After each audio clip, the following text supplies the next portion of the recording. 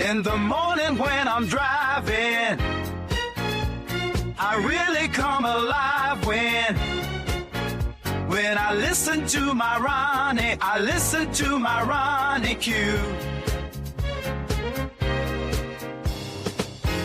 They are rare and they are few who can compare with RonyiQ. So grab a chair, she's coming through. She's on the air, it's time for RonyiQ.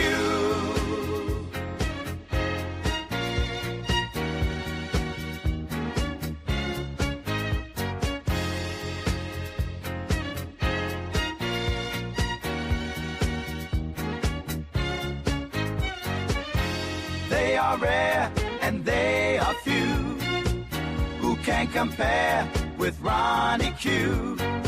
So grab a chair, she's coming through. She's on the air, it's time for RonyiQ. RonyiQ. It's time for RonyiQ. RonyiQ. It's time for RonyiQ. In the morning while I'm driving, Ronnie, I really come alive when it's time for RonyiQ. I listen to my Ronnie, Ronnie. I listen to my Ronnie. It's time for RonyiQ.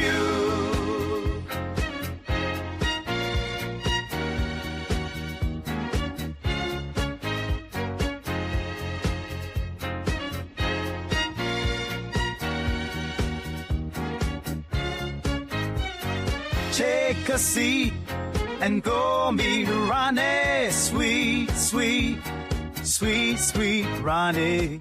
No day complete without my Ronnie. She can't be beat. Sweet, sweet Ronnie.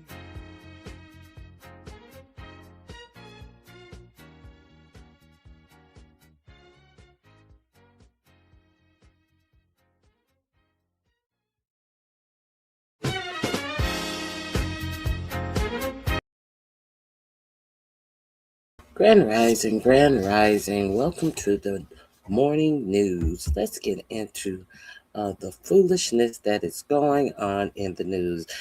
For those of you who joined me on yesterday, did I or did I not tell you that what Pete Kegbreath was talking about in that press conference that we watched live? Well, it was kind of live. You know, I have to stop the live press conference and give my antidote of the bullshit that this administration is putting out to the public. But we were a little behind when I stopped a couple of times, just a few times.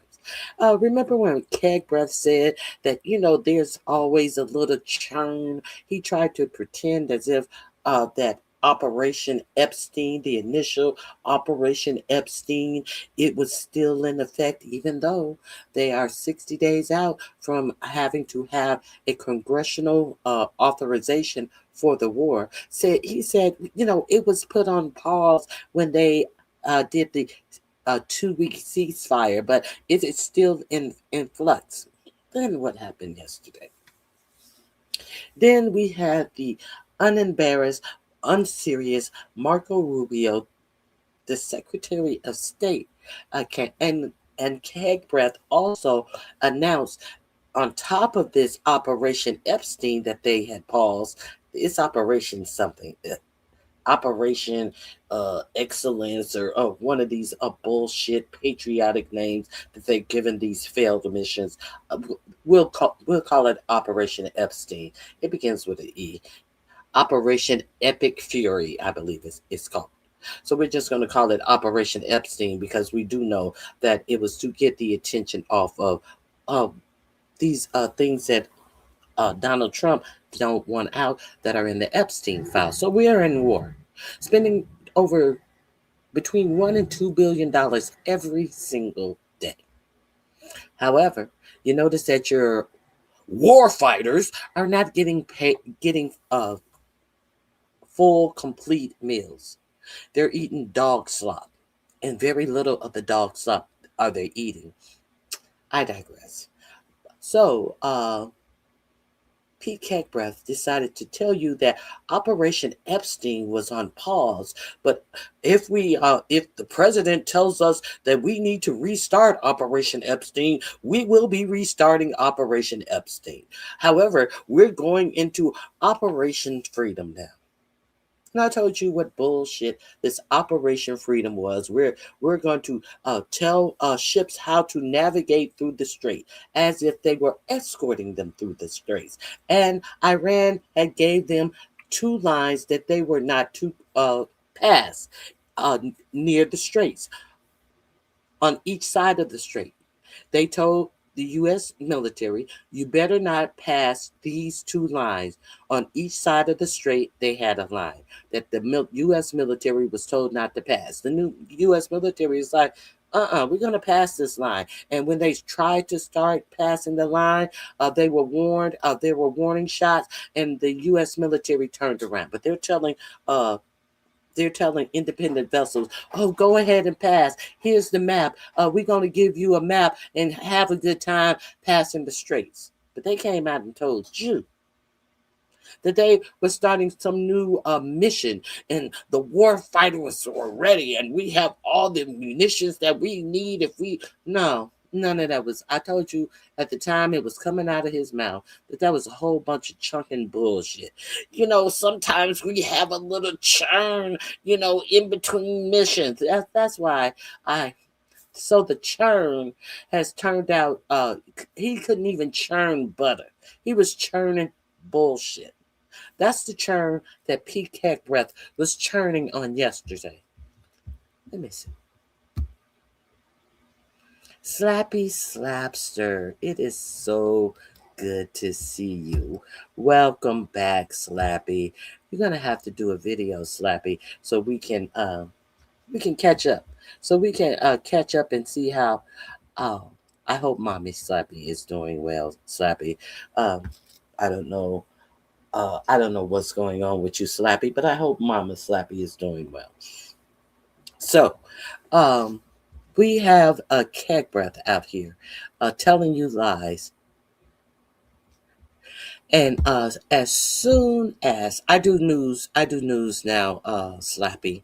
I don't do any of this sector stuff. I just do political news. It's a thing now. It's a thing. It's a thing now, Slappy. Well, often imitated, never duplicated, as they say. So back to the news. So then comes our Secretary of State, Marco Rubio, came out hours later only to tell you that the Operation Epstein was in fact over. And now this new mission they're on is Operation Freedom. So while Kegbreath tried to make you believe that Operation Freedom was still on, even though it was beyond the 60 days where they had to go to Congress to get approval for any war powers, now Marco Rubio said, oh, no, that's over. I didn't know Marco Rubio was over the Department of Defense. I had no idea that Marco Rubio would know more about what operations our military were actively fighting. I didn't know he had the end game into that over the head of our Department of Defense that Pete Kegbreath likes to call the War Department. I didn't know that.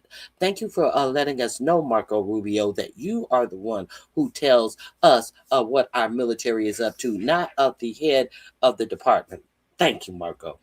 So we had Marco Rubio came out yesterday. And if you are unaware, yes, Marco Rubio came out yesterday and said the Epstein, what is it? The Epstein part of the war is in fact over. So let's get into Marco Rubio, shall we? Let's get into what Marco Rubio wanted to tell you last night. Now, I wake up that's one thing at a time. I wake up this morning and even Marco Rubio announced yesterday that Operation Freedom was now a thing. We're done with the first part that we didn't ask authorization for, so we can separate this and we can start a new 60-day clock that we don't have to ask authorization for. Then I wake up this morning and what Marco Rubio announced about this Operation Freedom, they have totally left Operation Freedom, and now after less than 24 hours, it seems like Operation Freedom is over as well. So this is Operation Keystone Cops and the bitch. Keystone Cops in this bitch, fighting a war, spending $1 to $2 billion a day. But how are you living? How does this affect you and how you live your life? As they spend billions of dollars in starving our U.S. soldiers that they want to. They're the best in the world, but they're starving them. They're starving the U.S. soldiers like they some Palestinians in Gaza. Oh, but they spending billions of dollars a day, but they can't feed the soldiers. It's kind of like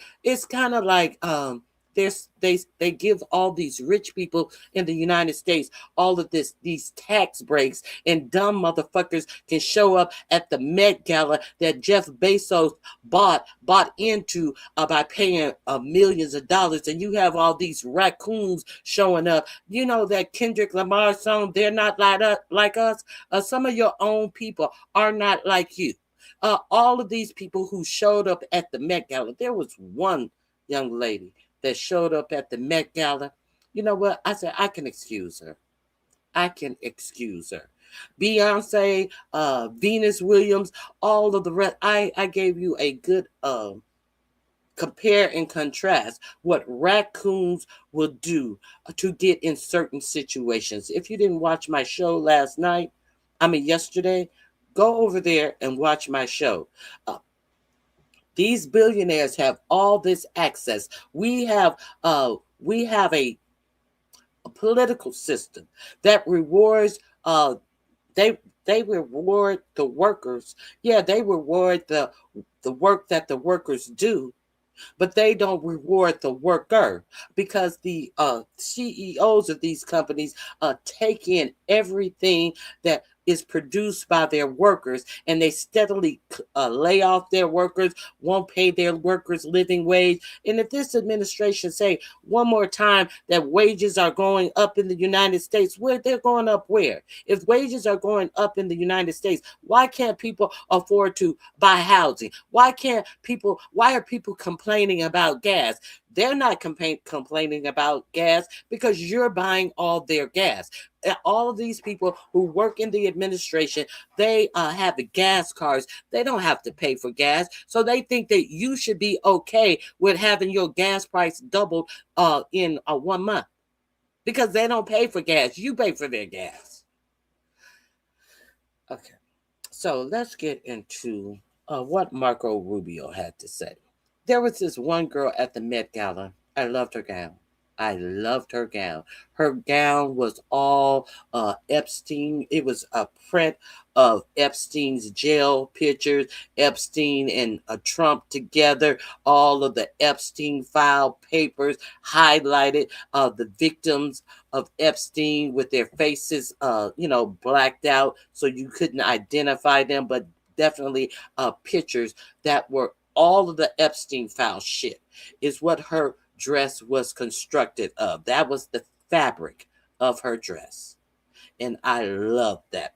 I love that for this administration. We're going to talk about that again in a few.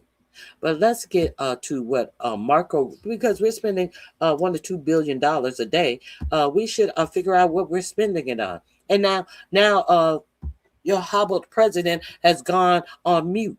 He had Marco Rubio take his silly ass out there and announce something different than what Pete Kegbreath announced just yesterday morning. Yesterday afternoon, Marco Rubio, I guess I'm doing the press briefing. I guess you are, because you're a silly ass bitch. Let's continue. Here we go. That's fine. When this numbskull gets on stage. Hold on a minute. Seems like he's like, here we go. Freedom. And the goal of it is to, frankly, if you want to talk about it, it's... Hello. Thank you guys for having me today. I'll be filling in for Caroline today, obviously. So I'll have a brief remarks here, and then we'll get to your questions. As you know, over the weekend, the president announced this project, Freedom.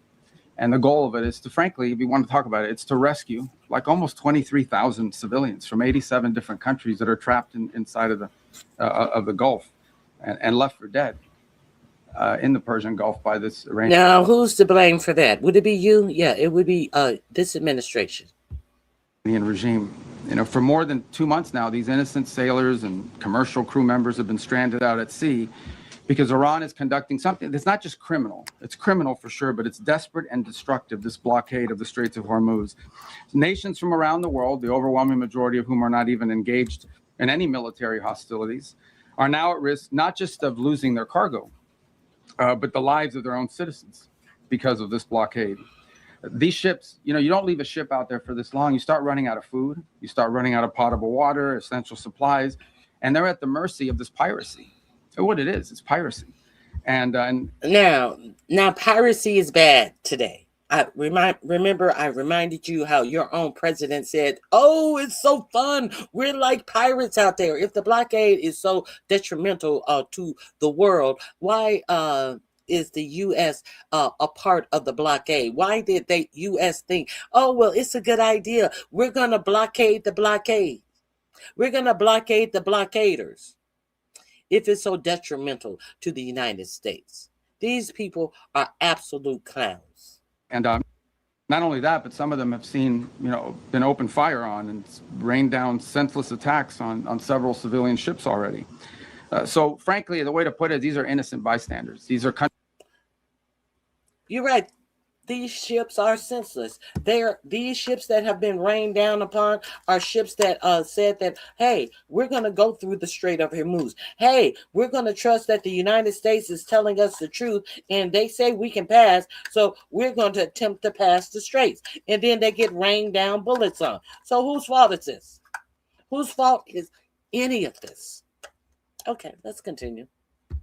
Countries that and ships and so forth that have nothing to do with any of this, and nonetheless are being caught in the middle of it and being held hostage merely because Iran could do that, just because of just as the regime brutally slaughtered tens of thousands of their... Iran couldn't do this if you had properly prepared for the war and listened to the generals who had experience, who told you guys that the Strait of Hormuz would be blocked if you didn't do anything to prepare for that.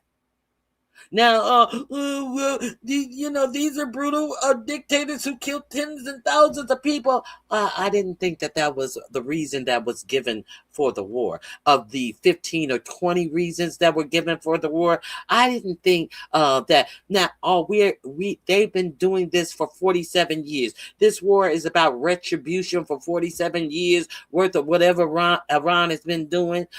They killed tens and thousands of their own people. Well, how many people are you letting Big Pharma? How many people in the United States are you letting the prescription drug manufacturers kill? How many people in the United States will be killed because you have taken health care away from tens of millions of American citizens? How many people in the United States will be killed because you didn't extend the Obamacare subsidies, so people's health insurance have increased outside of what they are even capable of paying? Well, while we pretending like Iran is so bad, like while we want to talk about how many tens and thousands of people Iran has slaughtered, that Iran ain't our business. They're not slaughtering American citizens. How many people are you allowing to be slaughtered as you allow these big companies to create AI to take jobs away from American people? How many people are going to die because of that in the United States of America? We're the greatest country in the world. How many people are going to die because of that? So we care about people dying? But we are allowing all of this policy to go through in the United States, that this is policy, that they're making law. How many Black people are going to die, wither, and suffer based on the policies of Donald Trump's administration targeting Black people? How many people are going to die because their vote is going to be meaningless because all of these states are co-mingling their district to blot out Black districts, to blot out Black representation in states that have a third population of Black people. How many Black people are going to die? Oh, they're Black people. Do they not count? Oh, they count as five. What is it? 5/8 of a man or something. So that's the way you count them. That's still more than the tens of thousands of Iranians that you're talking about right now, stupid bitch. Let's continue. Their own citizens for the crime of peaceful protest, because they're unhappy with the quality of life or the lack of quality of life in Iran today. And they're unsatisfied with the quality of life in Iran today. How are the United States citizens feeling about their quality of life today, or lack thereof? How are the major part of the U.S. citizens in the United States feeling about their quality of life? Marco Rubio, we understand that you're living rent-free in government housing as you sit your ass up on a military base, living rent-free in a house that was for generals and colonels on our dime. So I'm curious. Are any American citizens able to do that? Are people being foreclosures in the United States? How's that going? How do these people feel about their quality of life? These people who have jobs, these people who are looking for jobs in a jobless economy under this administration's watch. These older people, all of these people closer to retirement, all of the hundreds of thousands of people, y'all allowed a billionaire to go through and take their jobs. The hundreds of thousands more people that these billionaires have said that they are going to lay off for AI. The audacity for these billionaires like Ellison to say that he laid off 30,000 workers in one day. Just boom, you got your layoff notice. Nice seeing you, get out the office, because he wants to invest more money into AI than he wants to invest into paying workers. But you worried about quality of life? Is that what we worried about, quality of life of the Iranian people, when you don't give a fuck about the quality of life of the American people? And you have these oligarchs with the audacity to buy in to the Met Gala, a fashion event that they have nothing to do with. They didn't buy into it when they were struggling when the Met Gala first came out. Now that it's prestigious, we got oligarchs buying into the Met Gala, and you got these dumb celebrities that attended the Met Gala, well, they're billionaires as well. Everybody's a billionaire. So let's shit on the people that got us there. Let's shit on the people that work their fucking asses off delivering these Amazon packages. Fuck, Amazon worker just died in the warehouse. Turn your back and keep working. Turn around, get back to your station and keep working. Fuck this motherfucker that just died on the Amazon floor trying to get these quotas out. What about the Amazon workers that are sitting there working and they're getting electric shocks to their body because the machine deems that they are not going quick enough to it's not an electric shock. It's just a little tingle to let them know, hey, you're slowing down. So y'all care about the quality of life of people. What about the Amazon worker that has to pee in water bottles because they don't have enough time to pull over, stop, and go to a real restroom? Y'all care about the quality of life of people? Y'all trying to kill people in the United States, your goddamn selves. Let's keep it a buck. And you people still shop at Amazon. You people don't understand your own power. But hey, that's for another day. You can't keep the audacity of some of you people who open your mouth. I get packages almost every day from Amazon. And yeah, girl, I get packages almost every day. Amazon, Amazon, Amazon. Like you are, like that makes you some bourgeois type of motherfucker. No, that makes you a dumb motherfucker. That's what it makes you, a dumb motherfucker who is cutting your own fucking wrists. Let's continue. So they're sitting ducks. They're isolated. They're starving. They're vulnerable, and at least 10 sailors have. They're isolated. They're starving. They're vulnerable. Kind of sound like the American citizen. But what are we doing here? Already died as a result of the civilian sailors.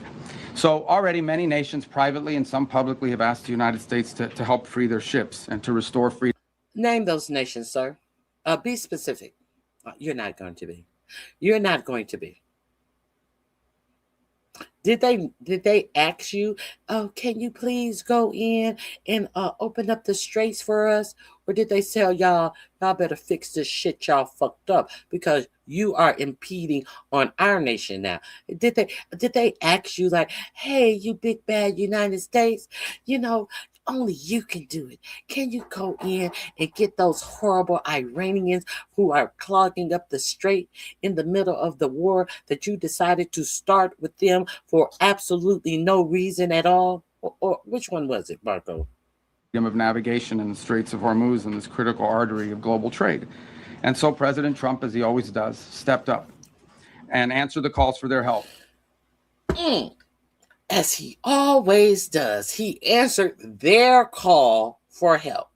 President Trump, as he always does, this is since they came to the, like he always does when he tariffs all of the nations across the whole world, even nations that only had penguins on them. President Trump, like he always does, ran to their defense. This is the bullshit that this motherfucker had the audacity to come out and say yesterday, when the reason that the strait is closed is because of President Trump. The President Trump sees no way out. So he thought the best thing to do was to say, hey, we're going to blockade the blockade. But the blockade is so bad. But the other nations, they just, hey, President Trump, please help us. No, the other nations know that President Trump is the reason for what they are going through economically.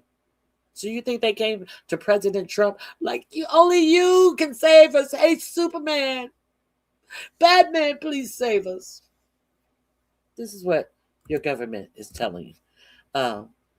But your elected officials will not get rid of this government because they have too much power and they have too much access and they get too much shit free themselves. Your senators and your congressmen. Understand, they're not doing this alone. And understand why they are rigging this election. Understand why when it comes time to vote in November, this country is going to be unrecognizable. The shit that they are pulling, the fucking illegal shit that they are pulling to ensure that the Republicans stay in power in November, it don't matter. Everybody's like, yeah, well, we're going to vote them out. Yeah, but they're going to be voted out. Let them understand that they are losing these votes. And you're going to see they're going to start pulling these they're going to start pulling these voting machines, and they're going to go to some clandestine place and tell you that the votings was rigged and they had to do this, and we're confiscating machines and we've counted the vote. It's going to be some whole Vladimir Putin type of bullshit that's going to go on at these midterm elections, and they're letting you know right up front by pausing elections that are already going on. And the Supreme Court, not only did they strip the voting section 2 of the voting rights, which would allow these states to redraw their maps, they gave them, they further put their thumb on the scale and said to these southern states that they know that they need to gerrymander to make the whole state red. They said, we'll give you another 30 days and do what you need to do. You don't have to have an election for the primary election for 30 days. They gave them an extra 30 days. And what are they doing? They're taking these 30 days and they are reconfiguring their maps. And see, this is the part that should also have your blood boiling. The Democrat governors in these large cities they're not saying they're definitely going to do it. If this is the rule of the land, follow the rule of the land. If this is what they're doing in the Jim Crow, the new Jim Crow South, why are not all of these governors of these big states doing the exact same thing? Why isn't it definite that they're doing the same thing? Kathy Hochul of New York City talking about, oh, she's thinking about it, she's gonna ponder it. That should be obsolete. You should be doing that right now. There should be no question that these blue states should make every fucking election county a blue county. I don't understand why would anybody question that? Isn't that obvious? But no, not to your elected officials, because they're not trying to please their constituents. So this is why we need to vote in people who are not trying to please their donor class. We need to elect people in who are trying to please their constituents.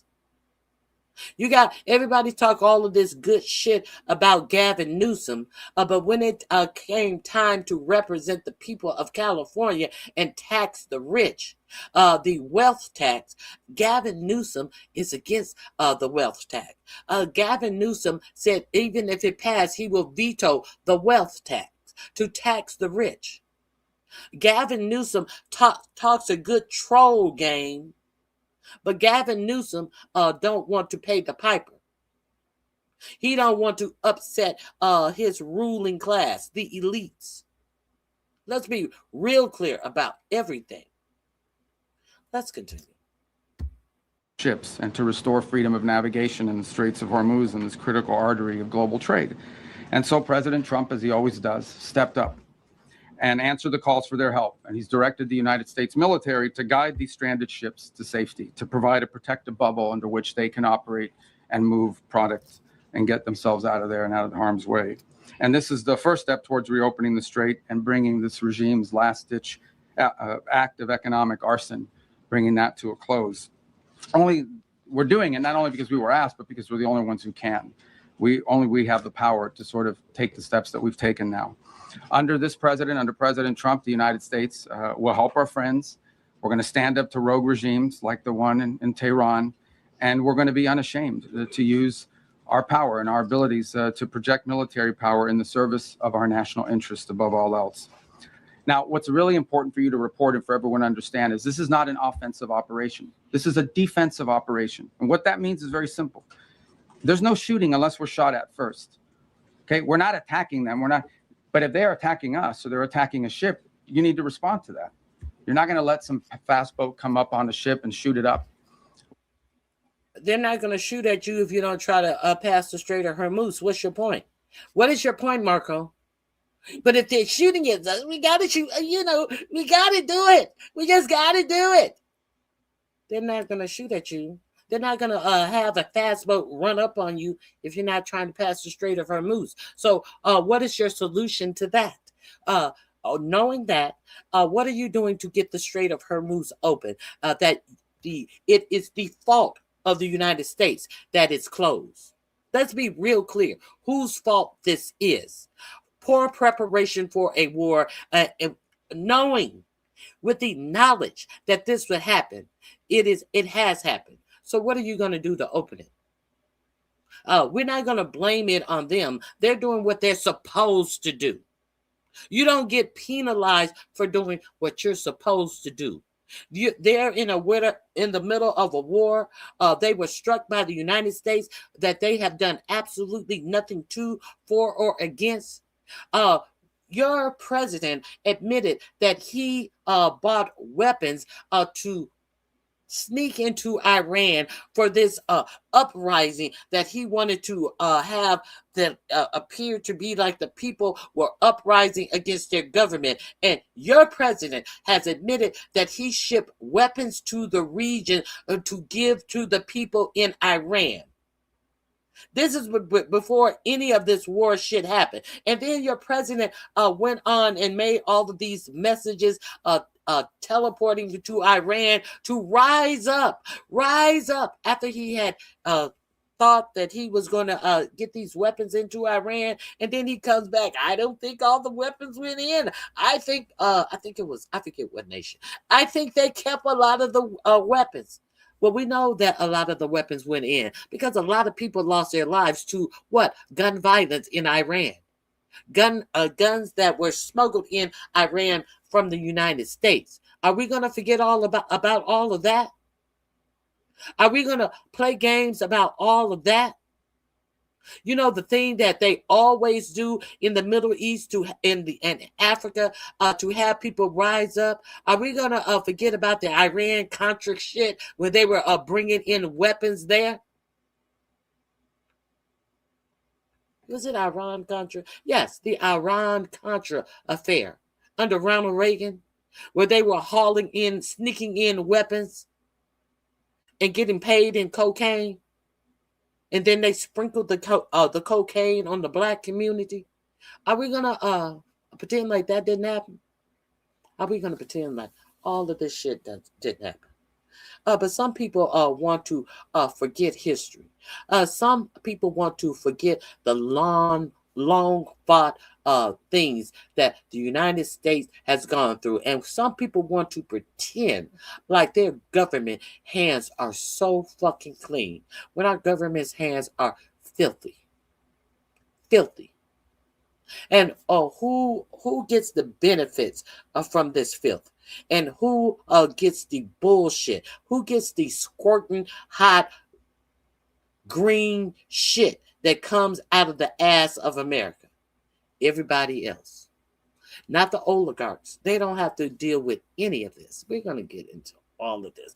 I am so sick of this bullshit that these people sit up and profess every fucking day. Let's continue. I'm going to let them in. We're going to respond to it, and we've been successful at it. I don't know what the exact number is, but I know a number of those fast boats have now been targeted and will continue to be. We've been successful at it. I don't know the number of small boats. Well, you just said we've been successful.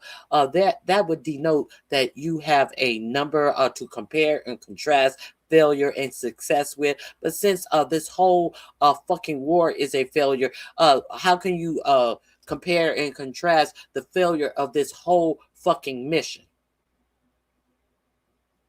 You've been successful. You haven't failed as much as you failed before in this mission. No, this mission is an absolute failure. They pose a threat to our forces. We'll shoot down drones. We'll shoot down missiles. But it's defensive in nature. This is defensive. So if you hear stories about attacks, it's defensive. Understand, we're just defending ourselves. Oh, so now we're going to the Israel logic of things. We're killing people, but we have the right to defend ourselves. Israel has the right to defend itself. They can kill hundreds, tens of hundreds of thousands of tens of hundreds. They can kill hundreds of thousands of people in Palestine because of the attack on October 7th, when under 2,000 people were lost their lives in the Palestinian attack. So therefore, every man, woman, and child in Palestine must lose their life under the guise of Israel has the right to defend itself. When does defending yourself stop?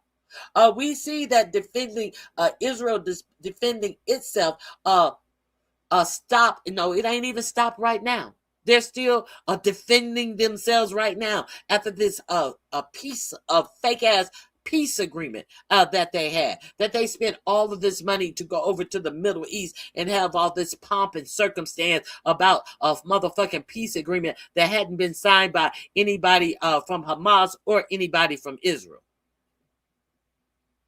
How much did Jared Kushner and Steve Witkoff make off in that fucking charade? Okay. Let me calm down, because this shit is ridiculous. Okay, let's continue. And launching of firing back and forth. It's not back and forth. We are only responding if attacked first. This is a defensive operation, and that's what's occurring here. U.S. has the right to defend ourselves.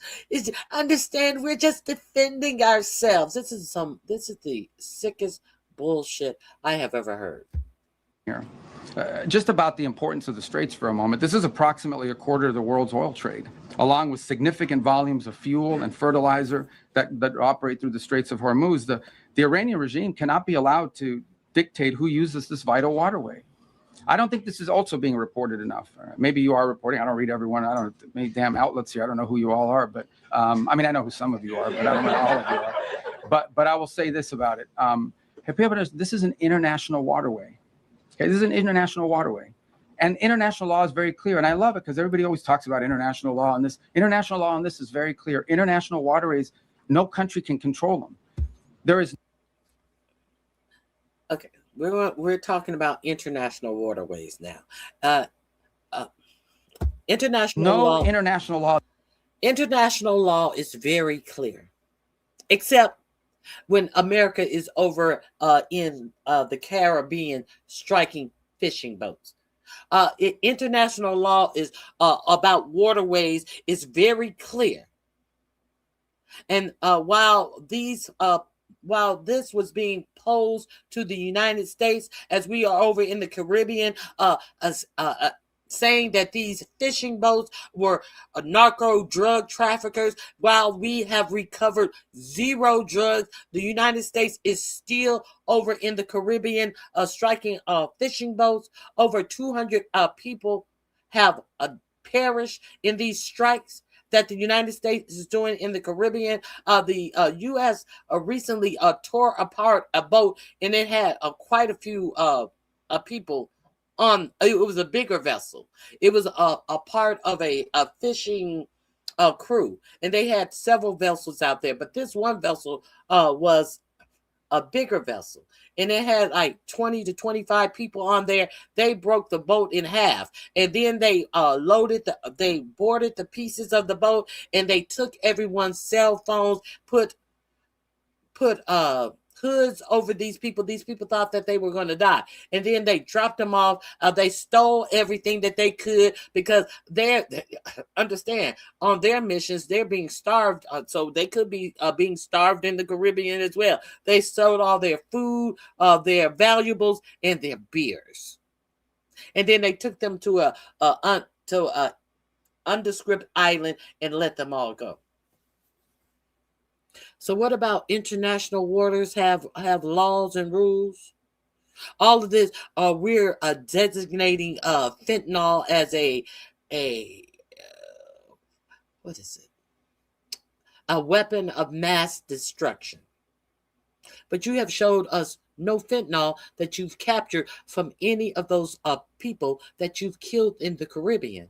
So I don't give a fuck or what you can declare a motherfucking tuna, a motherfucking mackerel, weapons of mass destruction, and at least you would have a better chance of proving your case. But there has been no drugs. They have not even pretended like they are trying to find drugs. And understand that war crimes had actually admitted to I will show no harbor. And show no harbor means once you make a military strike on anybody, you are obligated to save anybody who survives. Now, they did not do that. They did not do that in the Caribbean, and they did not do that to that Iranian ship that had no weapons on it that was coming back home from an event that they had in India. They torpedoed that ship, a non-functioning military ship, and they had survivors in the water. And what did your military do? They did a military crime. They did not rescue the survivors in the water. And while Marco Rubio is sitting up here talking about international law to you, let's be clear, we're defending ourselves. Let's be very clear, we're defending ourselves. Let's be very clear. This is what your country is out here doing. Let's be real clear. And what the only thing he's doing is he's letting you know that the United States is very aware of what the law is. But remember all the bullshit that they told you about these narco crime boats. And we have the right to now. We're not going to board these boats. We're not going to do anything. We're just going to shoot these boats out of the water. They pose no threat to us. Not one time have you heard anybody from the United States military, any representative from the United States said that any of these fishing boats that they tore apart and killed the people on board. At no time have they even pretended that, hey, these people shot up on us, and therefore we had to defend ourselves. No, they're out there like they're taking like they're playing skis ball or something with these boats, and your military, your taxpayer military, taxpayer military weapons. This is what they're doing. Shooting ducks in the water with military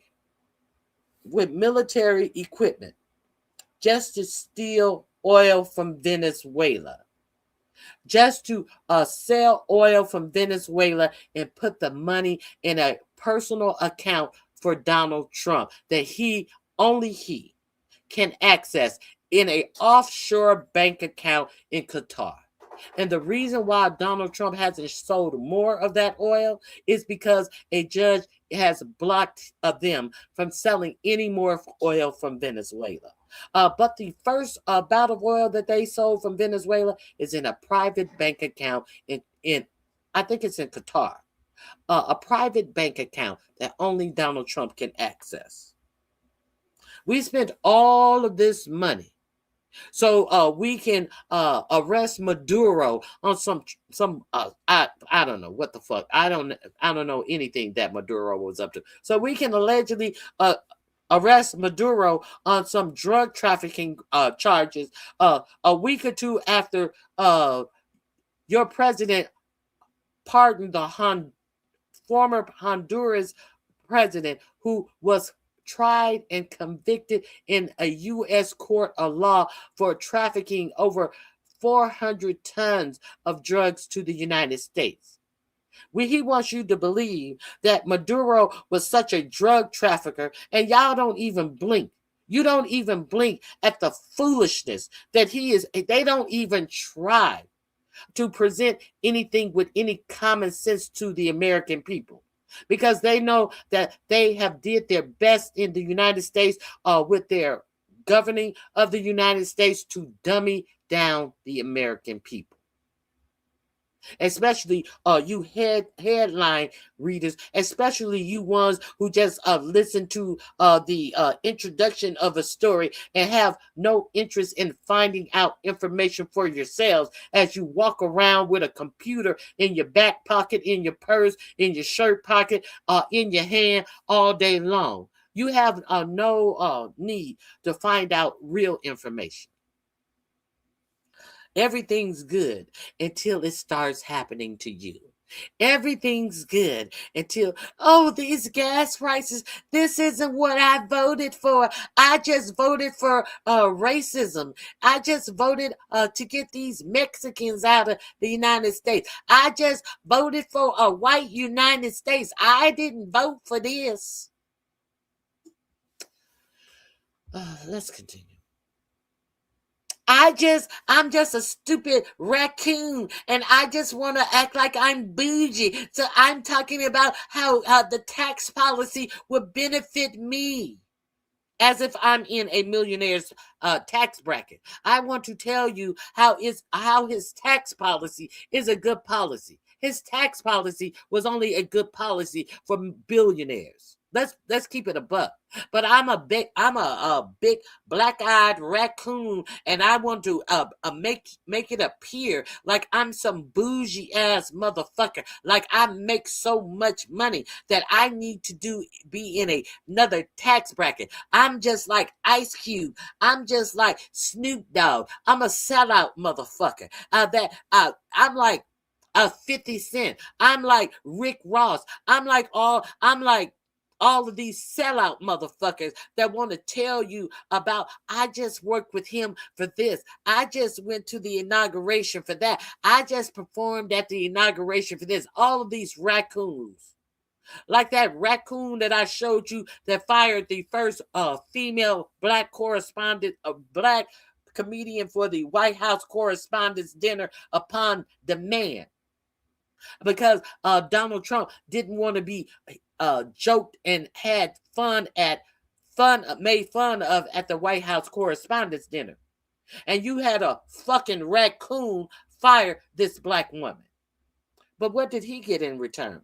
We see him every night on a panel of 16 to 20 hosts. Well, he got access. He has a show on MS Now. Oh, no, he has 2 shows on MS Now. He has a show with whatever, the other, Simone Sanders, whatever.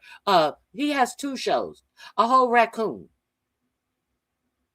And y'all proud. Oh, y'all proud that he sits up there in his double-breasted suit with no dress shirt and wearing a bunch of brooches and a big ass wig on his head. Oh, he made it. Oh, look, he made it. How did he make it? But you don't question how he made it. Let's continue. That allows you to say, I'm going to put mines in an international body of water and I'm going to blow up ships that don't listen to us and try to go through. That's what Iran is doing. This is a criminal act and someone needs to do something about it. Something needs to be done. It's completely illegal, completely illegitimate, and completely unacceptable. And that's why the United States military is guiding stranded commercial ships safely through the strait and is working to restore freedom of navigation and putting an end to these efforts to hold the global economy hostage. So far, as a proof of Hold on.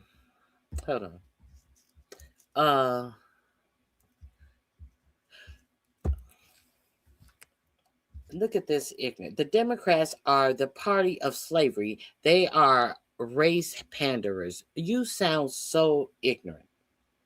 Oh, do I sound ignorant? Or is it you that sound ignorant? Is it you that cannot talk on the topic at hand? Is it you who don't remember the switch in the parties? Are we going to be so ignorant to talk about history and leave out the context of this history? If you don't get your stupid ass up out of my face, and I want to know, when did I say anything favorable about the Democrat Party? I really want to know. When did I say anything favorable about the Democrat Party?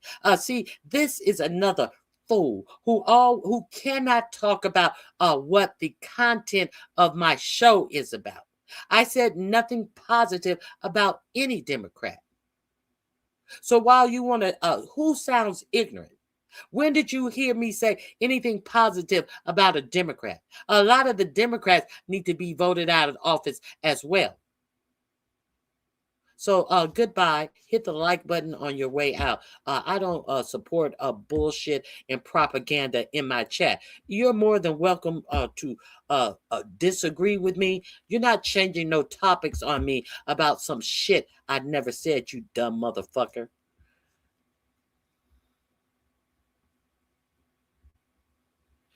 Hey, the Truth Cowboy, thank you for joining. Thank you all for being here. I appreciate you. Marco do play polo. Eat at Chili's or a Map or Bezos. Obscuring sucker. I don't know what that means.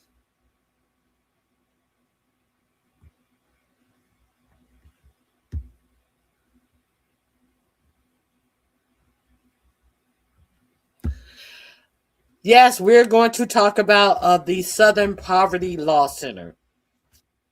You're right. All of this is a smokescreen. I talked about the lawsuit that the DOJ has served on the Southern Poverty Law Center. Oh, yes. I definitely talked about that. Now it comes out. Now the Southern Poverty Law Center in its past used to pay informants to infiltrate groups, a racist group like the Klan, like the Proud Boys, like the Oath Keepers. They used to pay informants to get into these groups and give them information, which the Southern Poverty Law Center would then turn over to the Department of Justice to let them know what was going on illegally in these groups and who were in these groups and what they were up to. Now Todd Blanche turns around and tries to make you believe that the Southern Poverty Law Center was just paying people were paying these racist groups. They were helping them survive these racist groups, supporting these racist groups. Can you imagine? And can you imagine that these people were actually given the FBI information on these groups, and then you got the DOJ information on the illegal things that these groups were up to, and then you got Todd Blanche. Now, the Southern Poverty Law Group that you should understand that is one of the few places that blacks could go to that could not get their cases represented by a lawyer, a good lawyer, a bad lawyer. These are people who bought cases against and won cases for poor people who were being disenfranchised, who was suffering all of this shit under this racial bias intention. So what does the DOJ do in their trying to get rid of any representation to represent and to bring cases successfully against all of these racist entities? They bring a fake ass lawsuit against the Southern Poverty Law Center. And what has happened?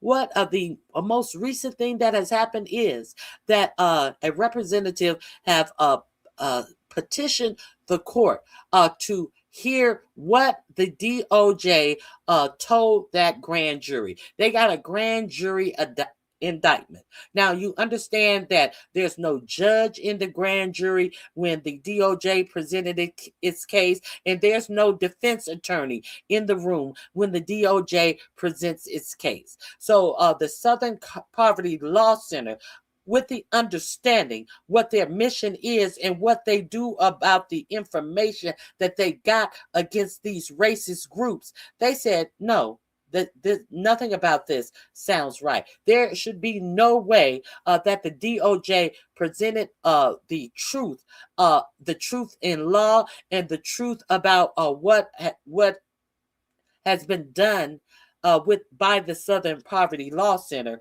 So we want to see a copy of what they presented to this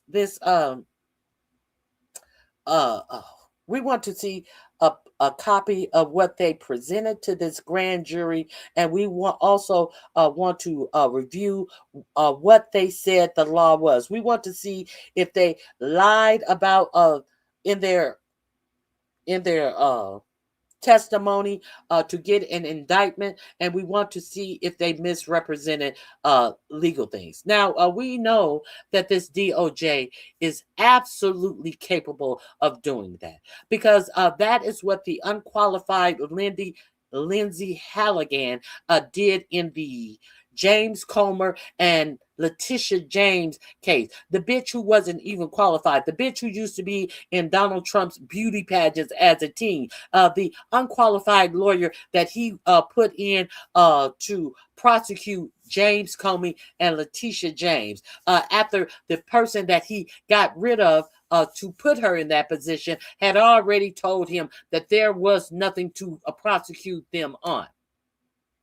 So this bitch, she actually didn't even have a court reporter in the room when she was winding up her case.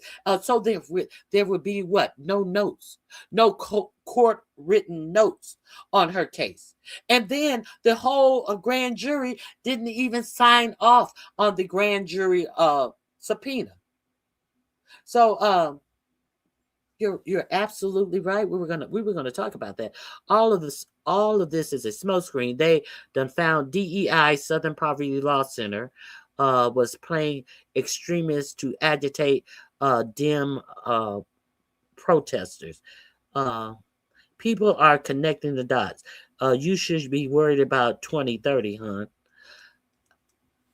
2030. What's happening in 2030? What's happening in 2030? They done found DEI, Southern Poverty Law Center, was paying extremists to agitate Democrat protesters. No, that's not what they found. I didn't read your message. That is not what they found. And you should not try to come in my chat and think that I don't know what is going on in the United States. Are you serious? The Democrats playbook simplified. No, that's the Republican playbook. Have a good day. Goodbye. Please hit the like button.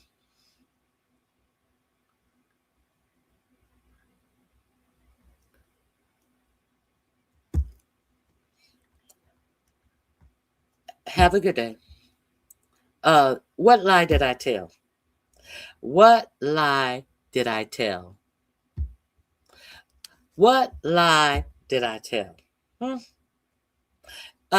Give me one lie that I told. And when you give me the lie that I told, correct it with the facts. If you want to say anything that I said was a lie, I need you to correct it with what the facts is to these alleged lies that I told, that you are asking people to report me for. See, but when you report me for a lie, you are going to have to say what lie you're reporting me for. So riddle me this. What lie did I say, George C? What lie? I'm waiting. George C. George C, you're talking about reporting people for lies. Be specific, bitch. Can you be specific? We're waiting. Hey, I spoke to you, the World Cowboy. See, they got busted in their Southern Poverty Law Center bullshit. Now they are coming on here talking about DEI in the Southern Poverty Law Center and all of this shit because they know that they have been busted. They know that it is before it's being reviewed by the courts. What exactly did this lying DOJ present in its filings? They want the information. They want the facts. They are scared that the facts are about to come out about this DOJ presentation to a grand jury to indict the Southern Poverty Law Center. And now they're already coming out with their bullshit and their talking points. They thought that they could, get me. You can't come in my chat talking dumb shit. You cannot come in my chat talking no motherfucking lies. We can agree to disagree, but you're gonna have to have some facts behind the shit that you're talking about. This is not the place for propaganda and dumb bitches.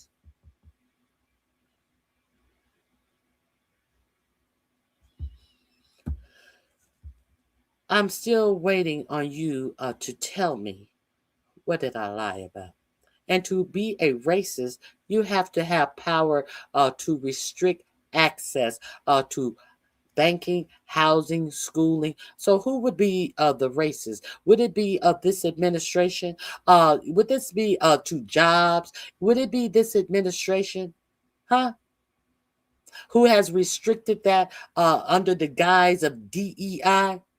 To be a racist, you have to have power. So that shows how stupid you are. No one cares about white people calling black people racist, and they don't even know what the meaning of the word racist is. They try to.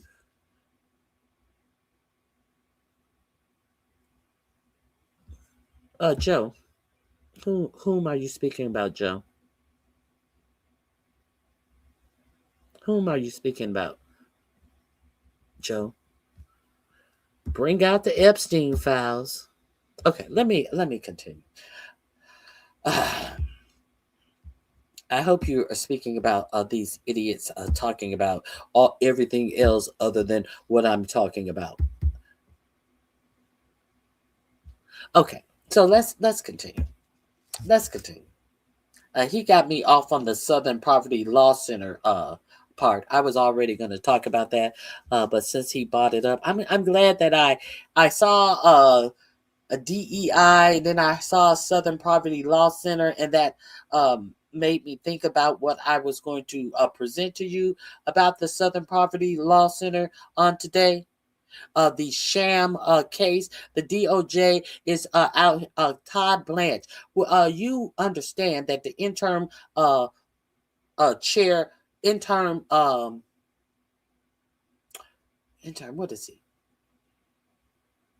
The interim guy over the DOJ who took Pam Bimbo's job, you understand that was 4547's personal attorney. And you understand that he appears to not be such a successful attorney in the shit that he is trying to represent 4547 on. Because Todd Blanche is absolutely the attorney that lost the trial that had Trump convicted on 34 felonies. This is that same failed attorney who is bringing these bullshit cases in the DOJ, who wants the permanent job, so is bringing all of these bullshit cases. And these cases are being shot down, shot through. This is a whole bunch of bullshit. And this is attorney has been his biggest case today. He has failed at, which is the reason your president is a 34-time convicted felon. This is who's over the DOJ. This is the meritocracy that they speak of.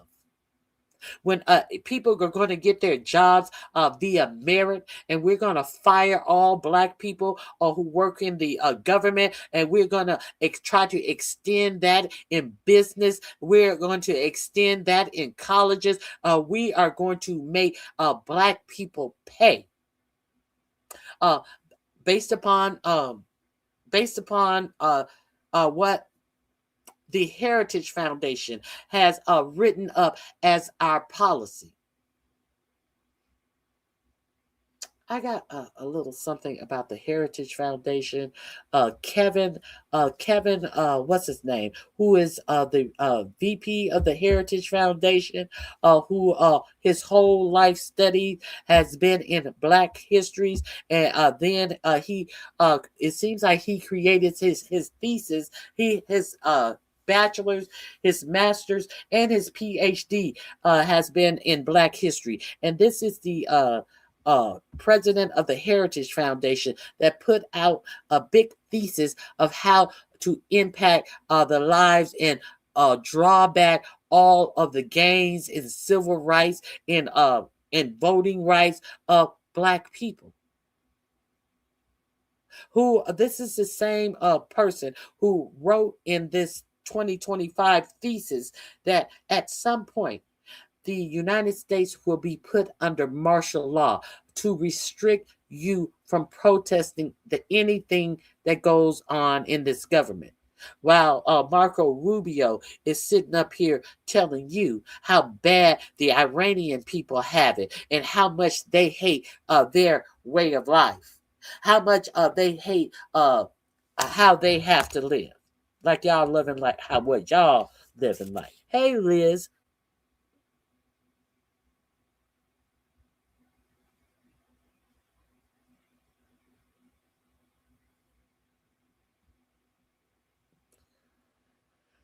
Clucky, this president has not funded HBCUs forever. Now, this president is the president that wants to get rid of HBCUs. Get the fuck out of my face with this dumb talking point. Who's talking about? But you talk about what I'm talking about. Talk about what I'm talking about. Talk about what I'm talking about. I don't do this what about ism. Talk about the topics that I'm talking about.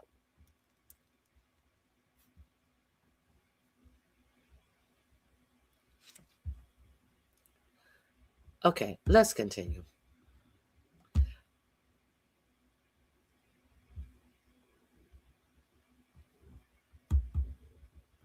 George, is somebody can people can anyone who has the keys that has George locked in my chat? Can you release the keys so George can leave? I didn't understand.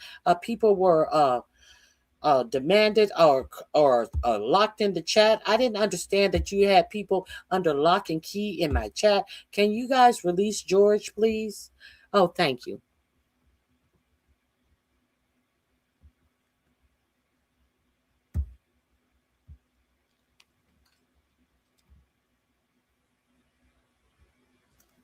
What are you talking about? What are you talking about?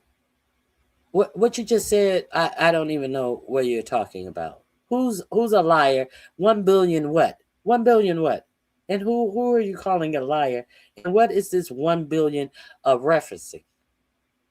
What are you referencing with this 1 billion? What does this mean?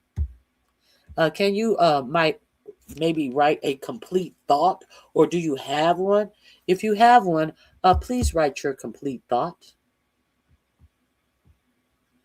Let's continue. Enough time with the bullshit. Let's continue. Of concept and as a proof of function, 2 U.S. flag merchant ships have successfully transferred the Strait of Hormuz in the first stages of this project, and they're now safely on their way. The U.S. military is deploying the necessary assets to extend this defensive umbrella over commercial shipping. But there should be no mistake. And as I said this already, this is a defensive operation. I want to reiterate that point. This is important to understand. No, this is a cop out. This is a cop out. We have the right to defend ourselves. This is bullshit. You fucked up the Strait of Hormuz. Only 2 ships got through, and you're trying to take credit for it as if this fake ass Project Freedom is the reason for it. And we're extending our red, white, and blue dome over these shipping. 2 ships got through when usually 130 something ships a day get through. So what are you talking about, you failure? If no shots are fired at these ships and no shots are fired at us, we're not firing shots. But if we're fired on, we will respond, and we will respond with lethal efficiency. The assets supporting this project, by the way, include guided missile destroyers, over 100 land and sea-based aircraft, multi-domain unmanned platforms, and 15,000 of the finest military service members on the planet.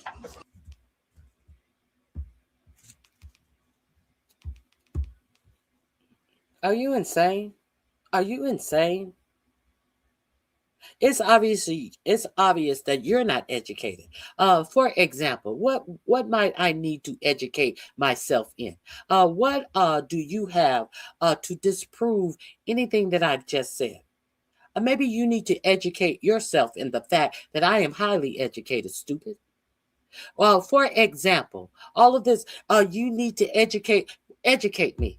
Educate me in something that I said that was wrong. Educate me. I'll wait.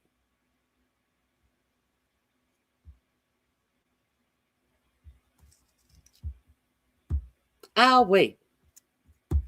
Still waiting. Still waiting. Let's be real clear. I am not insulted. I'm amused. I'm amused at all of this. I need to educate myself in. For example, in what?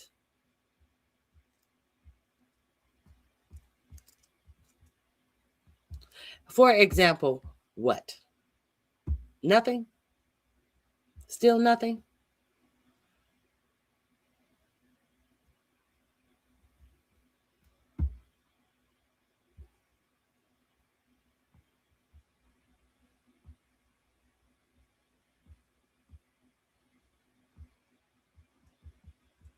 I'm waiting.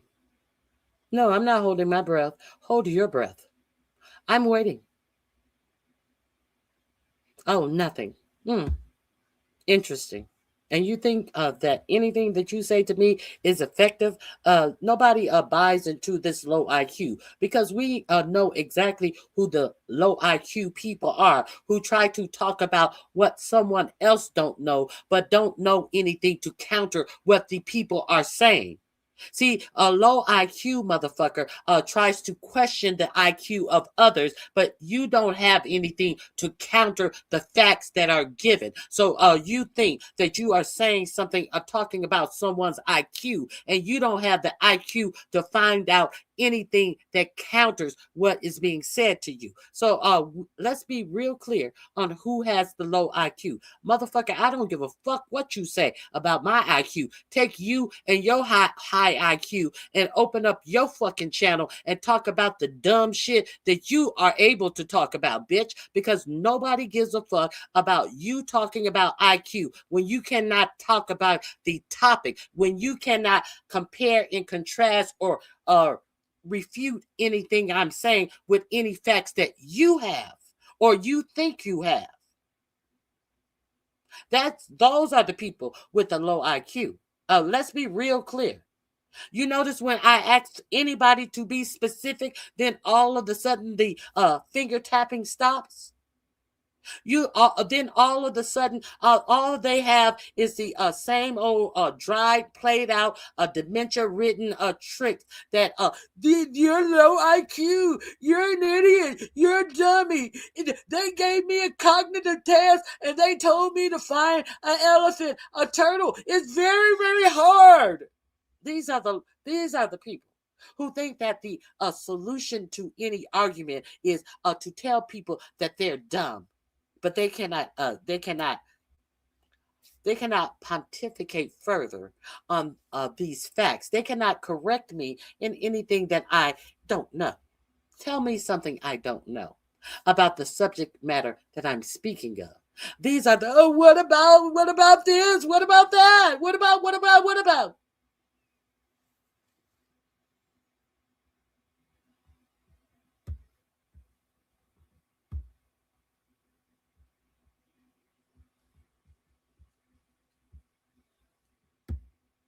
Exactly.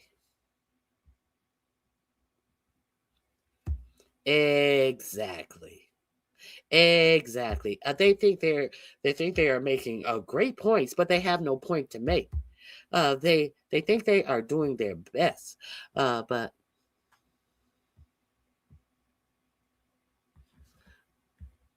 I'm not gonna ask you as long as you're not disrespectful.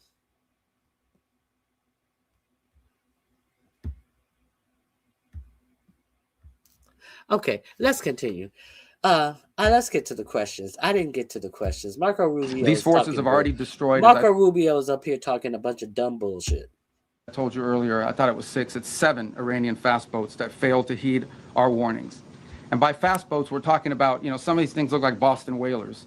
Okay, so these are not like Navy ships. But nonetheless, they come fast at these boats, try to swarm them, try to harm them. We're not going to let that happen. So 7 of them now sit at the bottom of the sea, along with, by the way, the rest of Iran's Navy. That's where you can find their Navy today. And we're going to continue to systematically clear this passageway through the straits to restore freedom of navigation. We're going to continue on our Project Freedom.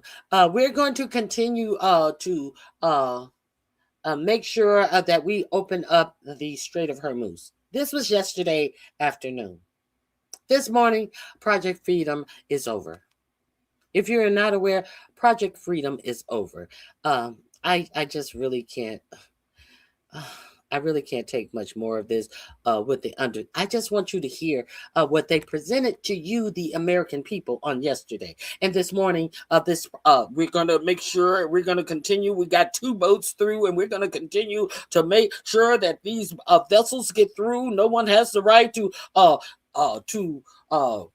command international waters and do whatever they want in international waters, except for when we're striking fishing boats in international waters, calling them drug vessels that are bringing drugs to the United States when they're not even capable of getting to the United States in these vessels. Only we can do whatever we want to do in international waters. Let's continue.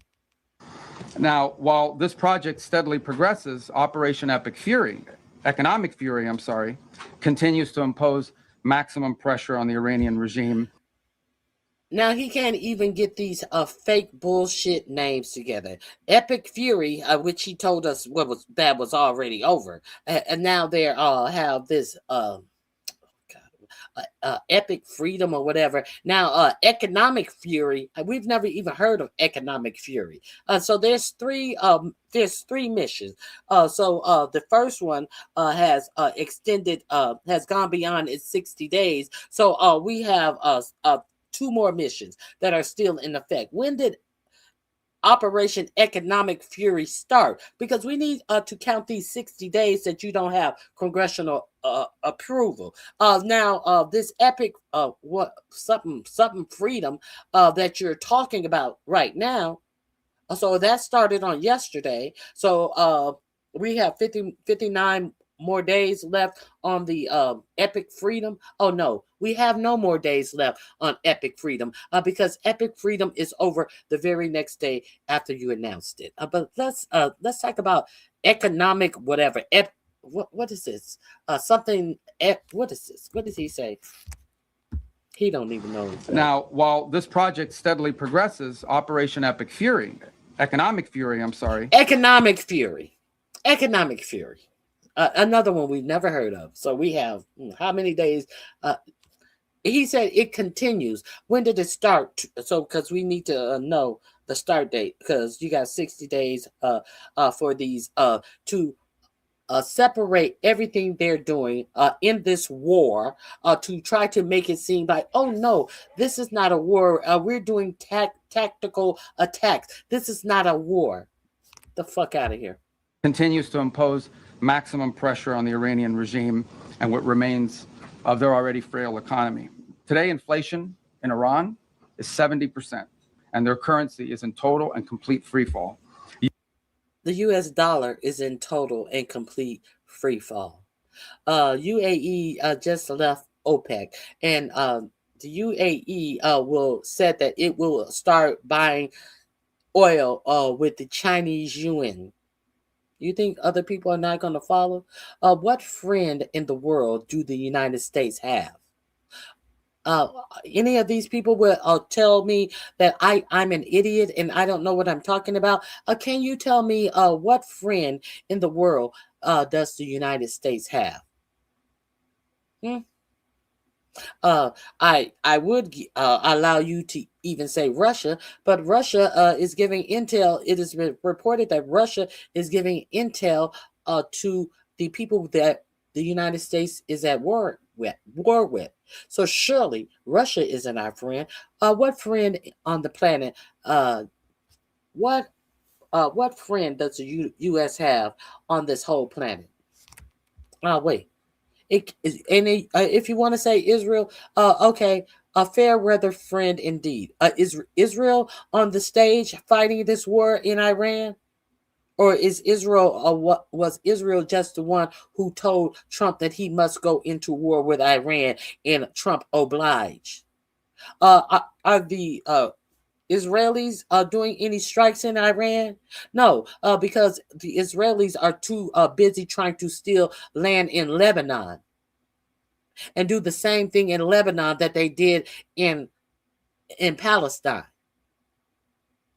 But the gig is up on the genocide that Israel has been allowed to do all across their neighboring nations to create a bigger Israel. The gig is up. No one's buying it anymore. What did Lebanon do to Israel that they're going in and doing the exact same thing that they did in Palestine to Lebanon, southern Lebanon? Any of you astute people who say that I don't know what I'm talking about? Any answers? U.S. sanctions enforcement is stepping up. It's moving in lockstep with the naval blockade to degrade Iran's capacity to generate, to move, and repatriate revenue. It directly targets the regime's primary revenue lifelines. Okay, let's be real clear. Iran is a part of the BRICS. The BRICS do not trade or do anything in the U.S. dollars.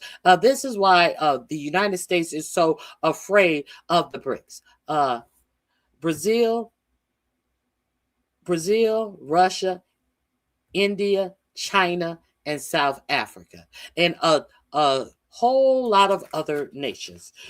They do not have to do anything in the U.S. dollar. So Marco Rubio, I understand that you understand that most ignorant ass Americans don't understand what the BRICS is and what they represent, and they are representing a larger swath of people who are trading and not having to stockpile the American dollars. You should understand since the UAE is totally getting out of APEC, which means that they do not have to sell their fuel under the petrodollar. So you're talking about Iran's money is failing. No, the United States dollar is failing. Blockade alone is costing Iran as much as $500 million a day in lost revenue. But it's costing the United States, $1 to $2 billion a day. You notice that? You notice that? You notice what he's not saying it costs us? You notice how they try to pretend like they don't know the total cost, and they told you that the war up to this date has cost $25 billion, but they're not talking about rebuilding all of the bases. They're not talking about replacing all of the machinery that has been lost. They're talking about what they're spending allegedly day by day. It has cost $25 billion. Not when you factor in all of the losses of machinery and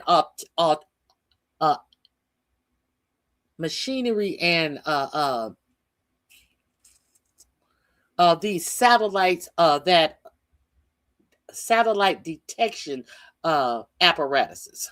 I don't know what they call them. They're not talking about replacing all of the shit that has been blown up. They're not talking about replacing they're not talking about replacing the munitions and the missiles and all of that. They're not talking about any of that, what it's going to cost to replace all of the shit that they just wasted away with no mission in sight. But so they put a $25 billion price tag on it. But he gonna tell you how much Iran is losing. I don't give a fuck how much Iran is losing. Iran is an oil-rich state. I care about what I'm losing. Going to a war for no reason. I don't give a fuck what Iran is losing. Y'all care? 80% of total Iranian trade has been halted, causing permanent damage to Iran's oil infrastructure as wells are forced to shut in. Again, all of this is in response to their piracy. Okay, it cannot be that you have these straits and they blow up any ship that moves and the only ships that get to go through are theirs. You can't have a situation in which the straits are closed to everyone else, but they benefit from the piracy. That can't happen. That's why the blockade is in place, and that's why these sanctions are crippling them. Any foreign financial, and by the way, Treasury is now identifying and cutting off every dollar of revenue that's flowing to this regime. And so, look, any foreign financial institution or commercial actor that enables Iran's sanctions evasion is going to face secondary sanctions exposure and a loss of access to the U.S. financial system. As President Trump has said, and the facts. Okay, let's talk about these sanctions and these secondary sanctions. Are you going to put secondary sanctions on Russia? Oh, no, you're not. You took the sanctions off of Russia. Are you going to put secondary sanctions on Iran? No, you even took the sanctions off Iran so they can sell their oil. Now, we're supposed to shutter in Abu. Who else is under sanctions to have secondary sanctions put on them? You have to be under sanctions, first of all, to have secondary sanctions put on you. And let's talk about these sanctions. That is the reason why these nations created the BRICS in the first place, because unilaterally the U.S. misused and abused their power to sanction different countries for doing things that they didn't like. You do something that we don't like, we're going to sanction you. How has that worked out for you, the United States government? How is locking up people finances that they must put in the World Bank to do their trading, because all of trading is done on the U.S. dollar? That has weakened the U.S. dollars because the BRICS have been created to make sure that these nations that you would seek to sanction at a whim's notice and lock up all of their dollar bills and gold in the U.S. Treasury after deciding that you're going to sanction them and you're going to lock up their money, they left you with the inability to do so. So how has all of this threats of sanction worked out for you thus far? And how many nations are trading with the United States? How many nations have you turned out? How many trade deals? Remember what happened to those 90 trade deals in 90 days? How has that worked out for the United States? They want you to forget about all of the trade deals that were going to be coming in to this country. But I know that the BRICS have made a lot of new trading partners.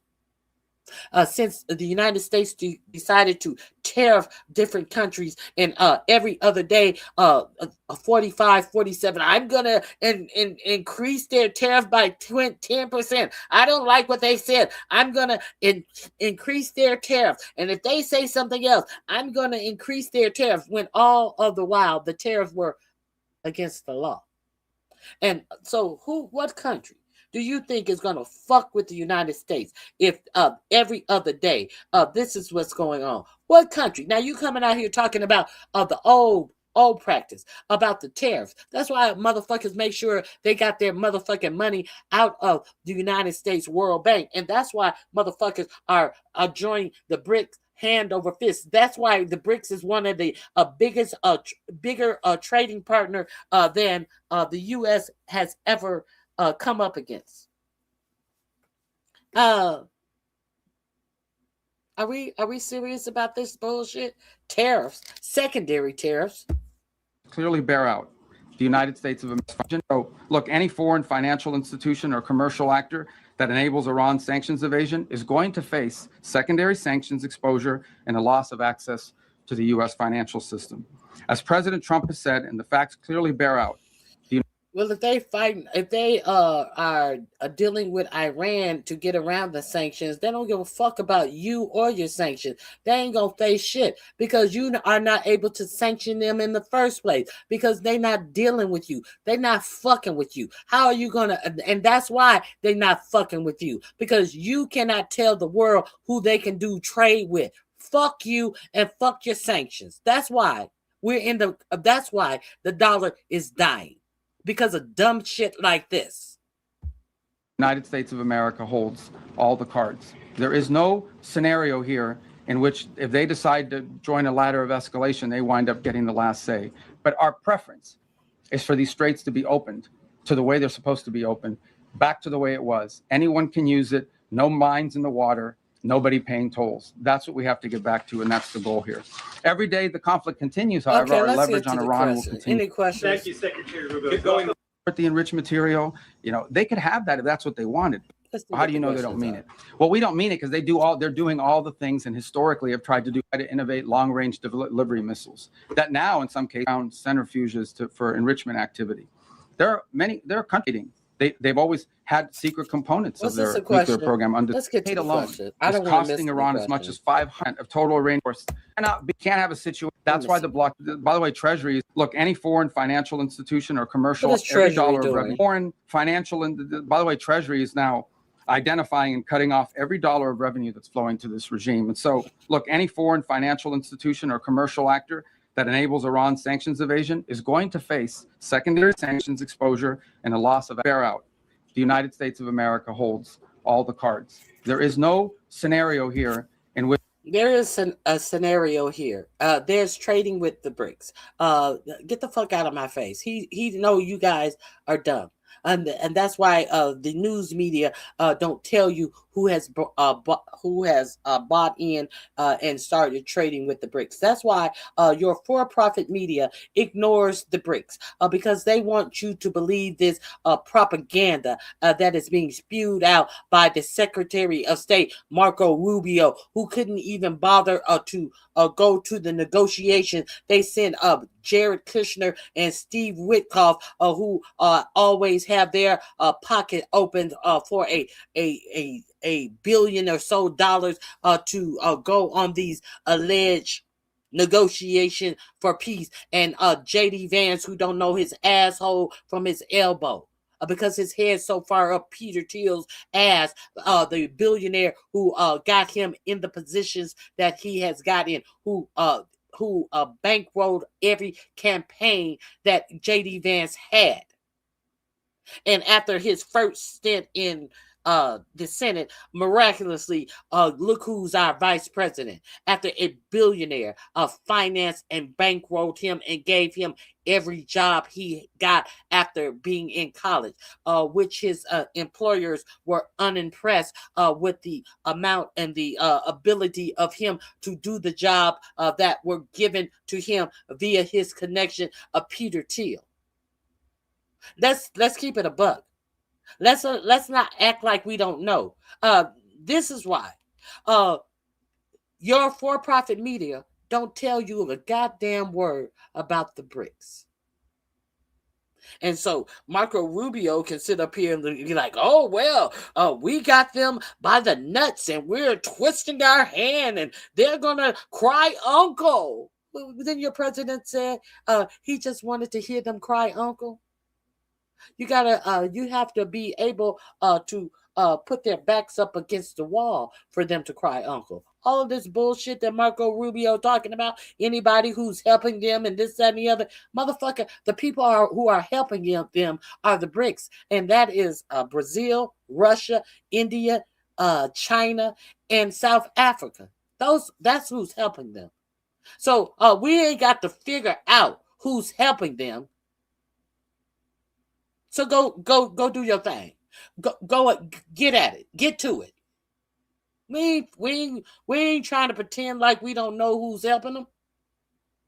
You trying to pretend like you don't know who's helping them. Which, if they decide to join a ladder of escalation, they wind up getting the last say. But our preference is for these straits to be opened to the way they're supposed to be opened, back to the way it was. Anyone can use it. No mines in the water. Nobody paying tolls. That's what we have to get back to, and that's the goal here. Every day the conflict continues, however, our leverage on Iran will continue to increase, and their position will continue to weaken, especially as the blockade really begins to bite in conjunction with the sanctions. So, look, the time's come for Iran to make a sensible choice. And it's not easy for them to do that, obviously, because they have a fracture in their own leadership system. And apart from that, I mean, the top people in that government are, to say the least, they're insane in the brain. And so we need to address that, and it's difficult because it's hard to get past that in their system. But it's important for them to make a sensible choice and the one that's right for their people. The president, our president, has proven time and again that his preference is peace. But Iran must accept the reality of this situation and come to the negotiation table and accept terms that are good for them, but ultimately good for the world. The diplomatic path, if there's a real diplomatic path, I'm not sure it's going to be one, but if there's a real diplomatic path and we continue to explore it, Steve and Jared are working on that very hard. If there is one there, it could be one that leads them to reconstruction, to prosperity, and to stability, and to not posing a threat to the world. Steve and Jared are working on it very hard. Steve and Jared, who has no government authority. Steve and Jared, who has no negotiating experience. Steve and Jared, who knows nothing about nuclear anything, have nothing about. First, it's about nuclear things. Steve and Jared are working on it, but Steve and Jared are people who are going across this country trying to make deals for their personal business, and have been making billions in deals for their personal companies.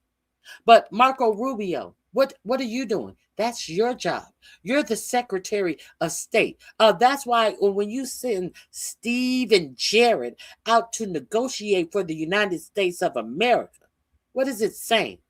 When Iran is sending a nuclear physicist out to negotiate for their state in this war, and you're sending Beavis and Butthead's daddies out to negotiate, what does that say? You have the audacity as the Secretary of State to tell us that you have negated your position as Secretary of State, and you're not even out here trying to negotiate an end to this war. And you tell us about, well, Steve and Jared that are out here working endlessly for this. Steve and Jared are looking to enrich themselves. Steve and Jared, do they even have a security clearance? Because their position does not allow them to have a security clearance. Is this what we're doing?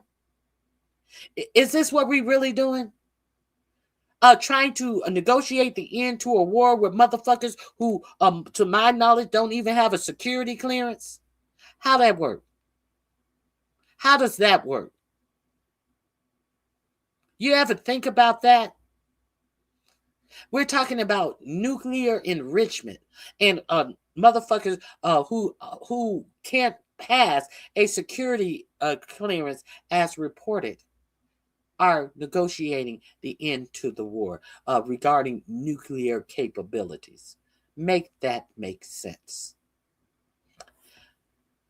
Let's continue. The alternative is growing isolation, economic collapse, and ultimately total defeat. I know what the right choice is for Iran. I hope that the people over there making decisions will make the right one. The last point I would make, and it really is important for them to understand this, is they really shouldn't test the will of the United States, at least not under President Donald Trump. He has proven time and again that he will back up what he says. And if they test him, ultimately they will lose.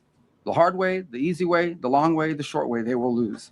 And with that, it's time for your questions. So, Catherine, why don't we start with you first? Catherine Herridge, I'm an independent journalist. Secretary Rubio, have you seen any recent indications that Iran is willing to give up its nuclear weapons program that is credible, verifiable, and that would lead to an immediate de-escalation? Well, look, this is a long-standing problem for them, right? I mean, they have wanted, they have always said they don't want a nuclear weapon. That's because they've always said that, they just don't mean it. And why do you say, well, how do you know they don't mean it?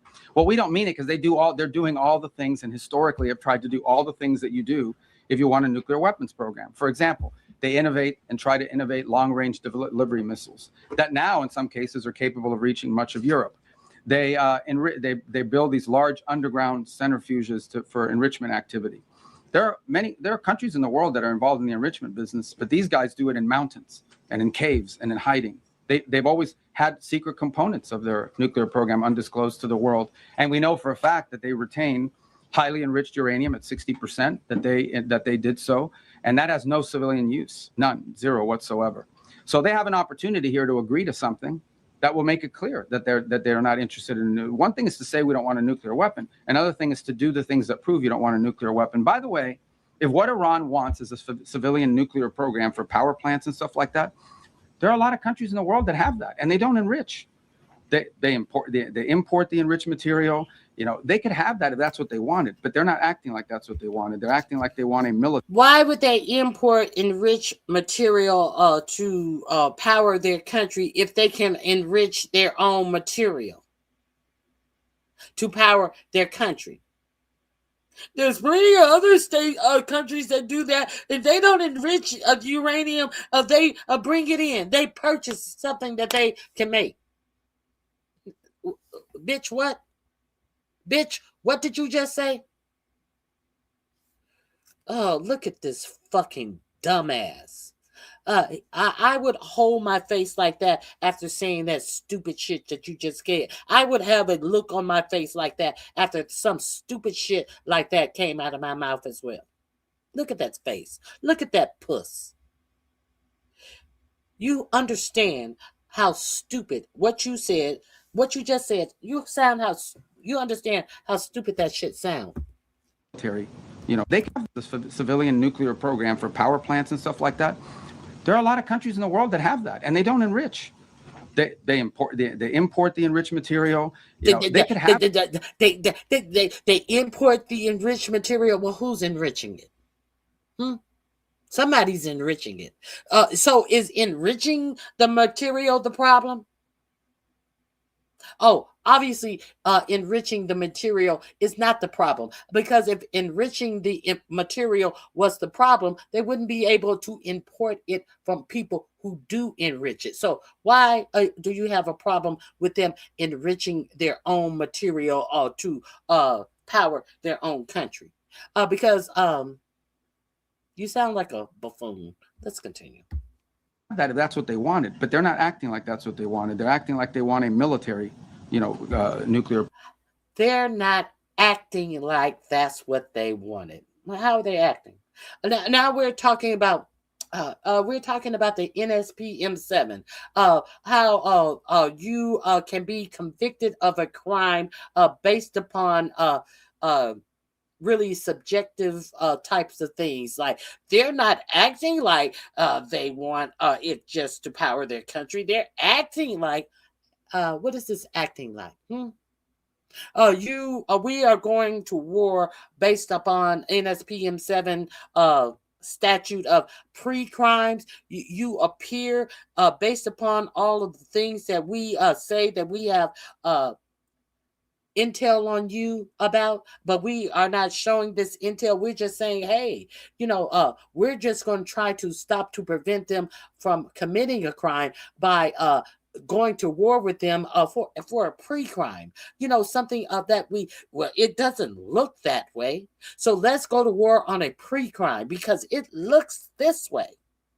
But we have proven absolutely nothing. But the only thing that we proved is the fact that Benjamin Netanyahu has been in Trump's ears. Benjamin Netanyahu was in Trump's ears in his first term, told him to tear up the non-proliferation agreement that Barack Obama had made with Iran that had inspectors going in there, and the inspectors said that they had not been enriching uranium at a weapons grade.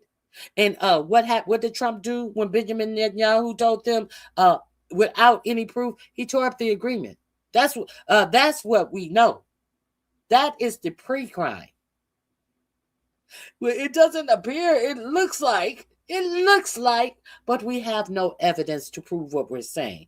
In the meantime, we are totally ignoring that Israel is reported to have tons of nuclear weapons, and none of their nuclear weapons, they have not declared having any nuclear weapons. No, we're ignoring that. That's our partner.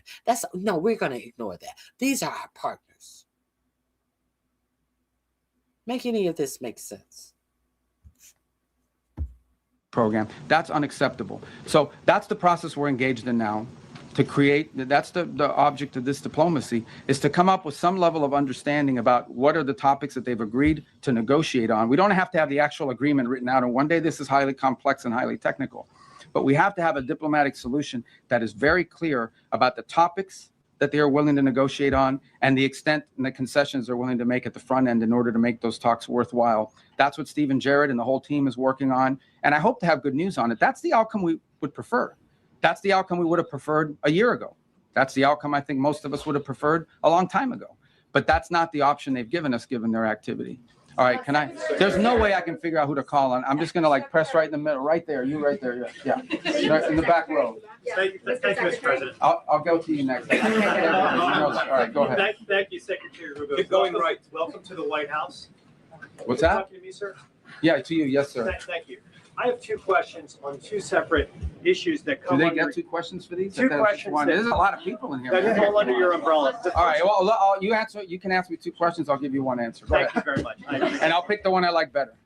Thank you, Mr. Secretary. The first has to do with the blockade. There are lawmakers from both parties who claim the blockade is an act of war. What do you say to that? And my second question has to do with the fuel embargo of Cuba. How long, Mr. Secretary, will that last? Okay, two things. All right, good. I'll answer both your questions because I like the second one too. The first one on the blockade. And so why do we have a blockade? We have a blockade because they shut down the straits. So I don't know which members of Congress you're talking to, but here's what I would ask them. I would ask everybody here. It's very simple. These guys have shut down the Straits of Hormuz. This is what Iran is saying. We will shut down the straits. No one can go through. No country in the world can go through unless we allow you to go through, and you have to pay us. But our ships can go through, meaning the Iranian ships, as much as they want. That's crazy. Who would agree to that? So how are we going to have a situation where they get to close the straits to everybody, and the only people who are allowed to go through there 100% without paying anything are the Iranians? If you do that, they'll keep the straits closed forever. They're trying to make this some new normal.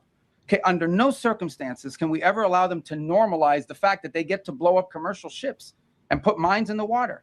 So the response to that is we're going to blockade your ships. If everyone's ships are not getting out, your ships are not getting out either. That's not an act of war. That's a defensive measure. It's a counter to what they have decided to do. You know what is an act of war? Putting mines in the water. Why don't the members of Congress, whoever it is complaining about it, they should be all over that. These guys put mines. Why would Congress be all over that? Oh, you haven't gone to Congress for a war. How is Congress going to be over what Iran is doing when you have not gone to Congress for permission for war powers? So Congress should be all over this because look at what they're doing in this war that we say we are not in a war. How now he said Congress should be over what Iran is doing, but not over what you're doing as you come out and present this Project Freedom shit to try to evade Congress of approval of going to Congress to approve this war. And you telling us Congress should be doing something about what Iran is putting in the water as Iran is fighting a war with you that you don't want to go to Congress to get approved. The fuck out of my face. Mines in the water, that alone, you mining in the water is illegal, period, under any circumstances, and they've done it. But this is crazy stuff, but this is what they've done on Cuba. Doing double strikes on a boat and when there are survivals is illegal, but that's what you have done. That's what the U.S. military has done. Saying that you will give no quarters is a war crime. But that's what Pete Kegbreath has said on TV in a press conference. And that is what he's proven that he would do. When they struck that Iranian ship that was coming home from some exhibition that had no weapons on it, that they were in some marine show or something somewhere, and these people survived, and they gave no quarters. They allowed these people who survived that torpedo strike to die in the waters. That's a war crime. You're talking, but they don't want to talk about the shit that the United States is doing. And they can't even tell you why they're doing it. Look at him. I look like a fucking fool. Let me tell you something. All of this, look at what they're doing. Look at what we're doing. Look at what the United States is doing. They want to do like a lot of these these white ignorants in the chat want to do. Look at this. Look, I got that from the amazing Lucas. If you not subscribed to his channel, subscribe to his channel. Very good. The white ignorants always want to tell you to look over here, look over there, look at what they doing. Don't know. We're looking at what you're doing. We're looking at what we're doing. Since we're paying for it, we may as well look at what we're doing. And we have no reason why. Oil blockade on Cuba. There's no oil blockade on Cuba per se. Here's what's happening with Cuba. Okay, Cuba used to get free oil from Venezuela. Used to give them a bunch of free oil. They would take like 60% of that oil and resell it for cash. It wouldn't even go to benefit the people. So the only blockade that's happened is the Cubans have decided, the Venezuelans have decided, we're not giving you free oil anymore. And you can only imagine nowadays, the way oil prices are, no one's giving away free oil. Oh, wait a minute. Now his dick is hard. He's talking about Cuba now. Now you know his dick is real hard because Donald Trump has probably promised him that he can have any lots of land over in Cuba. This is the next place that they're talking. Now Cuba, his Cuba story is very suspect in the first place. Marco Rubio has told many lies about why his family left Cuba and thrown out of Cuba. I gotta I forget the exact thing behind Marco Rubio's lies about leaving Cuba, but he's standing up there. It's a wonder he didn't knock the podium over with his little hard dick. Well, he's little Marco. Maybe he's not standing close enough to the podium. His dick is hard while talking about Cuba. And no one's giving away free oil, especially at the cost of what oil costs. Why are the oil costs so high, though? You make no sense, little Marco. So the only blockade that's happened is the Cubans have decided, the Venezuelans have decided, we're not giving you free oil anymore. And you can only imagine nowadays, the way oil prices are, no one's giving away free oil, much less to a failed regime. So the problem with Cuba is worse, okay? Their economic model doesn't work. And the people who are in charge can't fix it. And the reason that I can't fix it is not just because they're communists, that's bad enough, but they're incompetent communists. The only thing worse than a communist is an incompetent one. And so incompetent communists run that country. They don't know how to fix it. They really don't. And we have 90 miles from our shores, a failed state that also. What do we give a fuck? What does that have to do with us and how we live our lives? You didn't want the Venezuelans giving Cuba oil. Who else is giving Cuba oil? Iran. You had those Cubans over there. They hadn't had oil in, I think, 3 months. People cooking outside in open fires and all of this shit to try to prove the fact that it's a failed state because it's run so poorly. As we go over to Venezuela, and Venezuela, they decided to stop giving them free oil. At the prices, who would give free oil? This is a buffoon. This is an utter buffoon. Why are we talking about Cuba, bitch? Because you think that Cuba is next on the striking block. As this administration asks for $1.5 trillion for the military budget. The same person who said we don't have money to pay for daycare, that should be done by these broke ass red states. The red states, you should have to pay for daycare, and we don't have money for that. We're in wars. Your president said that on Easter Sunday. We don't have money for all these little individual projects like Medicare and Medicaid. We're in war. We have to pay for war. The state should have to pay for things like Medicare and Medicaid. And the main people who get relief from blue states like California, when you always want to talk about California, is you broke ass red states that are always in the red because you don't make enough money. But your elected officials make you suffer, and they refuse Medicaid dollars, something that will give you a primary care physician to treat what ails you. But maybe it doesn't. Maybe Medicaid doesn't cover mental instability issues because you dumb motherfuckers continue to vote against your own interests. Now we talking about Cuba. We're done with Marco. The link is in my description box. I'm done with this stupid motherfucker because everything that he said yesterday, Operation Failure. That link is in my description box under Operation Failure.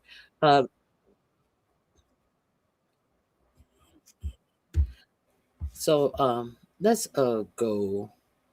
Let's go. Let's go away from Marco Rubio. Let's go to what I want to talk about. This was leftover from yesterday. This happened yesterday. Oh, let me remove this comment. I apologize. This is left over from yesterday. I didn't get to review that yesterday. I am just, I feel so slimy after listening to that dumb shit from Marco Rubio. But here, let's talk about what we're going to talk about on today, shall we? Let's talk about it. Okay, let me pull this up. Operation Freedom is already. Let me share this with you. I will put the closed captions on. Trump announces a retreat from Iranian waters, abruptly abandons Project Freedom. Did you know that? Did you know? This link is in my description box under Operation Failure as well.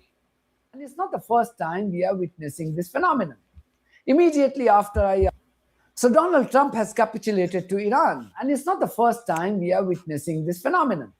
Immediately after I uploaded my video last night, Trump took to his social media page to announce that he was abandoning his so-called Project Freedom in the state of Oregon. And if you do not believe that is what happened, let me help you out. I understand that some of you racists, because this man has a accent, will think that automatically he's lying. Donald J. Trump lies social media. Based upon the request of Pakistan and other countries, the tremendous military success that we have had during the campaign against the country of Iran, and additionally, the fact that great progress has been made toward complete and final agreement with representatives of Iran. Who are these representatives of Iran? The last we heard that he said that Iran had given him a piece of paper and he hadn't looked at it yet. But then he came back and said he didn't like what was on the paper. The last thing Iran said is that they gave him a 14-point proposal.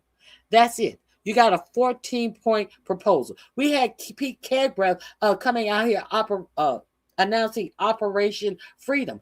We had Marco Rubio last night doubling down on Operation Freedom yesterday afternoon. Last night, this is what your president wrote. Okay, complete and final agreement with representatives of Iran.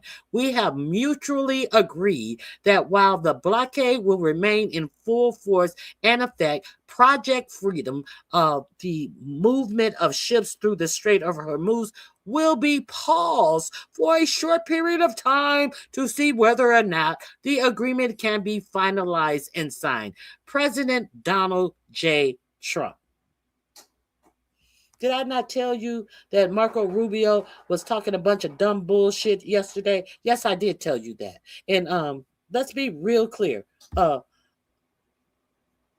It's unfortunate that we have a administration that just feels like it is just okay to sit up and lie to the people who are being most financially affected by their lies. So let's continue.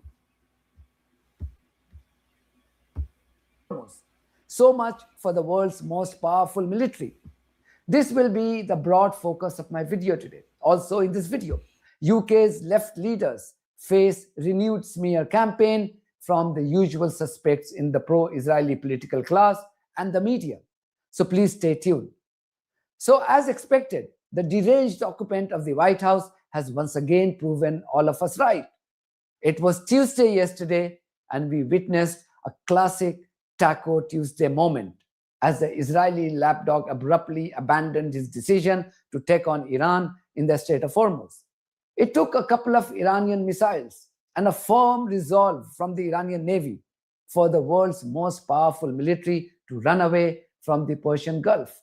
Mind you, Motormouth Trump had told the world that he was out to end the dominance of Iran in the Strait of Hormuz, and his powerful military would escort all abandoned ships to safety by ending the control of the Iranian Navy over this crucial waterway.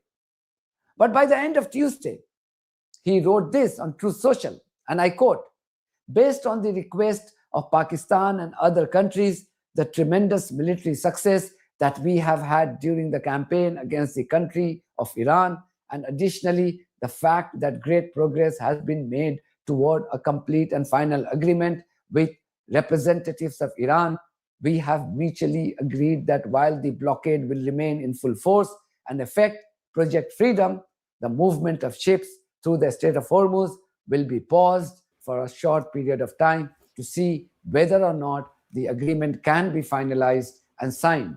President Donald J. Trump." But wait a minute. Didn't Marco Rubio just tell you yesterday afternoon that they had requests from all these other nations that came to them and said, only you can save us, President Trump. Trump, help us. And Trump said, okay, I'll do it. It's just for you. I will be the bigger person, and I will do it for you. Only 2 hours later, after he sent his boys out here to lie to you, he understands that he has no way out, that this war is failing, and he comes out with this bullshit statement. Oh, but I don't know what I'm talking about. I don't know what I'm talking about. I've already sit down and listen to the news. I don't know what I'm talking about. I've already had this prepared to show you the news of the day. But y'all stupid motherfuckers who want to say that I don't know what I'm talking about have no reply to what I'm actually talking about. Let's continue.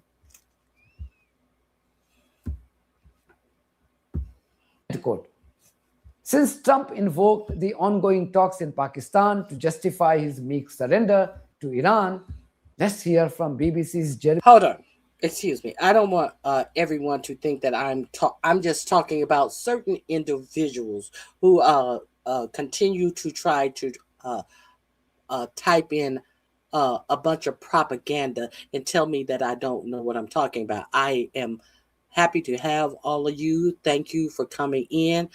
Tap your computer, your TV. Tap your phone screen twice to hit the like button, and hit the like button while you're here. I greatly appreciate all you guys for being here. I'm just talking shit to the people who are talking shit about me not knowing what I'm talking about. Let's continue. We can agree to disagree, but we're not going to be disrespectful. You're not going to think you're going to be disrespectful to me and you don't get the same back in return. So I thank you all for being here. You don't have to agree with what I'm saying, but don't be disrespectful. Thank you. Bowen about those ongoing talks. This is him on BBC Radio 5 Live this morning. The only person who's saying that the talks are going brilliantly somewhere in the background is President Trump. Maybe there is a track going on that people are not aware about, but I think the point about the talks is that both sides would like a deal. The issue is they want different deals, that they have some pretty harsh red lines on both sides about what they're demanding. The Iranians want to really change the status quo. They want to cement their control formally and have it recognized of the Strait of Hormuz. They want they in the past they looked open to doing some kind of a deal on the so-called nuclear issue. And as for the Americans, well, President Trump oscillates so much, it's quite hard to know what they want because he says different things on different days. But if you go back to the things that he said at the very beginning on the 28th, when they launched this war with the Israelis, of course, he had a whole list of things, including regime change, including Iran not supporting various armed groups around the Middle East, etc., etc. And the only one that he's really can say that they've succeeded in doing is sinking the Iranian Navy, which they have done. But the other ones, they haven't succeeded in doing. And if they're demanding in the talks that they want big concessions along those lines, well, clearly Iran has decided they ain't going to get them. It seems like this has all morphed into being about the Strait of Hormuz, which was something that when this Operation Epic Fury was launched, I don't think was even mentioned. Well, when this operation was launched on the 20th of February by the US and by Israel, the Strait of Hormuz was open and had been for many years. And while it was known that if there was some kind of a war, it was quite likely that Iran would try to close it, the Americans seem to have assumed that they would win so quickly, that Iran would capitulate so easily, that really wouldn't be a factor. It's impossible to believe that someone in the Pentagon or in the White House didn't say to President Trump and his close advisors, look, this is something Iran might do. And I think we have to assume that it was essentially dismissed. But what is sort of a bit of, if you like, kind of geopolitical irony, madness, I don't know what, is the fact that now the central factor in the war, which is the Strait of Hormuz, was an issue that at the beginning wasn't mentioned and was open when the war started. Now it's closed, and now the central issue in the war is reopening it. So it's a horribly deadly circular, and it's rather confusing because of course it looks as if an issue created by the war is now the centerpiece of the war. We should have seen this coming since Trump begged Iran to surrender during his press conference yesterday, when he asked the Islamic Republic to wave the white flag by praising his enemy. That's not the way we play. No, we do it the old-fashioned way. And they should wave. They're very proud. Maybe you won't see a white flag, but essentially that's already what they should wave the flag. Also, when a reporter asked Trump's Secretary of Treasury, Marco Rubio, for an update on the second day of so-called Project Freedom and how many more ships the US Navy had managed to escort through the Strait of Hormuz, he had no answer. All he said was that he would update the reporters once those ships reached safety. Even while uttering this lie, the fear of Iran was palpable in his voice and his choice of words. You mentioned the 2 U.S. ships that safely crossed the Strait of Hormuz. Are other ships being told it's safer to get back to regular levels, or are we still going to see limits in place for the foreseeable future? For obvious reasons, I'm not going to broadcast who we're talking to or who we're telling them to move. I mean, we want these operations to be safe, and I think as it unfolds and ships get through, we'll make those announcements after the fact, just for operational security purposes. But the goal here is pretty simple. Establish a zone of transit that is protected by a bubble, the United States, both naval and air assets, and then allow ships who want to move through there and get to market.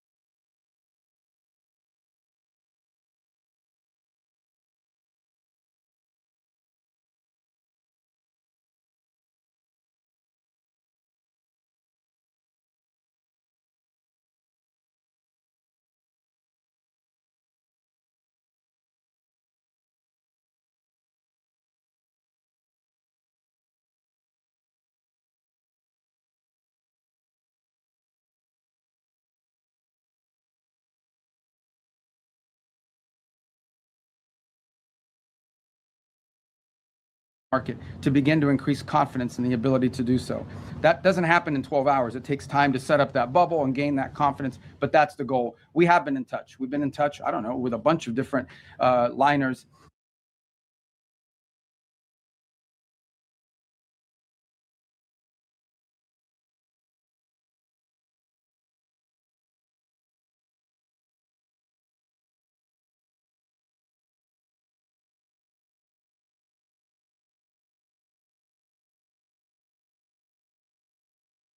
About moving, and we're hoping to continue to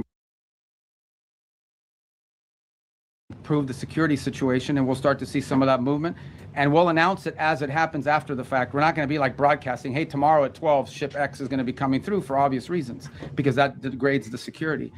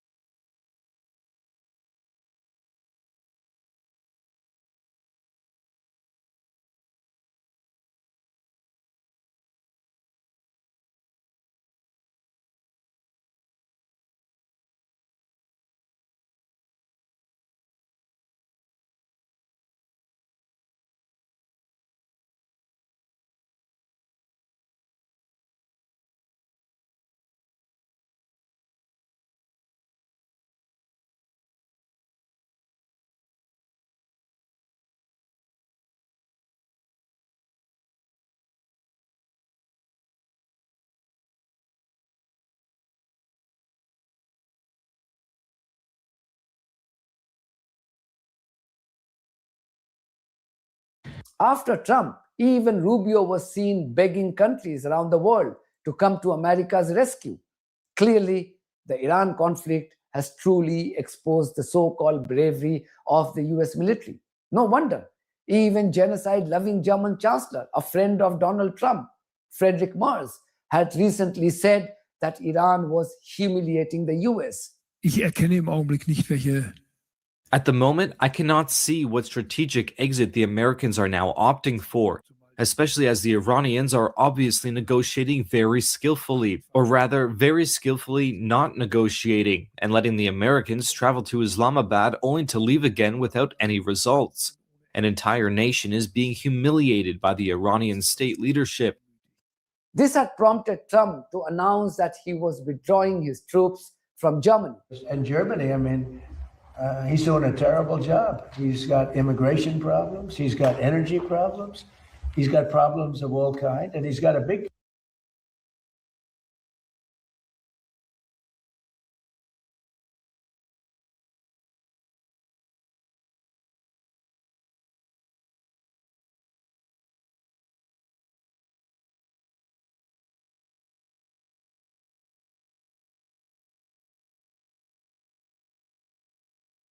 problem with Ukraine because they're in that mess. And he criticized me for doing the whole thing with Iran. But I said, would you like to have a nuclear weapon in the hands of Iran? He said, no, I don't. I said, well, then I guess I'm right. He didn't have any answer to that. Faced with a strain in relationship with the US, Merz then issued another statement putting the onus of the conflict on Iran as he sought to explain what Iran must do to end the ongoing stalemate. Listen to this rogue Zionist as he pronounces his list of Iran must demands. Bleibt. Unsere gemeinsame Botschaft lautet, der Iran muss an den Verhandlungstisch kommen. Er muss aufhören, auf Zeit zu spielen. Er darf nicht länger die Region und die ganze Welt zur Geisel nehmen. Das militärische Nuklearprogramm muss endgültig und für immer beendet werden. Und es darf auch keine weiteren Schläge gegen Israel und unsere Partner in der Region geben. Die jüngsten Angriffe gegen zivile Infrastruktur in den Vereinigten Arabischen Emiraten habe ich in der letzten Nacht schon auf das Schärfste verurteilt. Earlier, Iranian Foreign Minister Syed Abbas Araghchi had tweeted, and I quote, "Events in Hormuz make clear that there is no military solution to a political crisis.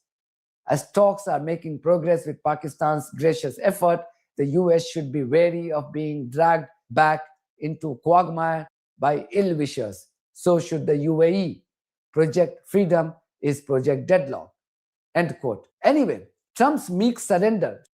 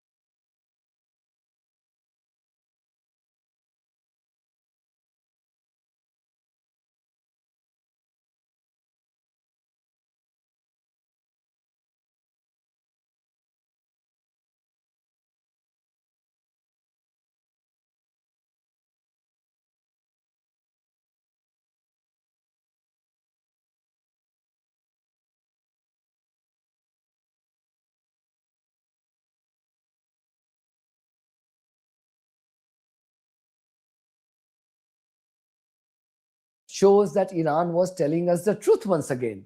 Iran has said that it had forced the US destroyer to withdraw from the Strait of Hormuz.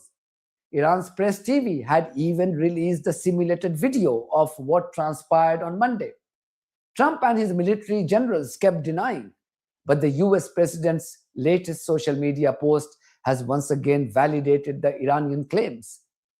Trump caused this mess for himself and for the rest of the world to please his war criminal Israeli master Benjamin Netanyahu. Not just Trump. The illegal settler colony of Israel has now activated its assets in the UK to go after those leaders whose political fortunes are predicted to grow significantly in days to come. Green Party's Zach Polanski, himself a proud Jew, is one of them. This Jewish leader of the Green Party was given grief by Sky News' controversial presenter, Trevor Phillips, this Sunday. The person who is conflating anti-Semitism and criticism of the Israeli government is Benjamin Netanyahu. No. Let's not get onto that. I asked you about the feelings of the Jewish community in this country. Of which I'm one of them. Almost nothing to do with what you just started to go on to. And you seem still unsure whether you believe Jews in Britain are unsafe or whether you think actually it's not as bad as some people are making it out. That's not what I said at all, and that's not what I said last week. I said there are people who are unsafe, Jewish people, and that's clearly true. There are also people who feel like the marches are hate marches. I'm saying as a Jewish person who marches with many Jewish people against the occupation in Palestine, when people say that makes them feel unsafe, That's a distortion of what the march is. As I repeat, as a Jewish person, I march with many Jewish people on those marches. Now, there are already laws to deal But you're not all Jews. I'm just saying that currently the policy is... But why is my Jewish identity being erased from this conversation? No, I'm not erasing it. So many people on those marches. Don't try that one on me. Many wondered why Polanski didn't walk away from this interview. Others asked why he had even agreed for this interview and therefore given legitimacy to this show. What these left and liberal leaders do not realize is that the easiest way to discredit these propaganda-driven shows is by not appearing on them. These shows run on advertisements, and no advertisers would want to spend their money on programs that are one-sided. And by one-sided, I mean pro-Israeli and genocide-loving propaganda. What Polanski is facing now is how the British press had once hounded former leader of the Labour Party, Jeremy Corbyn. Corbyn was falsely accused of promoting anti-Semitism. This was an attempt to remove him as a leader of the Labour Party at the behest of the Israeli lobby, although there was absolutely no truth in those allegations. Now, Corbyn has referred both Sky News and ITV's Good Morning Britain program to the media watchdog Ofcom for running a defamatory campaign against him. He wrote on Twitter, and I quote, "I have referred Sky News and GMB, which means Good Morning Britain, to Ofcom over disgraceful and baseless smears that have been made about me. There is nothing anti-Semitic about supporting the people of Palestine. I will continue to speak out against racism, apartheid, and genocide." End quote. During a discussion on anti-Semitism, following the stabbing of two Jewish men in London, Sky News' Cathy Newman had reportedly said to Labour peer Thangam Debonair that the rot of anti-Semitism really started under the previous Labour leader, Jeremy Corbyn. The rot really started under the previous Labour leader, Jeremy Corbyn, didn't it, in this country? This isn't, it's a homegrown problem. Is the current leader doing enough? This was to imply that Corbyn's leadership of the Labour Party in 2015 had marked the beginning of anti-Semitism in Britain, or that it became a far more serious problem after he was elected leader. This Cathy Newman woman was earlier with Channel 4, where she faced constant allegations of being easy on pro-Israeli guests while showing aggression against pro-Palestinian guests. Anyway, a day later, former Conservative minister and now reformed UK member Nadine Dorries has said on Good Morning Britain, this door to anti-Semitism was opened by former leader of the Labour Party, Jeremy Corbyn. But Corbyn was wrong in not taking his critics to the cleaners then, and he is wrong once again with his soft approach now. This is a problem with the left leaders. Imagine if such a defamatory smear campaign was run against a Zionist politician. He or she wouldn't have relied on writing a love letter. Top lawyers would have been hired against the perpetrators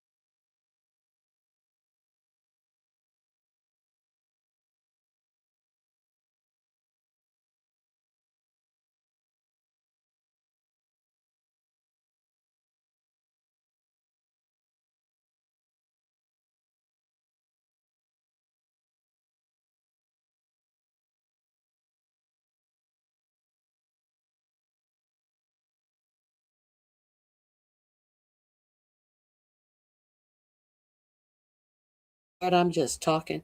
Let me, Lord. Okay. I'm not going to repeat everything I just said. The reason I showed you that is because what's happening over in England is the same thing that is happening in the United States. You have seen it happening with our schools. You have seen it happen with private institutions. All of this talk about anti-Semitism. So let's get back on. Operation called Project Freedom was suddenly terminating 24 hours. Donald Trump announced yesterday that his operation called Project Freedom was suddenly terminating 24 hours after Donald Trump said it is the single greatest American military operation in all of history.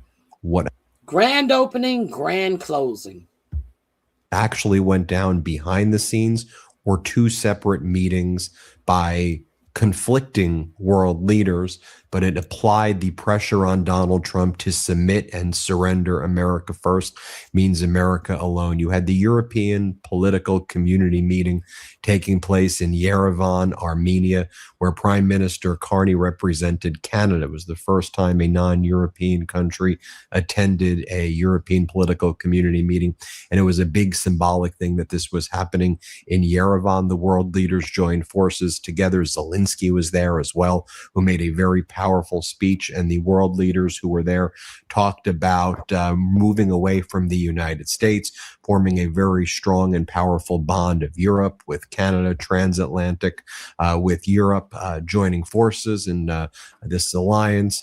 And you had them applying pressure. And when Donald Trump was saying, hey, we need you, step up, they were saying, get out of here. Europe is going to stand firm together. Get out of here.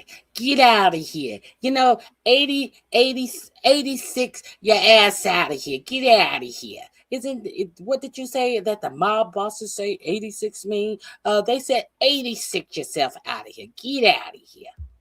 And we will have our own negotiations directly with Iran. We don't need the United States, and just, we'll be able to handle this on our own.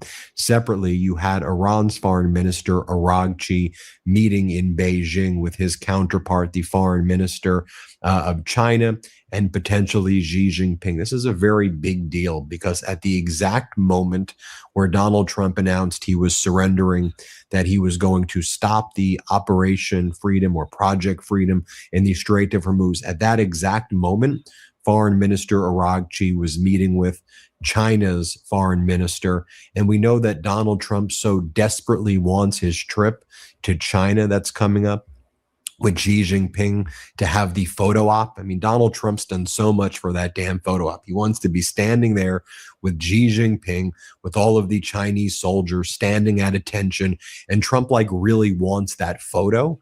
And Xi Jinping realized how desperate Donald Trump wants to be in a photo with him and have this trip and feel very strong in China with Xi Jinping. And so one of the things that I think went down is Xi Jinping, as foreign minister, Aragchi, basically threatened that not to allow Donald Trump to even show up in China, or that the trip would be delayed unless Donald Trump agreed to surrender and stop the operation or Project Freedom in the Strait of Hormuz. And I think that's one of the main factors. I think there was another thing going on behind the scenes as well. That's why we got to pay attention to a lot of geopolitical developments happening. This went under the radar, but I think it's vital that we cover what's taking place that you're not hearing anywhere else. So you had Sergei Lavrov, Russia's foreign minister, basically Putin's number two, basically held I wouldn't call it a secret phone call, because once again, Russia's TASS announced that their state regime media announced that there was this call between Lavrov and Marco Rubio, where they were talking about developments throughout the world. And you didn't really hear about that from U.S. media. At the same time, Russia launched a major attack on Ukraine and killed a ton of innocent people yesterday in Ukraine. And then I just wanted you to hear the first part about the epic failure. Let me see. This is talking about what is going on in Ukraine. This is also in the link to this. Midas Touch is also in my description box under Operation Failure. I have this comment Please go over there and check that link out. The Midas Touch is a great place to get information from. Now, I hope this person is still in the chat. Sweetie, you're dumb. Sweetheart, you're very stupid. Okay, this is a lie. The president is paying for it himself with donations. It won't cost the taxpayer a goddamn cent. The only way you haters can get off is to lie. No, you're stupid. The only way you can get off is to believe a bunch of dumb shit. The only way you can get off is shoving your head with a bunch of bullshit and lies. Now, if you are unaware, where is Lindsey Graham? Lindsey Graham said he thinks that the taxpayers should pay the $400 million for the ballroom. He thinks the alleged $400 million that was collected from these donors to build the ballroom, he thinks that that should go to buying dinnerware and china and fine crystal and all of that. That's what Lindsey Graham, big Disney ass going ass, had to say in the middle of a motherfucking government shutdown, sitting up in Disneyland with a bubble stick. He probably was going to use that later in a indiscreet area. He probably was going to shoot bubbles up his own ass with that bubble wand. Okay, I digress. You think that the United States is should pay the donations are paying for this big, beautiful ballroom where there has been Republicans are trying to stick a what is it? They're trying to stick a little let me find it. The Republicans are trying to stick a little thing in the budget that they will pay, that the United States will pay not the $400 million for the ballroom. They're trying to get the Americans to pay $1 billion for this Trump ballroom. And they try to sneak it in. Here we go. Let's hear this. Let's hear this while this dumb bitch is sitting up here talking. The Senate Judiciary Republicans put together their wish list for what they want in their portion of the reconciliation bill, and it's a doozy. There is the reconciliation. I couldn't think of it. The reconciliation bill. You know, that's the budget bill. Is a provision in there for $1 billion. That's with a B, $1 billion to allow for security adjustments and upgrades related to what they call the East Wing Modernization Project. All right, Bill, I have my thoughts. What are yours? The megalomania, the narcissism, the wanting to put his stamp on things for the future. The East Wing Modernization Project. Now, let's understand that the East Wing was torn down to build what? To build what? The ballroom. To not put it in the bill to make you say, wait a minute, I thought donors was paying it. The East Wing Modernization Project. They want the American citizens. They want to put this in a budget so that the American citizens will be paying $1 billion for something that your president told you that was going to be paid for by donations, private donations. And that, what else did your president tell you? The ballroom is on time and on budget. Isn't that what your president has been telling you? It was going to cost about $400 billion, and it's on time and it's on budget. But didn't nobody tell you that the Republicans are sneaking in something under reconciliation? Yes. They didn't tell you that they were trying to sneak in a way to pay $1 billion for this bloated bullshit ballroom. Future has overcome the kind of normal political constraints, which if you're a Democrat is pretty good, because it means you can run on this $1 billion for the ballroom, for the rest of the next 6 months. He's making Republicans take something that's a Trump weakness and make it a Republican weakness. Good for Democrats. On the other hand, from a sort of next 2.5 years point of view, we've got a president who's less constrained than he was, because one of the reasons presidents back off foolish policies is public opinion turns against them. And in this case, and some of this stuff at least, the megalomania is overcoming the political calculation. I mean, look, I find it outrageous. The whole premise of the ballroom, the whole salesmanship of the ballroom, was that this was going to be paid for with private funds, okay? Then it started at $200 million, and Trump said, oh, I get it done, under budget and on time. Then it got up to $300 million, then $400 million, and now it's taxpayer funded. And it's $1 billion. The Senate Judiciary Republicans put together their wish list for what they want in their portion of the reconciliation bill, and it's a doozy. There is a provision in there for $1 billion, that's with a B, $billion, to allow for security adjustments and upgrades related to what they call the East Wing modernization project. All right, Bill, I have my thoughts. What are yours? The megalomania, the narcissism, the wanting to put his stamp on things for the future has overcome the kind of normal political constraints. Okay, now look at this dumb bitch. You're utterly delusional, lady. Bye-bye, liar. Oh, I'm lying. I'm lying. This bitch is mad because she's a stupid bitch, and I'm lying. I think that this. Who is this? I am not giving you this. I am not breaking this story, but I'm lying. She's mad because she can't come in my chat and write dumb shit. And when she's fact checked, I'm a liar. As I'm showing her where the report comes from. This link is in my description box under $1 Billion Ballroom. Catch the link in anytime you choose to. Which, if you're a Democrat, is pretty good, because it means you can run on this $1 billion for the ballroom, for the rest of the next 6 months. He's making Republicans take something that's a Trump weakness and make it a Republican weakness. Good for Democrats. On the other hand, from a sort of next 2.5 years point of view, we've got a president who's less constrained than he was, because one of the reasons presidents back off foolish policies is public opinion turns against them. And in this case, and some of this stuff at least, the megalomania is overcoming the political calculation. I mean, look, I find it outrageous. The whole premise of the ballroom, the whole salesmanship of the ballroom, was that this was going to be paid for with private funds, okay? Then it started at $200 million, and Trump said, oh, I get it done, under budget and on time. Then it got up to $300 million, then $400 million, and now it's taxpayer funded. And it's $1 billion.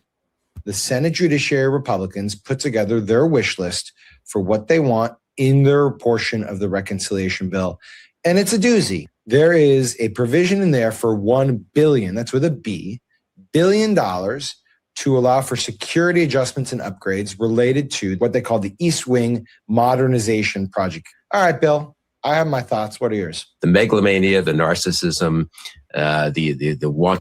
Are we clear? Is this my reporting? Yes, this is. I'm giving you the information that is being reported about the reconciliation bill that the Republicans are going to put in the budget to pay $1 billion for the ballroom. Let's continue. Now that stupid bitch is mad and gone. Are you mad? Are you gone?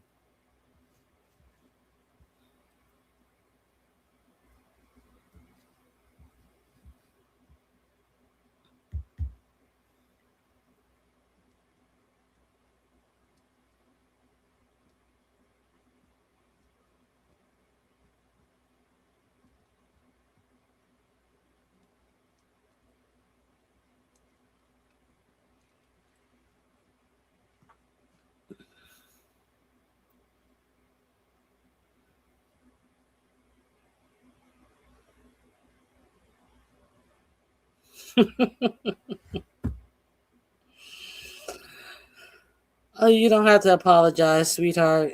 You are one who lives in a fantasy world of what lies are told to you, even when faced to the fact. Bitch, I don't want your apology. I don't want you in my chat because you're a stupid bitch. Bye, bitch. Hit the like button on your way out. Okay, let's continue. Let's continue. Shall we? How rude of me.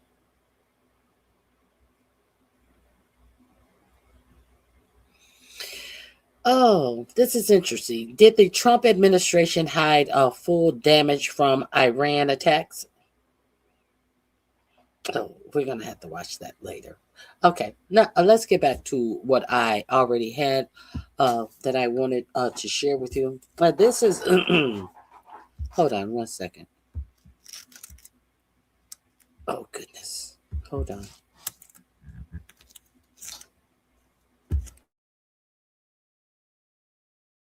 If you were here with me on yesterday, there was something that I wanted to talk about. I wanted to talk about the raccoon crew in our community.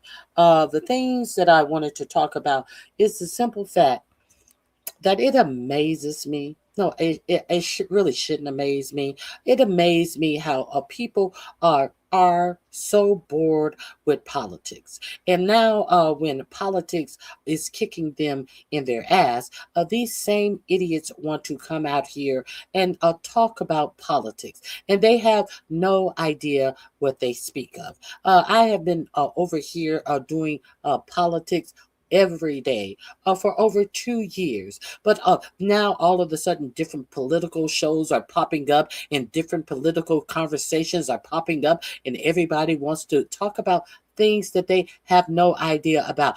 They want to sit on panels and have conversations about things that they know nothing about. But when I was over here doing whatever it is I do, giving you information, showing you the link where you can find the information, because everybody loves to say that Black women don't know what they're talking about.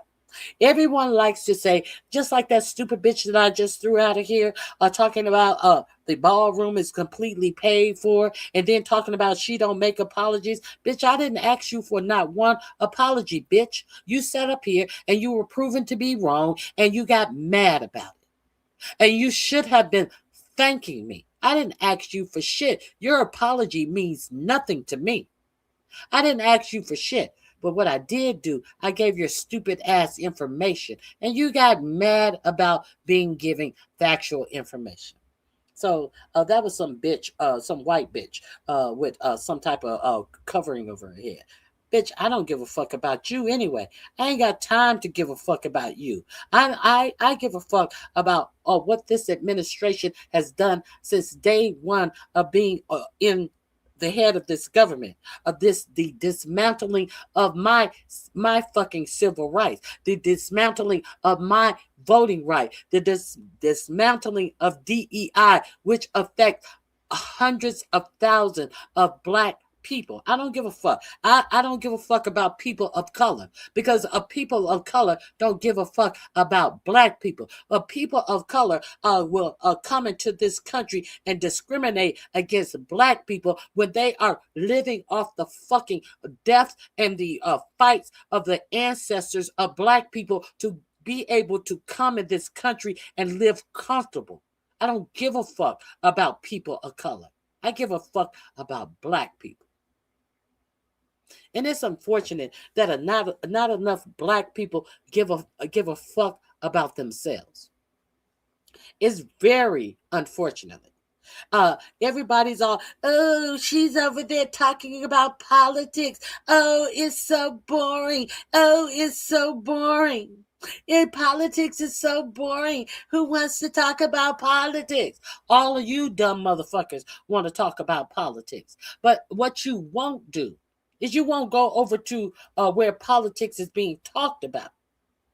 Oh, you want to sit up and try to make believe that you are recreating the politics wheel.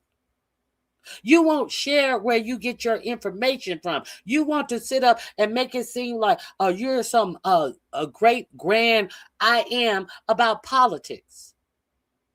But you never drop down. You never hit the link of where politics has been talked about for years. But when you see that, hey, there may be some numbers in talking about this politics stuff, then all of a sudden you're so interested. I've always had the politic bug. Oh my God, you people are disgusting. You people really are laughable and disgusting. So let's talk about what I have been talking about. All of the losses that have been put upon the Black community since day one. All of these executive orders. Who don't remember the executive order where 4547 said that people who get government contracts don't have to worry about they can actually have separate stations, workplaces. They can discriminate based upon race. They can actually make Black people and white people work in separate areas, go to separate bathrooms. They can actually segregate government workers who get government contracts. They were talking specifically about segregation. And you have raccoons who want to tell you how many government contracts they work under and that they are former military and I do jobs, I'm a contractor. And then when it's good policy that 4547 has put out, and that's why I'm going to vote for 4547. And the first thing 4547 does, it says that it is okay to actually not give government contracts to people based on DEI. No, under DEI, who got the most contracts? Even under DEI, it was white women. It is okay. The first day, it is okay to segregate workers if you get a government contract. That was day one. And the raccoon who voted who tried to come out in a Black area and tout the goodness of Donald Trump, that motherfucker went silent. When I gave you the report about how your children will be automatically enrolled into the selective service, that motherfucker tried to come out behind me. But politics is so boring. And then all of a sudden, all of these motherfuckers who are trying to say, well, she's getting you upset. It's not like we're in a war or anything. And, you're supposed to do this. Well, we're in a war now. We're in a war now. And now it's people who don't pay attention to politics because politics is so boring. This law that said that they were going to automatically start enrolling everyone at the age of 18 into selective service, that came out somewhere August, late summer of last year. But now all of a sudden, when it's brought up again, people are like, oh, do you know what they're doing? Oh, they're going to put your children in the selective. This is old news, bitches. This is old news. Old news from people who don't care about. They are so bored about politics. Politics is the only thing that is going to affect your life on a daily basis. You don't have to love politics, but you have to understand how politics plays a role in your life. We have all of these people who are talking about, oh, I don't vote. Ain't no reason to vote. This, that, and the other.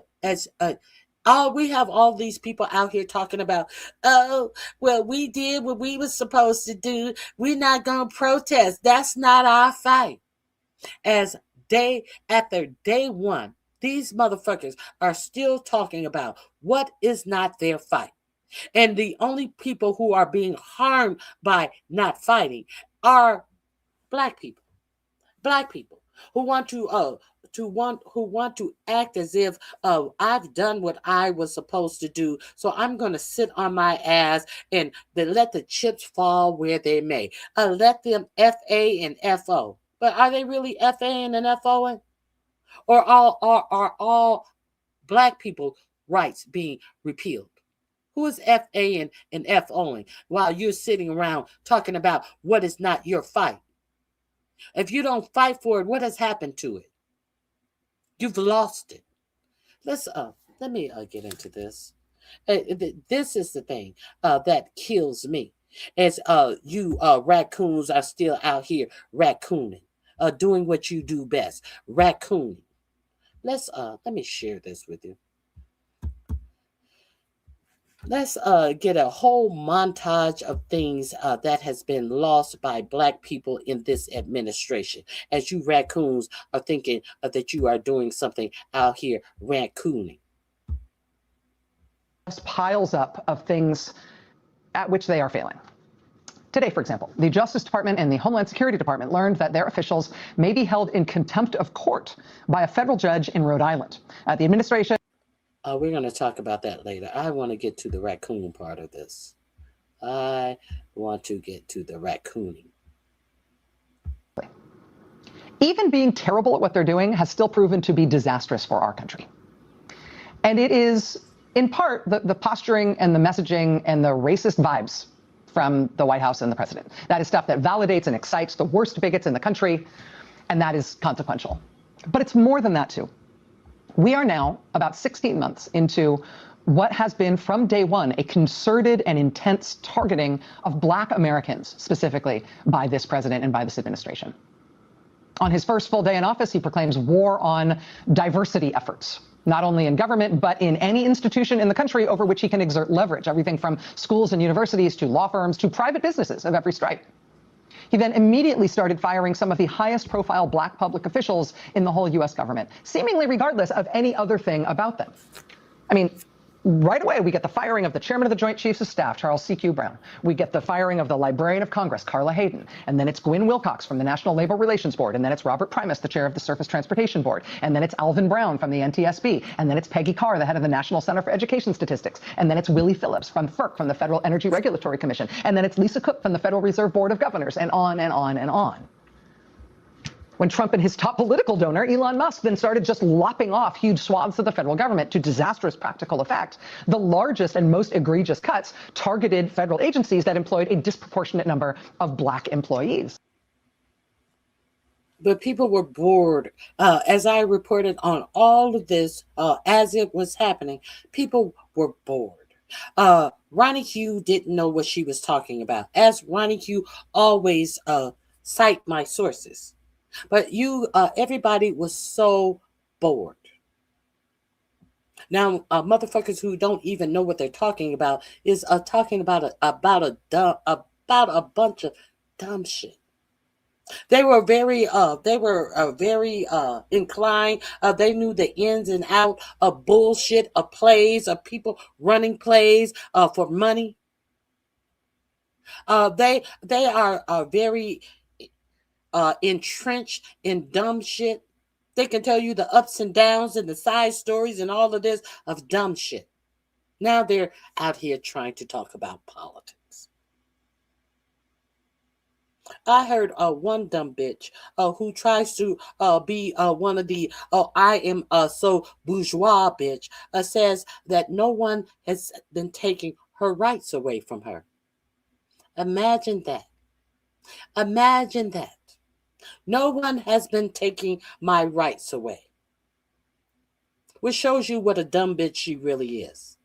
That shows you that they care about what you think about them instead of caring about themselves. Raccoons. Let's continue. Reporter Erica Green wrote about this a few months ago for The Times, noting that nothing had moved backwards in the federal government for Black Americans. Sweetheart, they have always waited for Black people to get out. Do you think that the Black people who got out and fought when we never had these rights, for us to establish these rights, you didn't think that they were getting out and waiting on them? Did they not get out and wait on them as they got off those buses? Were they not waiting on them on the other side of the Emmett Pettus Bridge? Were they not waiting on them then? So what the fuck are you talking about? They're waiting on Blacks to get out so they can arrest them. Who are overwhelmingly in prisons and jails now? So you mean to tell me they not are arresting them now? Is that what you're saying? How stupid do you sound? As people who fought for rights we never had, got dogs, water hoses, beaten to get the rights that we have. And you talking about, oh, well, they're just waiting for us to get out and fight so they can arrest us. How stupid do you sound? And as our prisons are in jails are full of predominantly black bodies already. How stupid do you sound? See, this is the ignorance that I'm talking about. You and what has this sitting around saying that they're waiting on you to put you in jail? What this ignorance and this stupidness that you are projecting is getting all of your fucking rights that your ancestors fought and died wiped away. That's the ignorance that I'm talking about. Projecting ignorance. Oh, well, this is not my fight. You know, I'm not going to, this ain't my fight. I voted for Harris. This ain't my fight. Well, you don't fight. You see what's happening. All of your fucking rights have been wiped off the books. And they're going for your voting rights. They're going for your representation in voting. Louisiana start changing their map to black out all black districts to have no representation for the third of the population that they have in the states. Immediately after the Supreme Court wiped out Section 2 of the Voting Rights Act, there was one black guy, I forget his position, there was one black guy. Louisiana had already started voting, but then the Supreme Court gave them an extra 30 days. Do what you need to do in these 30 days and get to voting on your primaries. Louisiana had already started receiving ballots back, had sent out mail-in ballots for their primary. They suspended the whole election on some rules of some emergency, some federal emergency. The federal emergency was they needed to rewrite their maps to eliminate any trace of a black district or black representation in the whole state of Louisiana. But it's one curious thing about that election that they halted was there was one black man who was running uncontested for a seat. I will look up the seat. And he was the only person, and he had over 1,000 something votes before they suspended the whole election. He was running uncontested. He was the only one running. Had over 1,000 votes. So obviously he was winning. He obviously no one was going to come up behind him and beat him because he was running uncontested. So what did the Governor Landry do about that seat as he was making sure that there is no black representation in the state of Louisiana? What did Landry do? He eliminated that whole position. So therefore, they did not need to vote on it in this new election that they're going to bring up. That he eliminated the whole seat from the state of Louisiana because a black man was winning it. Because it is so important for the state of Louisiana to have only white faces representing Louisiana. Let that sink in. Oh, but y'all want to talk about elections now. But you the same bitches who sat up and talked about what wasn't your fight. But now you want to talk about elections, and some of you dumb bitches are too stupid to know that your rights have been taken away. Some of you stupid bitches never said a word to these raccoons out here telling you why Trump policies were good for you. But now you want to talk about, now you want to jaw jerk and be stupid and not have any information about shit that has devastated the black community. But RonyiQ is boring. You bitches are laughable. Let's continue. This quickly or this far in over 100 years. since Woodrow Wilson came in 1912 and resegregated the federal workforce. Quote, black employees were fired or demoted to lower level jobs, relegated to separate and inferior lunchrooms and other facilities, and accused of making white women feel unsafe. Those who remained were humiliated. A black worker in the postal service was surrounded by screens, so white workers would not have to look at him. Another employee had a cage built around him to separate him from his white counterparts. A clerk in the Treasury Secretary's office was assigned to rewrite all correspondence to address black employees by their first names. The way Trump addressed the Librarian of Congress, Carla Hayden, by her first name. Yeah. If anybody has been over here watching the news with RonyiQ, I talked to you about the Woodrow Wilson administration. I specifically talked about the black employee. He worked in the Treasury Department. None less. The Treasury Department. And they put a cage around his desk. But y'all didn't hear that. Y'all don't hear any of this. And we had Project 2025 rip through the federal government and have a lot of black people who were making 6 figures out of jobs. But RonyiQ is boring.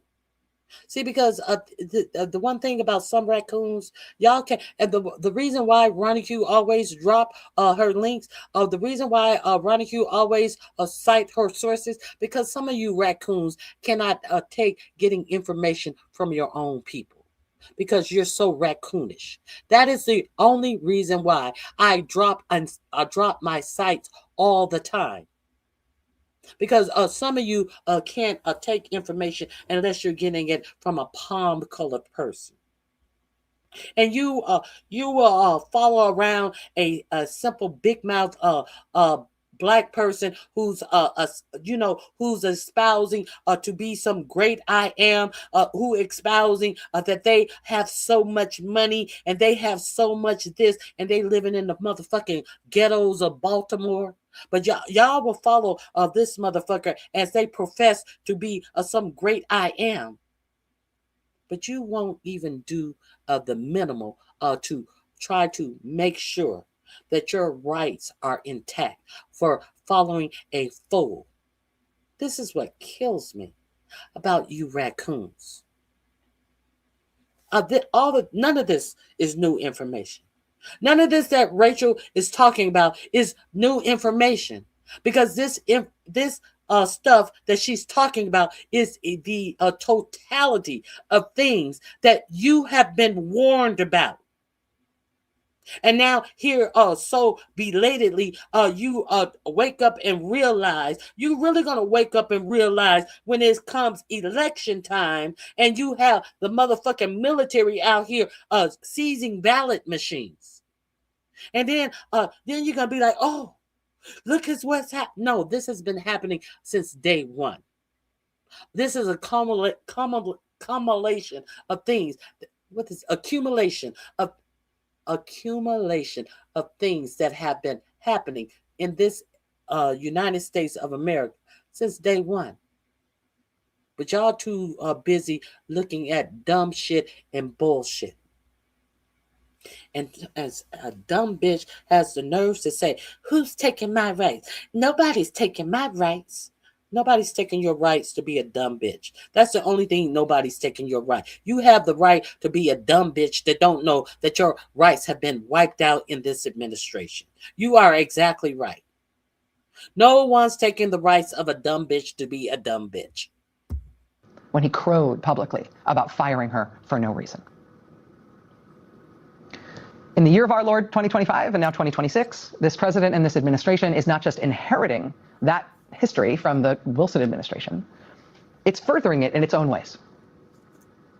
Since 1965, there has been an executive order in effect. It was signed by Lyndon Johnson, 1965. Since 1965, all federal contractors have been banned by executive order from discriminating on the basis of race, color, religion, sex, sexual orientation, gender identity, or national origin. Donald Trump rescinded that 1965 rule on his first full day in office. Less than a month later, Trump announced another rule change.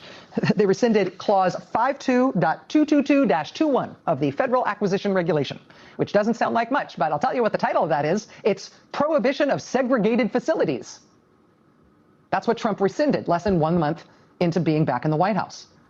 That section reads, quote, the contractor agrees that it does not and will not maintain or provide for its employees any segregated facilities at any of its establishments, and that it does not and will not permit its employees to perform their services at any location under its control where segregated facilities are maintained. That anti-segregation clause has been in government contracts for decades. Donald Trump overtly reached out to rescind it, which means bluntly that the federal government no longer explicitly prohibits contractors from having segregated restaurants, waiting rooms, and drinking fountains. Make America great again, right? Recently fired and sidelined employees in the Department of Housing and Urban Development have started sounding the alarm that the Trump administration is no longer, just bluntly, no longer enforcing a federal law known as the Fair Housing Act. Fair Housing Act, another pillar of the civil rights movements and its achievements. The Fair Housing Act dates to 1968. It says you can't refuse to rent to someone or refuse to sell a house to someone on account of their race or their color or religion or national origin or any other factor against which we're supposed to be protected from discrimination. According to current and former employees of the department. The raccoons are out here telling you all is well. Raccoons are out here telling you all is well. And there is a raccoon who is over the HUD department, another raccoon. Hello, Mr. Trump. You know, you the best thing since sliced bread, Mr. Trump. Everything's going good, sir, at the house, House of Urban Development. Yes, sir. Everything going good, sir, Mr. Trump. Yes, I ain't letting no niggers get no fair housing, President Trump, sir. Boss, us not letting them niggers get in to any government housing. Oh no, boss. No, boss. We have fired all of those lawyers, and we are not taking any equal rights cases. Oh no, boss. Everything going good over here at HUD, boss. Department of Housing and Urban Development under Donald Trump, they have dropped enforcement of the Federal Housing Act. In Trump's first year back in office, black unemployment spiked in this country from 6.2% all the way up to 7.5%, making it the highest of all racial groups. Under Joe Biden, black unemployment had been at a record low of 4.8%, spiking now under Donald Trump. Justice Department lawyers, but in Trump's Justice Department, that's kind of how they. Oh, but they would have you to believe. They would have you to believe that under 45, 47, he has employed. He has put more black people to work, but they will not talk about the actual facts. The unemployment rate for black people right now is skyrocketing. But everybody want all these raccoons want to come around here and act as if everything is all good and dandy. So you motherfuckers who want to be counted are pretending like you are another one of these raccoons. Excuse me. There's a whole lot of faking the funk out here. Everybody's independently wealthy out here. And therefore, it's not our fight. No, you're too scandalous to fight for it. You want to rest on your ass instead of fighting for it. You want to pretend as if you're some elite motherfucker out here instead of fighting for it. But you'll go out and fight for dumb shit. You'll go out and look up people's personal information to bring it back to the internet. But you won't find some information that is going to benefit your stupid ass personally. But you'll look up other people's personal information. For what? What does that gain you? It gains you popularity in a fucking a pit of misfits and uneducated fools. Let's continue. To rent to someone or refuse to sell a house to someone on account of their race or their color or religion or national origin or any other factor against which we're supposed to be protected from discrimination. According to current and former employees of the Department of Housing and Urban Development under Donald Trump, they have dropped enforcement of the Federal Housing Act.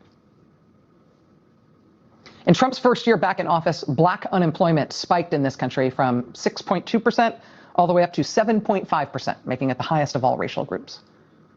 Under Joe Biden, black unemployment had been at a record low of 4.8%, spiking now under Donald Trump.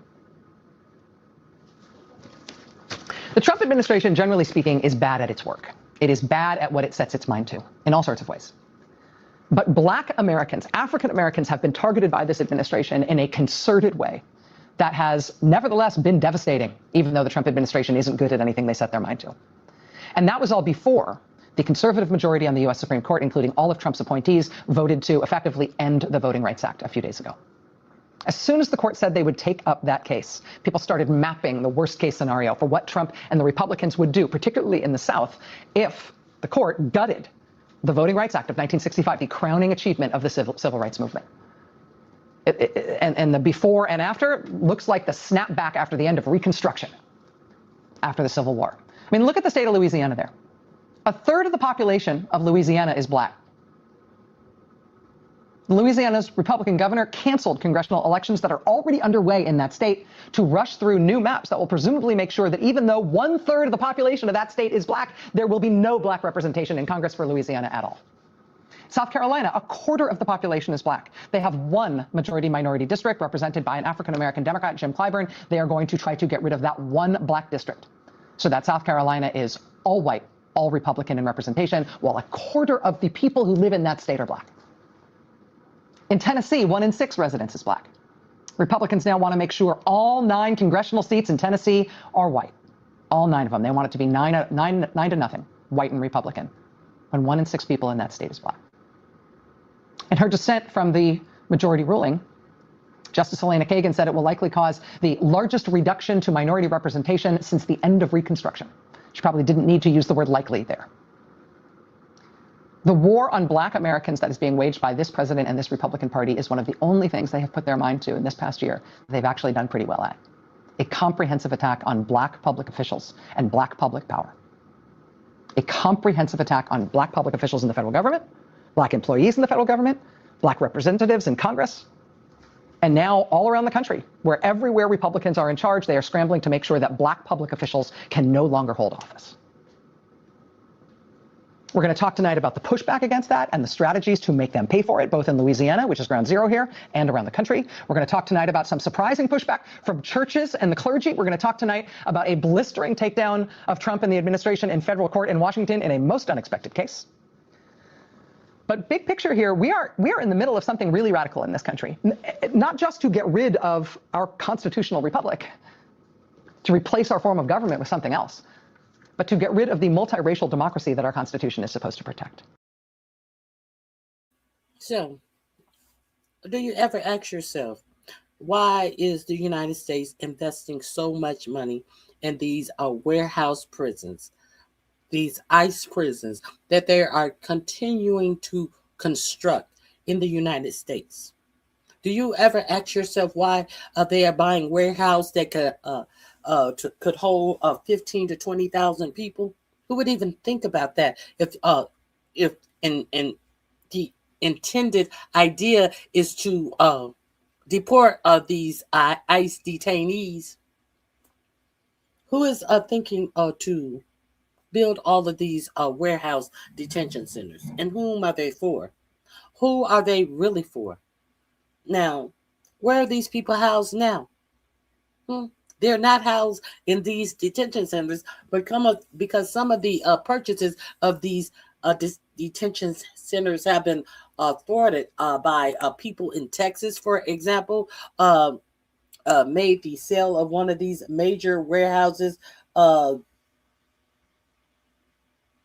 closed down and not be able to use their city to become a detention center. They didn't even have the plumbing to accommodate 15,000 people in this small town in Texas, where they wanted to warehouse human beings in a real warehouse. Who do you think these warehouse for? These fake raccoons out here acting like they're accustomed two so much. Okay. These fake raccoons are out here pretending to be accustomed to so much, but they won't fight for their own rights. That's not their fight. Now, you have no rights. Now, it is clear that this administration wants to make sure you have minimal rights here in the country of the United States of America. Now, we are already aware that in his last administration, 4547 told his defense secretary to put the military on protesters who were protesting in front of the White House. And that Esper, he said no, he would not do it. But what we have now is we have a fool, a drunken fool who wants to call the Department of Defense the War Department. Do you think he'll do it? And what do you think is going to happen to you since you decided that fighting for your own fucking rights was not worth it? That you wanted to pretend like you were some highbrow motherfucker and say that Trump administration had policies that were going to benefit you. And now you're sitting up here looking at the motherfucker, the ironic thing about a lot of this is the whole motherfucking carpet coated tongue motherfucker who was out here talking about how good Trump was for him is from the butt fuck state of Louisiana. Oh, poetic justice. Poetic justice living in the motherfucking ghettos of Baltimore. Sitting up here trying to act like he is some middle-aged white bitch.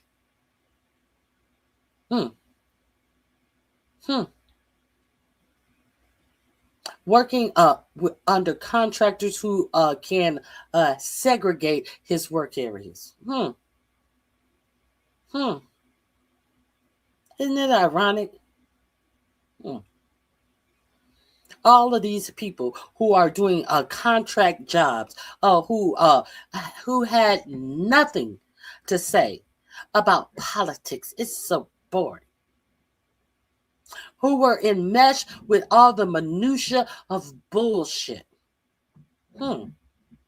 As black people are double pacing white people in unemployment in 2027.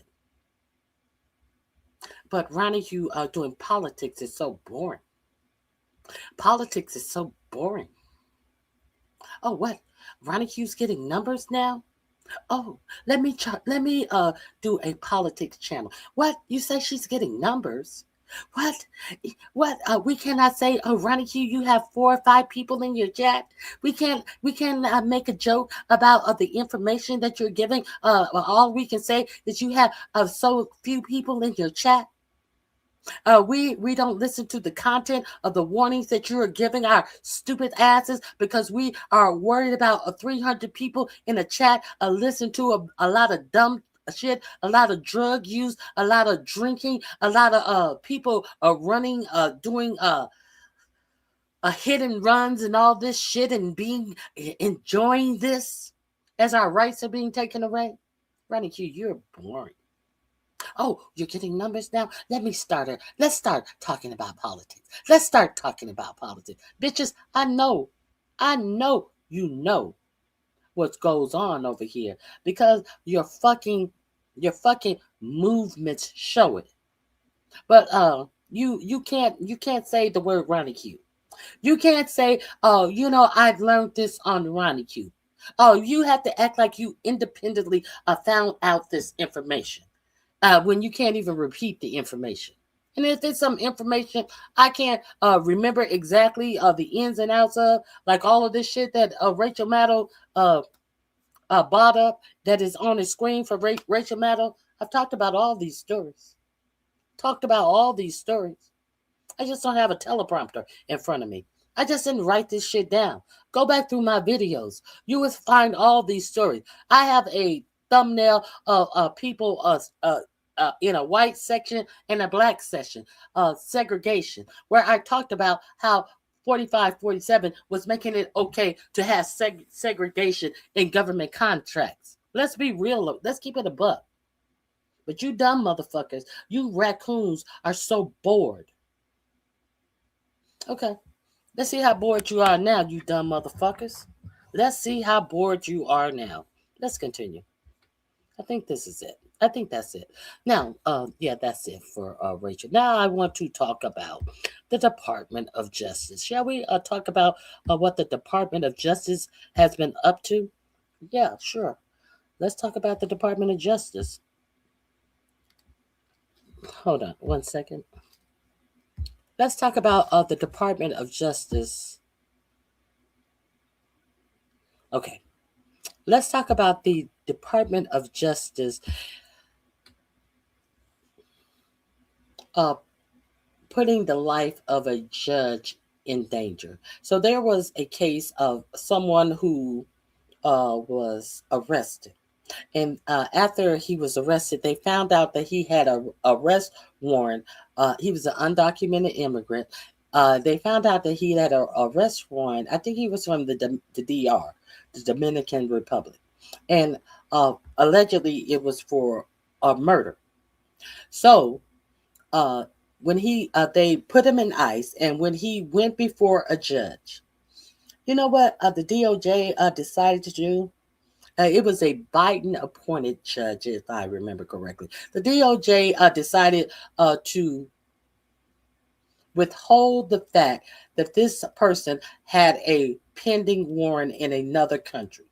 And when the judge saw the man in front of him, the DOJ, they told the prosecuting attorney from Homeland Security, don't mention that warrant that he has back in the DR. So the judge did not know about it. It was not presented by the DOJ attorney, who was well aware of the information. And the judge released the guy to come back for a hearing. And then, you know what the DOJ then did? The DOJ then turned around and said, did a whole campaign about how a Biden-appointed judge released somebody who had a warrant out for a murder. Let's understand that the DOJ set this up to work just that way. Set it up to work that way to make you think for their propaganda machine, to make you think that these Biden-appointed judges are letting people out. They had this information. They had this knowledge. And rightfully so, when they put out this campaign, they were like, well, how come, if the DOJ knows this, how come this wasn't presented at the trial that this person had a warrant in another country? Obviously, I wouldn't let him out. There was an investigation. Now, the lawyer who was at the trial for representing the DOJ goes in and apologized profusely. I apologize, Judge. I apologize. I didn't want to do it, but the DOJ told me that that's what I must do. The DOJ told me I cannot tell you that this man has a warrant in another country. I apologize. He apologized after the DOJ put out a whole fucking news blast for people like Fox News to come and say, look at this judge. They let out somebody who was wanted for murder. And what happened after all of this right-wing propaganda was set out, and when it was a whole setup to show the public that a Biden-appointed judge was doing X, Y, and Z with immigrants. What happened with that judge? The life of that judge was threatened. So where are we now? Where are we today? There is an investigation into the DOJ about the handling of this. There is an investigation into law licenses at the DOJ to see if there will be any disbarment after this fucking disgusting act that happened in the DOJ. Let's get into this story, shall we? I don't want to bore you. Let's get into some interesting things. Judge mulls contempt over DHS patently false allegation in deportation case. So they wanted to make you believe that these Biden judges were easy on detainees. The Trump administration attacked the judge for releasing an accused murderer, but it withheld existence of the foreign warrant. So you're going to blast me for releasing an accused murderer. At the same time, you're withholding the information that the man is an accused murderer. Which way do you want to have it? Oh, it seems like they wanted to have it both ways. So let's get into this. This is going to be in my description box under DOJ setup. Okay, let me, here we go. Let's get into that story. Okay, here we go. A federal judge said Monday that the Trump administration had put her security at risk by posting a patently false allegation that she knowingly released an ICE detainee with an international warrant for murder. Let's see. Let me see. What is this under the patently false? Oh, here's the release. The release came from Homeland Security, no less. Let me make sure you guys can see this. Yes, Homeland Security did a whole release. Let's see what this Homeland Security patently false release says. Let me zoom in. Let's zoom in for this DHS patently false release. Here it is from the Homeland Security, no less. Dated April 30th, activist Biden judge releases violent criminal illegal alien wanted for murder. Byron Rafael Gomez is wanted in the Dominican Republic for murder and has been arrested in the U.S. for assault and battery. Washington, the United States Department of Homeland Security, DHS, issued the following statement after an activist judge appointed by Joe Biden released a violent criminal illegal alien who is wanted for murder. You see how murder? Do you notice how murder is in deep text and homicide? They made sure, they should have just put it in capitals letters to scream out murder. Who is wanted for murder in the Dominican Republic? On January 24th, 2023, the coordination of the courts of instruction of the National District of Santo Domingo, Dominican Republic, issued a criminal arrest warrant for Brian Rafael Gomez for homicide.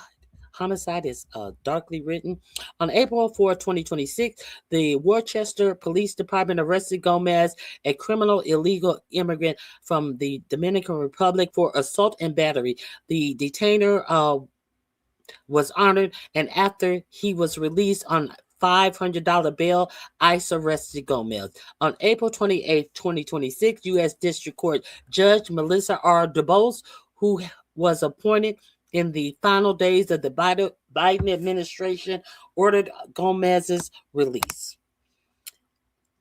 He was under ICE detention, and ICE had the knowledge of this Dominican Republic warrant.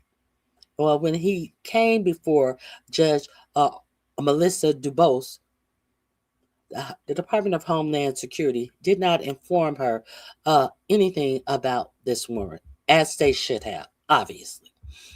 Brian Rafael Gomez is a criminal illegal alien from the Dominican Republic with an international warrant for homicide, said Acting Assistant Secretary Lauren Biss, but she did not say that in court.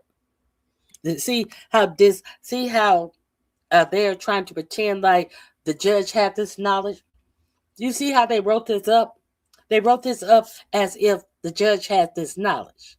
But they're not telling you they never gave the judge this information.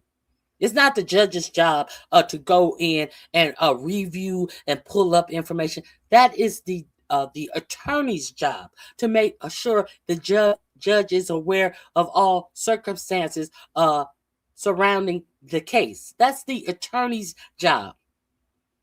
But see, you see how they wrote this up?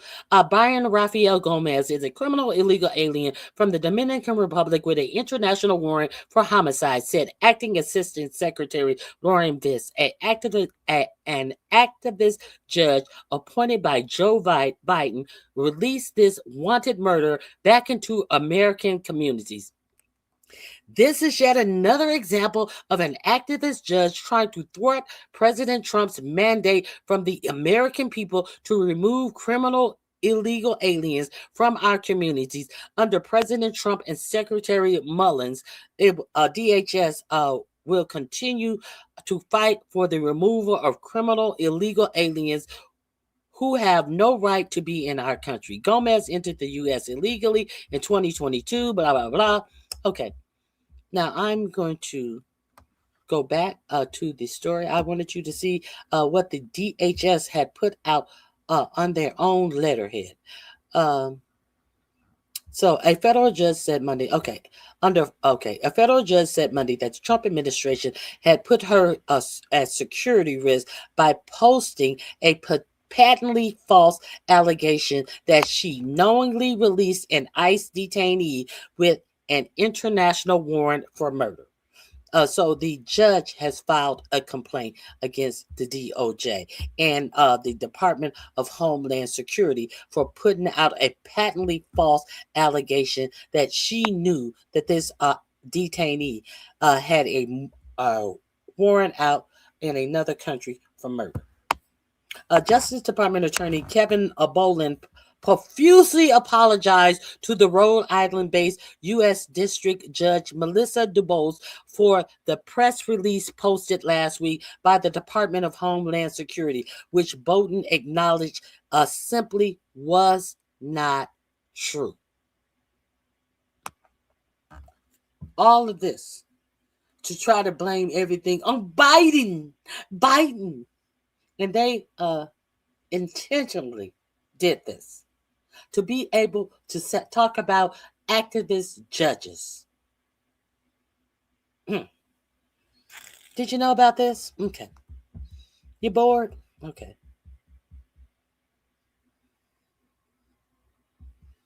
Okay, let's see. Bowden said that he didn't tell the judge about the foreign arrest warrant because immigration and custom officials instructed him not to. Did you hear the attorney who is apologizing and who is admitting that it simply was not true? The press release that I just read you, he is admitting that was simply was not true. And the reason why he didn't tell the judge, knowing when he wrote the press release that it was not true, he's now crying to the judge and he's telling her, I didn't tell the judge about the foreign arrest warrant because immigration and custom enforcement officials instructed him not to. The official, Boland said, were concerned that law enforcement in the Dominican Republic, where the warrant was issued, had not signed off on sharing that information. But DuBose noted that the Trump administration itself had publicly disclosed the existence of the warrant in a press release earlier last month. So you're trying to say that the Dominican Republic didn't put out the information yet? Bitch, you already put out the information in a press release trying to say that I did something improper. But DuBose noted that the Trump administration itself had publicly disclosed the existence of the warrant in a press release earlier last month. She also, let me see the press release. Let's see the press release. Is it the same thing? Let me see if the press release is the same thing. We got to oh no, it's something different. Let's look at the press release, shall we? Shall we look at the press release? What is this press release? Okay. ICE Boston arrests 5 foreign fugitives wanted for murder in a month. All 5 foreign fugitives were attempting to evade homicide charges in their native countries. Burlington, Massachusetts. In the past month, ICE Boston has arrested 5 fugitive illegal aliens throughout New England. All 5 illegal aliens offenders have foreign arrest warrants for murder or homicide in their home countries, and some are facing additional charges. These fugitives, who were typically among the illegal aliens mislabeled as non-criminal by the media and activists, are not counted among the nearly 70% of ICE arrests with the U.S. criminal history, simply because they were committed. Simply because they committed their horrendous crimes outside of the United States. Okay. Even though some of these foreign fugitives have no criminal charges in the United States, all endangered our New England communities. A Boston acting field officer director David T. Wilson. We will continue to pursue these dangerous criminal aliens, and sanctuary politicians fight to that sanctuary politicians fight to protect. All 5 fugitive aliens illegally entered the United States under the dangerous open border policies of the Biden administration. Those arrested are Danny's Grandosas, Keely Christian, Mango Jose De Santos, and there's Brian Rafael Gomez. A criminal illegal alien from the Dominican Republic was arrested April 4th in Worcester, Massachusetts. Authorities in the Dominican Republic issued an arrest warrant for him back in January of 2023 for homicide. Okay, so there is the press release that they released. But DuBose noted that the Trump administration itself had publicly disclosed the existence of the warrant in a press release earlier last month. She also noted that the April 30th release slamming her she also noted that the April 30th release slamming her as an activist Biden judge releases violent criminal alien wanted for murder remained online Monday. So they knew this. They knew they fucked up. And after admitting they fucked up, they kept that release up, saying that she was an activist Biden judge. This is what's going on. This is what they're doing to judges.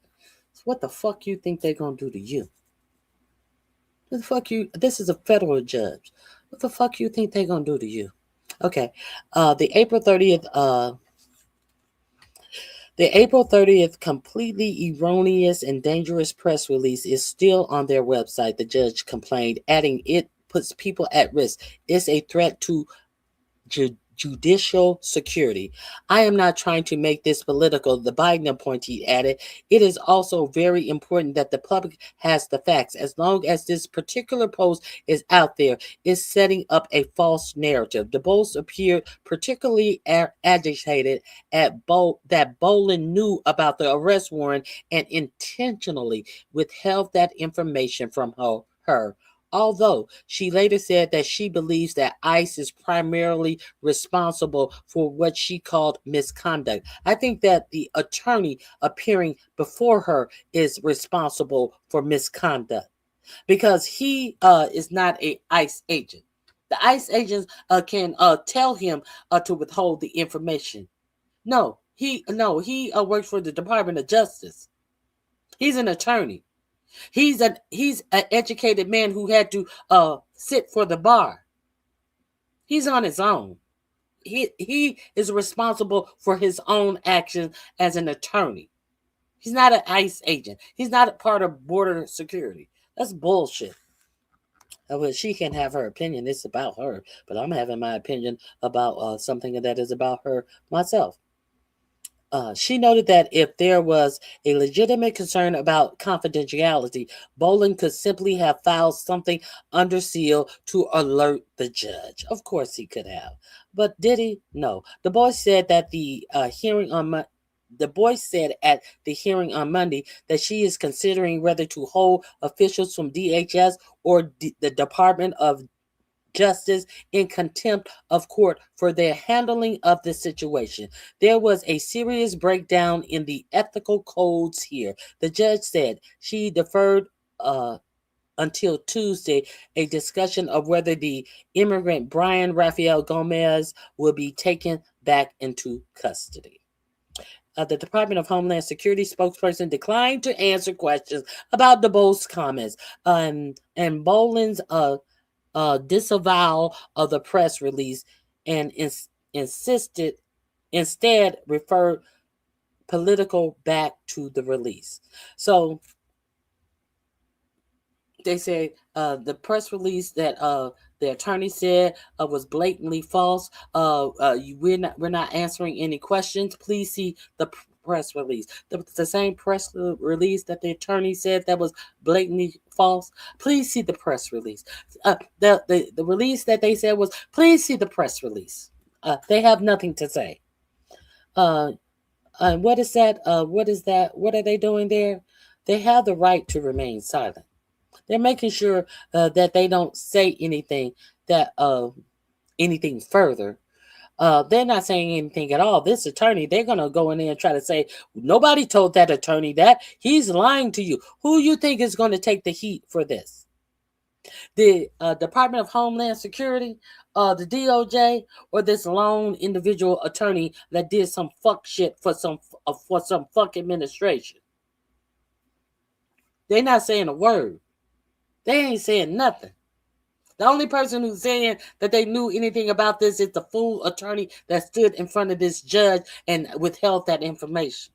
Who you think gonna lay down for this? Okay, I'm just curious. The Department of Justice and the Department of Homeland Security are not going to lay down for this. This individual lawyer who went on a fool's errand is going to be the only one who suffers from this.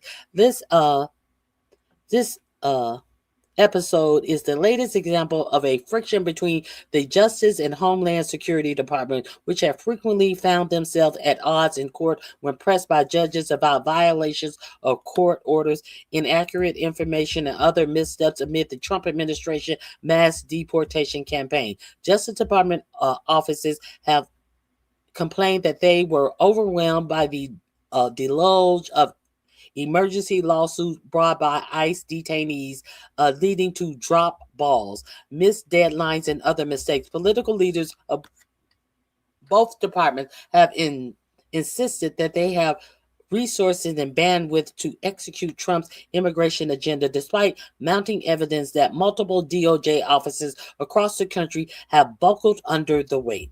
Du Bois said that the court has generally had strong relationships with the U.S. Attorney's Office in Rhode Island, but the false accusations and the withholding amounted to a massive breach of this court's trust. It is going to take a while to rebuild that trust. I believe that we can, the judge said. Girl, bye. Now let's see. Now I'm gonna drop this article in my description box because we have more. This has moved a little bit.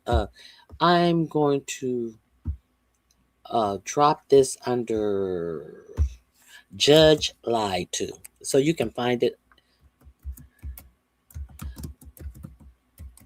So you can find it in everything that is related to this.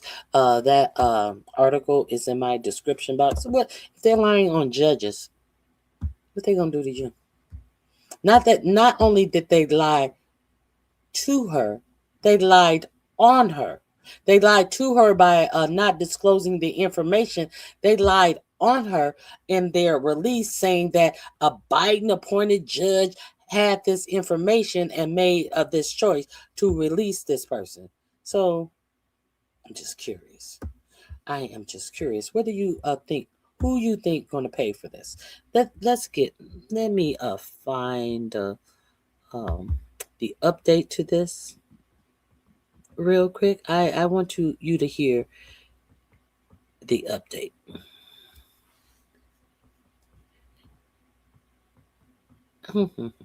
Hold on one second.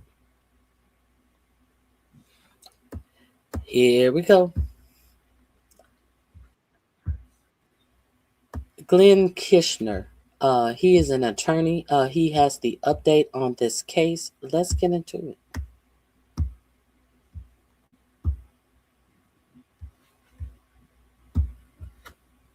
Let me share this with you. It looks like one federal judge has had just about enough of Trump DOJ lawyers who are misleading the court. Let's talk about that, because Justice Glenn Kirshner here. So friends, this legal development is pretty horrific in at least three ways. First, a DOJ attorney intentionally withheld critical information from a judge. Two, the misrepresentation resulted in a true danger to the community. And three, DHS, the Department of Homeland Security, then lied about what happened, endangering the judge herself. Let's start with the new reporting from the New York Times. And friends, just follow the bouncing ball of corruption and deceit in this story, because it is truly depraved. Headline: Judge refers Justice Department lawyer for possible discipline, calling out lack of candor. Officials withheld a detainee's overseas arrest warrant from a federal judge. When she ordered his release, they used the same information to attack her publicly. And that article begins. A federal judge said Tuesday that she was referring a Trump administration lawyer to face an investigation into potential misconduct for withholding key information from her about a case. The lawyer, Kevin M. Bolin, leads the civil division of the U.S. Attorney's Office for the District of Rhode Island. In court filings and during a hearing on Monday, Bolin acknowledged that he had failed to disclose important information to the judge about an immigrant who had been arrested and had petitioned for release. Bolin has apologized, but Judge Melissa DuBose said that the court still needed to get to the bottom of the omission. Quote, "It's the candor and the lack of candor to this court that has to be addressed," the judge said. "And it has to be fully investigated so we don't have anything like this happen again." And friends, in Donald Trump's Department of Justice, do you think anything like this might happen again? My editorial edition. The judge said the referral would be made under the court's local rules that govern disciplinary proceedings against attorneys. Cases can be heard by a single judge or all active judges, with punishments ranging from private reprimands or fines to disbarment. At an earlier hearing on Monday, Judge DuBose also discussed the possibility of sanctioning Bolin's client, the Department of Homeland Security. The dispute arose after the Department of Homeland Security last month publicly attacked Judge DuBose for ordering the migrant released from custody, despite what officials said was a murder charge that he still faces in the Dominican Republic. But the judge did not know about the international charge, and Bolin has said that before her ruling, DHS had instructed him not to inform her, not to inform the judge about the charge. The migrant, Brian Rafael Gomez, was arrested by police in Worcester, Mass. On April 4 and charged with assault and battery. He was released on bail and turned over to Immigration and Customs Enforcement. In a court filing, Bolin said he learned of the foreign murder charge, but after consulting with DHS, believed that a legitimate law enforcement reason meant he could not share that information about it with Judge DuBose.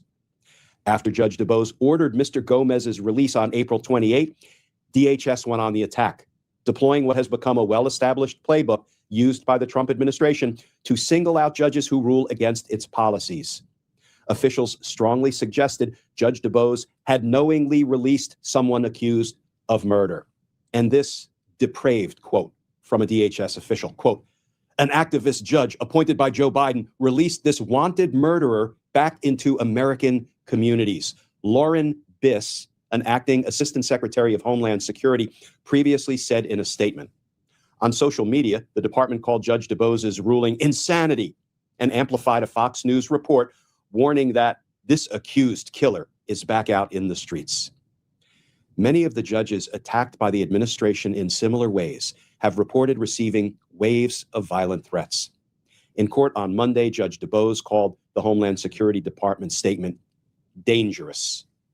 Friends, do you see the depravity of what these Trump administration officials are doing? Let's break it down. This defendant comes before Judge DuBose on a motion to be released in his case. You know what the most important issue is when a judge is considering that kind of a motion, whether to release a defendant or detain a defendant? The most important issue is dangerousness, danger to the community if the defendant is released. The second most important issue is the defendant a flight risk? Will the defendant flee to avoid, continuing to participate in his case? But make no mistake about it, the most important issue is danger to the community. And get this, the Department of Homeland Security official instructs the DOJ lawyer not to tell the judge that the defendant has a pending arrest warrant, is wanted in the DR, the Dominican Republic, for murder.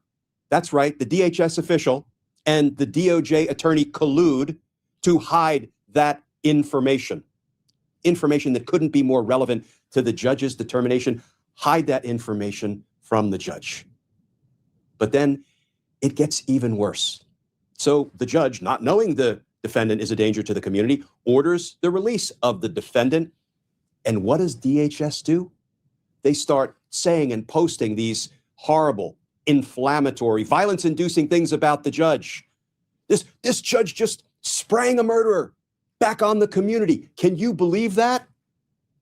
When DHS orchestrated the judge not knowing the defendant was wanted for murder. There are no words for the kind of dangerous depravity that represents. And shame on the DOJ attorney for going along with it. Now, bully for the attorney. He apologized, but you don't lie to the court. You don't deceive the court. You don't fail to inform the court of the most important piece of evidence or information the judge needs to know when deciding a motion to release a defendant. This is institutional insanity. You're intentionally setting up the community to possibly be harmed. Why? Because you want to own the judge? You want to post something about this judge being, terrible. She should be removed from the bench because, she just sprung a murderer on the community. This is institutional insanity and depravity, and it's unforgivable and it's inexcusable. And these people must be held accountable. The good news is Judge DuBose is having none of it, and she is ordering an investigation. And I am quite sure the attorney will be sanctioned. And you heard in the reporting that the judge is also considering holding DHS in contempt, as well she should, for them orchestrating this insanity. But accountability must come to these people, because justice matters. Friends, as always, please stay safe, please stay tuned, and I look forward to talking with you all again tomorrow.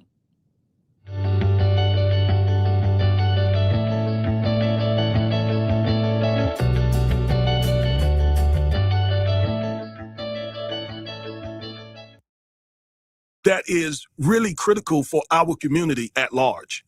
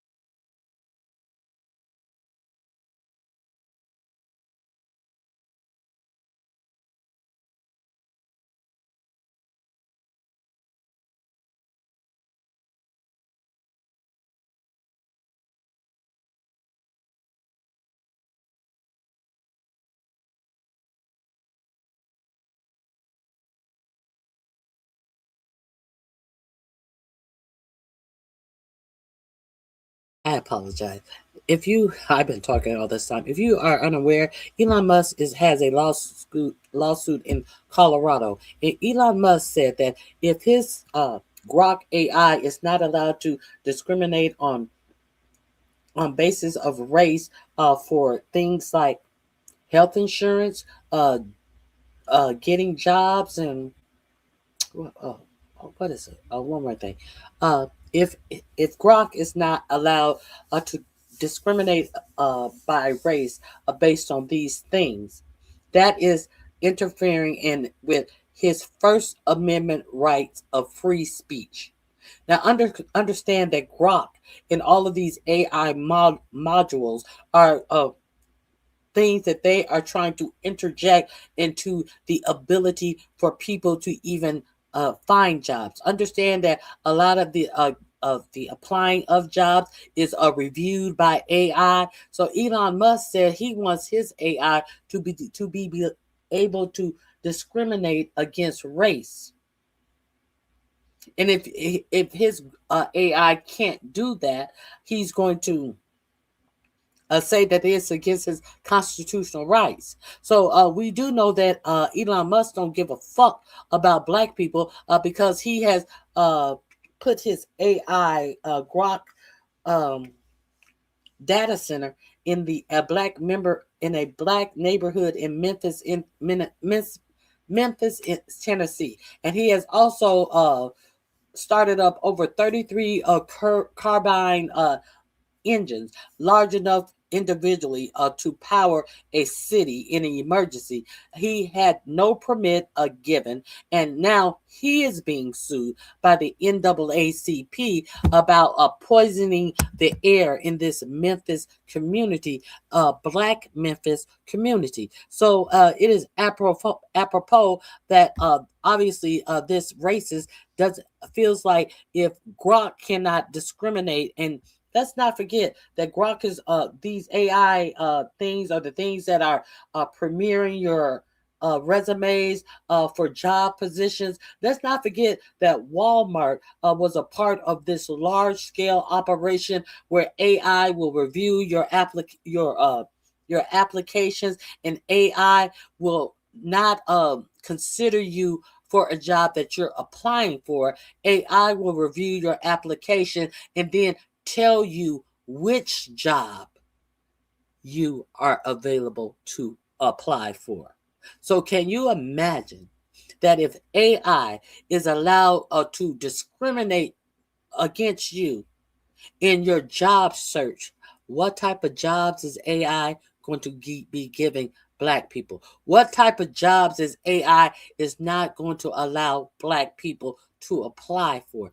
That's why this is important. I reported to you about, Walmart, the largest retailer in the U.S., was the test case for this AI that connects the job seeker with what jobs that they are able to seek for. The largest retailer in the country is the test case that they allowed them to use their information about job seekers to perfect this AI that Elon Musk wants to be able to discriminate against Black workers. Let's get into it. If you didn't know, this is why I'm telling you. Let me get the volume. Hold on 1 second. This is apropos. This is why they In Colorado's, it says why they don't want AI regulated. AI has to be fair when it decides your housing, your employment, your healthcare. That is the whole law. He sued to block it. Stadium tour in the summer, federal court in the fall. One has your attention, the other has your future. Elon Musk just told a federal judge that being forced to not discriminate against Black people violates his First Amendment rights. I'm not exaggerating. That's the actual lawsuit. Your entire attention is on a Chris Brown and Usher stadium tour right now. Meanwhile, Elon Musk is in federal court deciding whether his AI can reject you for your home, your job, and your doctor. This is why we're always missing at the table. The media pushes the concert, and while you're trying to figure out tickets you cannot afford, somebody is in federal court making decisions about your life, with or without you in the room. Same week, the NAACP sued him for running an AI data center in a Black Memphis neighborhood. No permits, hazardous chemicals, people cannot breathe. So let's be clear, he does not want you to breathe clean air at home, and he is in court right now making sure his AI can reject you for your job, your apartment, and your doctor. The law he is fighting, Colorado's. It says AI has to be fair when it decides your housing, your employment, your healthcare. That is the whole law. He sued to block it. Stadium tour in the summer, federal court in the fall. One has your attention, the other has your future. Elon Musk just told a federal judge. So, what has your attention? What has you bored? Are you bored yet? This link is in my description box under Elon Musk discrimination. Musk discrimination. Let me share with you one more thing. Hold on. Let me share with you the standout a person that I will excuse, that I am glad that went to the Met Gala. I do not believe, I think it would have been wiser for the Met Gala to have been protested, but I think that this was a in your face at the event protest of the Met Gala. This is going to be in my description box under Met Gala. Let me copy it and paste it. If you cannot see it, I'm going to drop it in the chat as well. If you cannot see this well, this is a woman. I'm not familiar with her. Excuse me if y'all know who she is. I'm going to put this in my description box under Met Gala. And we're going to talk about this. Hold on. Because I think this is noteworthy. And I am glad she at least showed up wearing a protest garment. Well, here we go. Let me drop the link in the chat as well. You can go over there and peruse it.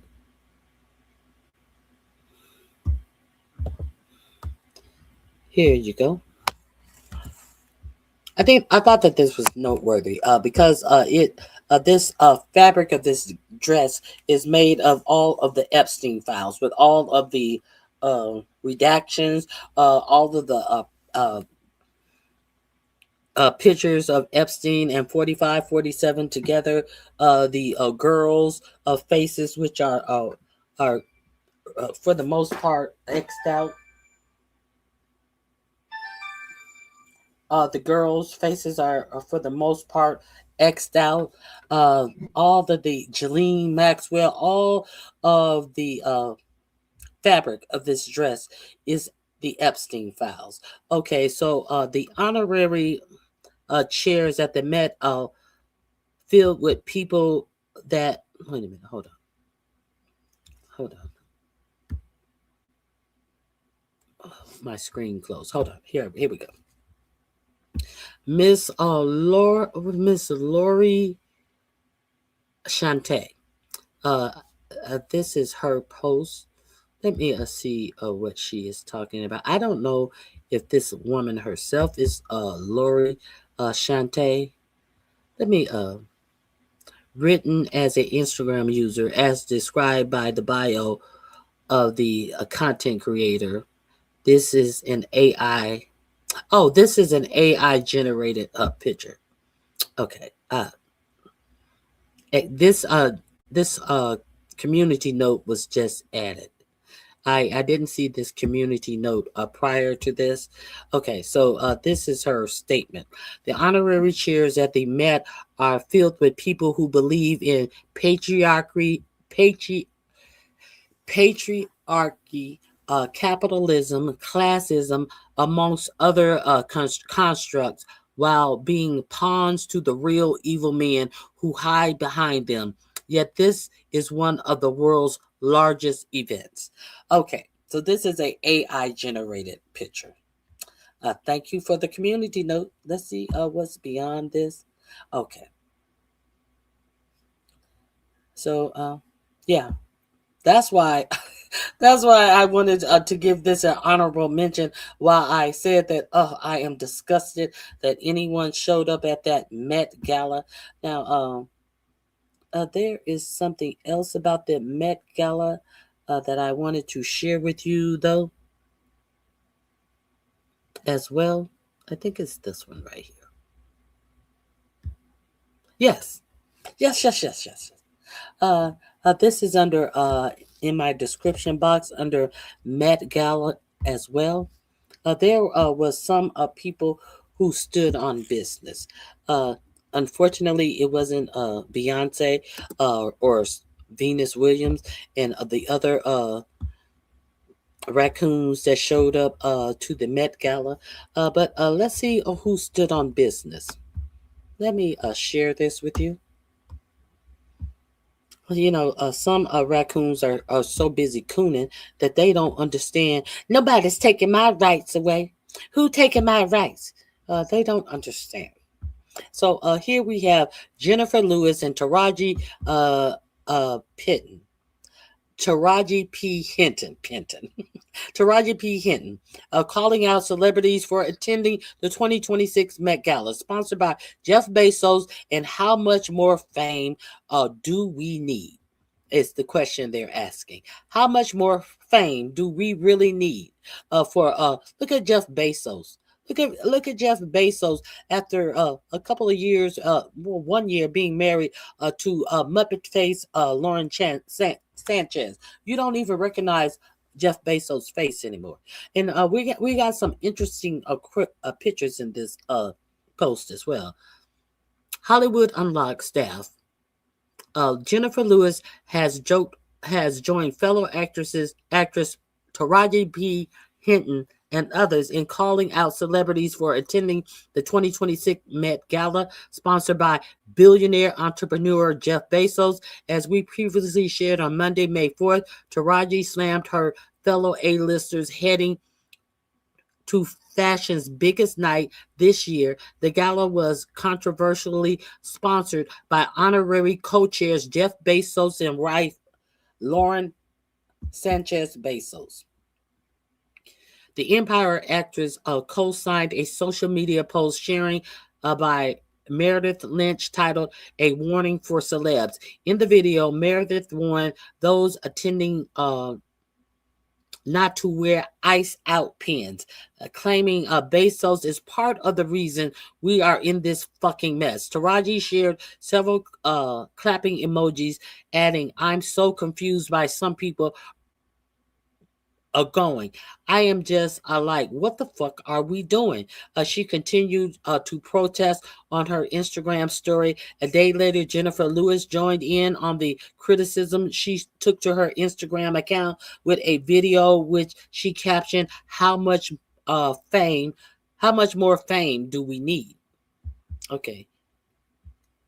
Let me see. What else? In her video, she said they cut 30,000 jobs and gutting of the Washington Post, and they showed up anyway, posturing and posing, hoping to be the most. They cut $1 billion in funding for children's nutrition, and there they are, all vying for the next position. Now, with this report that Amazon founder reportedly contributed $10 million to sponsor the gala, bought and paid for by a billionaire. Because it's the most popular event in the United States right now. So he bought his way in with a measly, portly little $10 million. Okay. To support the gala amid reports of low wages and high injury rates at his Amazon job and poor work conditions for his workers. Bezos' sponsorship also arrives after massive layoff at his warehouses and the Washington Post, of which he acquired in 2013. So let's talk about it and let's go through this, shall we? I think this is, I want to make sure. Let me add this to my description box so you can peruse it in your leisure. I've already talked about all of this. I've talked about Jeff Bezos, Amazon, the conditions of the Amazon workers. But there is something, they were also projecting different films on the, I think it was a condo, a building across from where where the red carpet for the Met was. They were projecting some films and audio, and one of the things that they projected was so apropos. Oh God, let's get into this.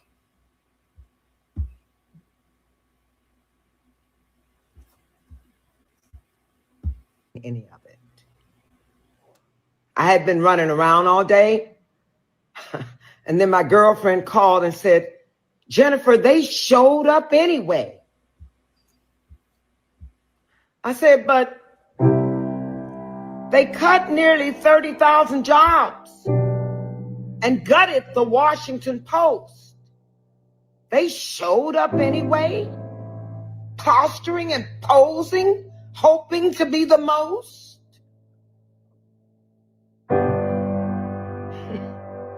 They cut $1 billion in funding for children's nutrition. And there they all were, vying for the next position.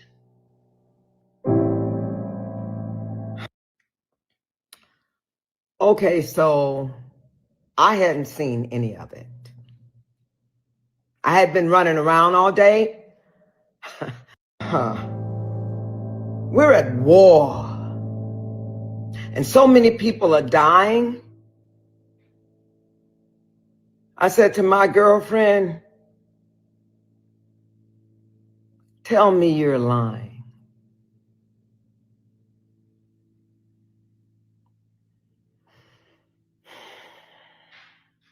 How much fame do we need, y'all? How much more fame?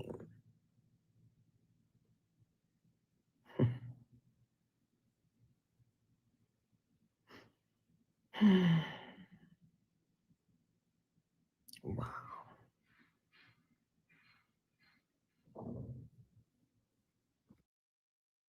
You're a celebrity and you attend the Met Gala and you wear the Ice Out pin, please note that I will be dragging you in perpetuity. You cannot wear the Ice Out pin to the Jeff Bezos backed Met Gala. Jeff Bezos is part of the reason we're in this fucking mess. Jeff Bezos supports this fucking mess. Just a friendly reminder, I know that the funds from the Met Gala go to a good cause in that the Met is a wonderful institution in New York City. But it is wild to me that this event is sponsored by Jeff Bezos, who has backed Trump, who has slashed arts funding. If you're a publicist and at the last minute you're thinking, I don't know if my client should go to the Met Gala, let this be your video. Because I got two things for Monday night. Time and opinions, baby. Time and opinions. If you're a celebrity and you attend the Met Gala and you wear the Ice Out pin, please note that I will be dragging.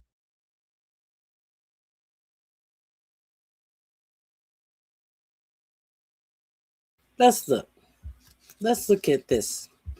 This link is in my description box under Met Gala. Jeff Bezos super yacht, $500 million super yacht. Do you see this? Are you aware of this? Immigrant workers in Amazon warehouses face precarious conditions, low wages, and high injury rates. Are you aware of this? Can you compare and contrast this? As I told you about the worker that fell out and died at Amazon work facility, and what was that worker told? What were the other workers told as that worker lay dying? Turn around and continue your work. We will take care of this. Yes. Dragging you in perpetuity. Cannot wear. I guess it's on a Okay, so save. Let me see if I can. Here it is. Here we are, right here. One more. I want to be sure while people are ruminating over things that are not going to serve them and telling you what is and is not your fight. While broke bitches are out here pretending to be such fashionistas, while they got to lay their pussy on the line for handbags and clothing, and to make you feel like they are doing the most. Let me share this with you. They're not like us. When do these people that show up for the Met Gala show up for things? I didn't see these people who showed up for the Met Gala show up for children who 45, 47 decided not to give food assistance to in the month of November, trying to make a point. Did you see these Met Gala raccoons showing up then? No, you didn't. Here we go. How much is $1 billion? The scientific reasons why Americans keep protecting billionaires and their wealth. You know what the scientific reason is? $1 billion. Does that number mean anything to you? Most people treat 1 million and 1 billion as fuzzy, synonymous. But the difference is staggering, and science tells us that it is a number that far too many people just can't process. Let me help you process it. 1 million seconds is equal to 12 days. 1 billion second is equal to 32 years. You understand now? You get it now? Being a millionaire is nothing. These people have billions, hundreds of billions, not just 1 billion, hundreds of billions of dollars, and they are paying zero taxes.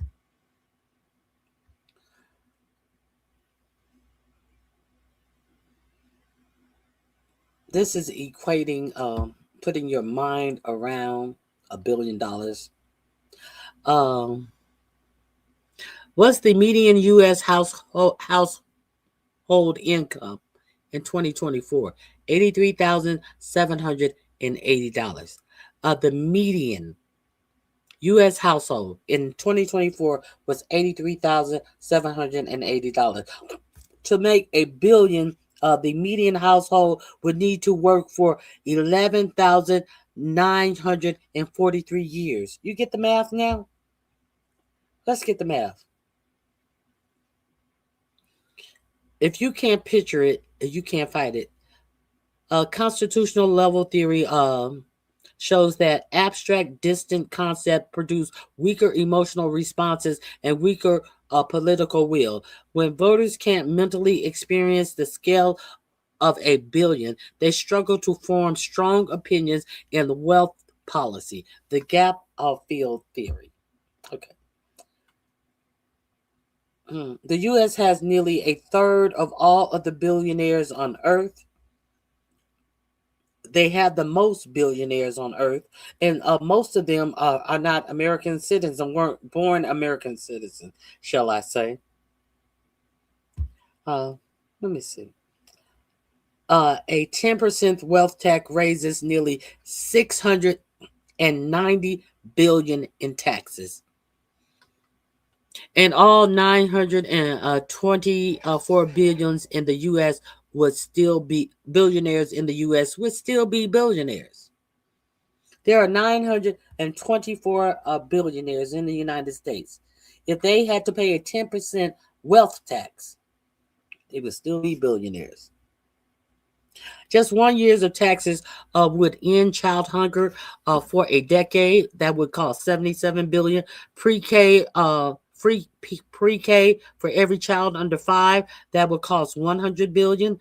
Expand affordable housing nationwide. That would be $150 billion. Cancel all medical debt in the United States. That would cost $90 billion. But for some reason, the United States doesn't have the will to tax these billionaires.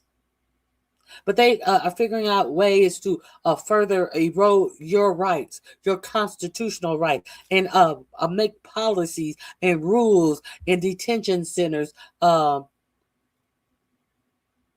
you if you disobey the rules that they have set for you. So this is in my description box. Let me see there. Let me see what else I have in my description box.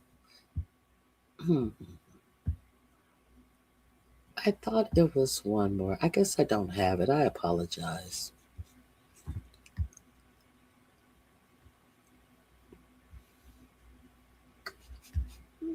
White House is holding secret meetings. It seems like they finally understood that the stuff that they are doing in this administration may get them in jail. If by chance there is a blue wave and Democrats get in power. So they are holding a little secret meetings, advising with the White House counsel, advising these people in the White House what they should do to cover your ass. Now it's cover your ass time with White House attorneys, and you're paying White House for what life will be like under a Democratic majority in the House of Representatives. Now expect mass investigations and mass. Hold on. I want to start it from the beginning. It always starts with the volume off. Let's go. Is setting in the White House as White House officials are privately holding secret meetings to prepare for what they expect to be a Democratic majority in the House of Representatives, which would mean a Democratic barrage of investigations of Donald Trump, his family members, and those inside the executive branch. According to new Washington Post reporting, these secret meetings have been held by White House counsel, who has been briefing privately executive staff members for what life will be like under a Democratic majority in the House of Representatives. Now expect mass investigations and mass subpoenas. Now, Donald Trump himself can get away with certain things, right? He has immunity, he's the president, but staff, they're not immune. Family members, they're not immune.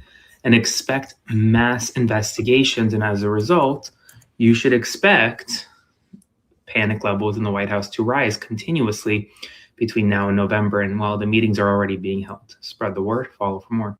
We have some big news this evening. It seems like panic is setting in the White House. That link is in my description box, just in case you didn't know. Ha ha ha. Right on budget. From free to 250 million to 18. Grab your ankles and bite down on something, folks. To 1 billion. Oh, you're talking about the ballroom? Yes, and they expect they have put it in the reconciliation bill for taxpayers to pay $1 billion. And they don't call it the ballroom. They call it the East Wing expansion and improvement project. You know, the East Wing, what he tore down. That should tell you $1 billion from 200 million to 250 to 300 to 350 to 400. It's all paid for. It's all under budget and on time. And now they're trying to sneak it in so that the taxpayer will pay for it.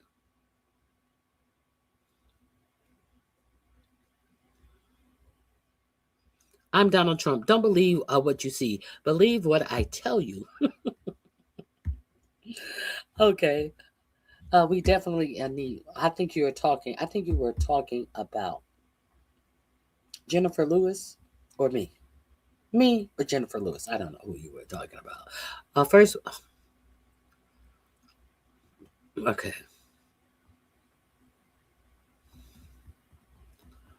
Okay. Let me I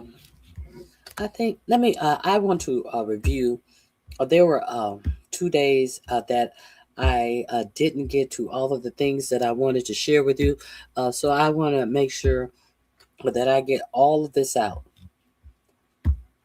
China says Joining screw us you now to to the talk about the sanctions. global economic. China says screw you to the threat that Trump is making about sanctions. Let's get into that. Economic impacts from the Iran war is Professor Richard Wolff. He is Professor of Economics Emeritus at the University of Massachusetts Amherst. He's also co-founder of Democracy at Work and host of their syndicated show, Economic Update. Great to see you, Rick. Good to see you, sir. Thank you very much, both of you. It's a pleasure to be back. Yeah, of course. So I wanted to start with this specific news item, and then we can sort of broaden out. But this seems very noteworthy I'm from gonna have China. to restart this.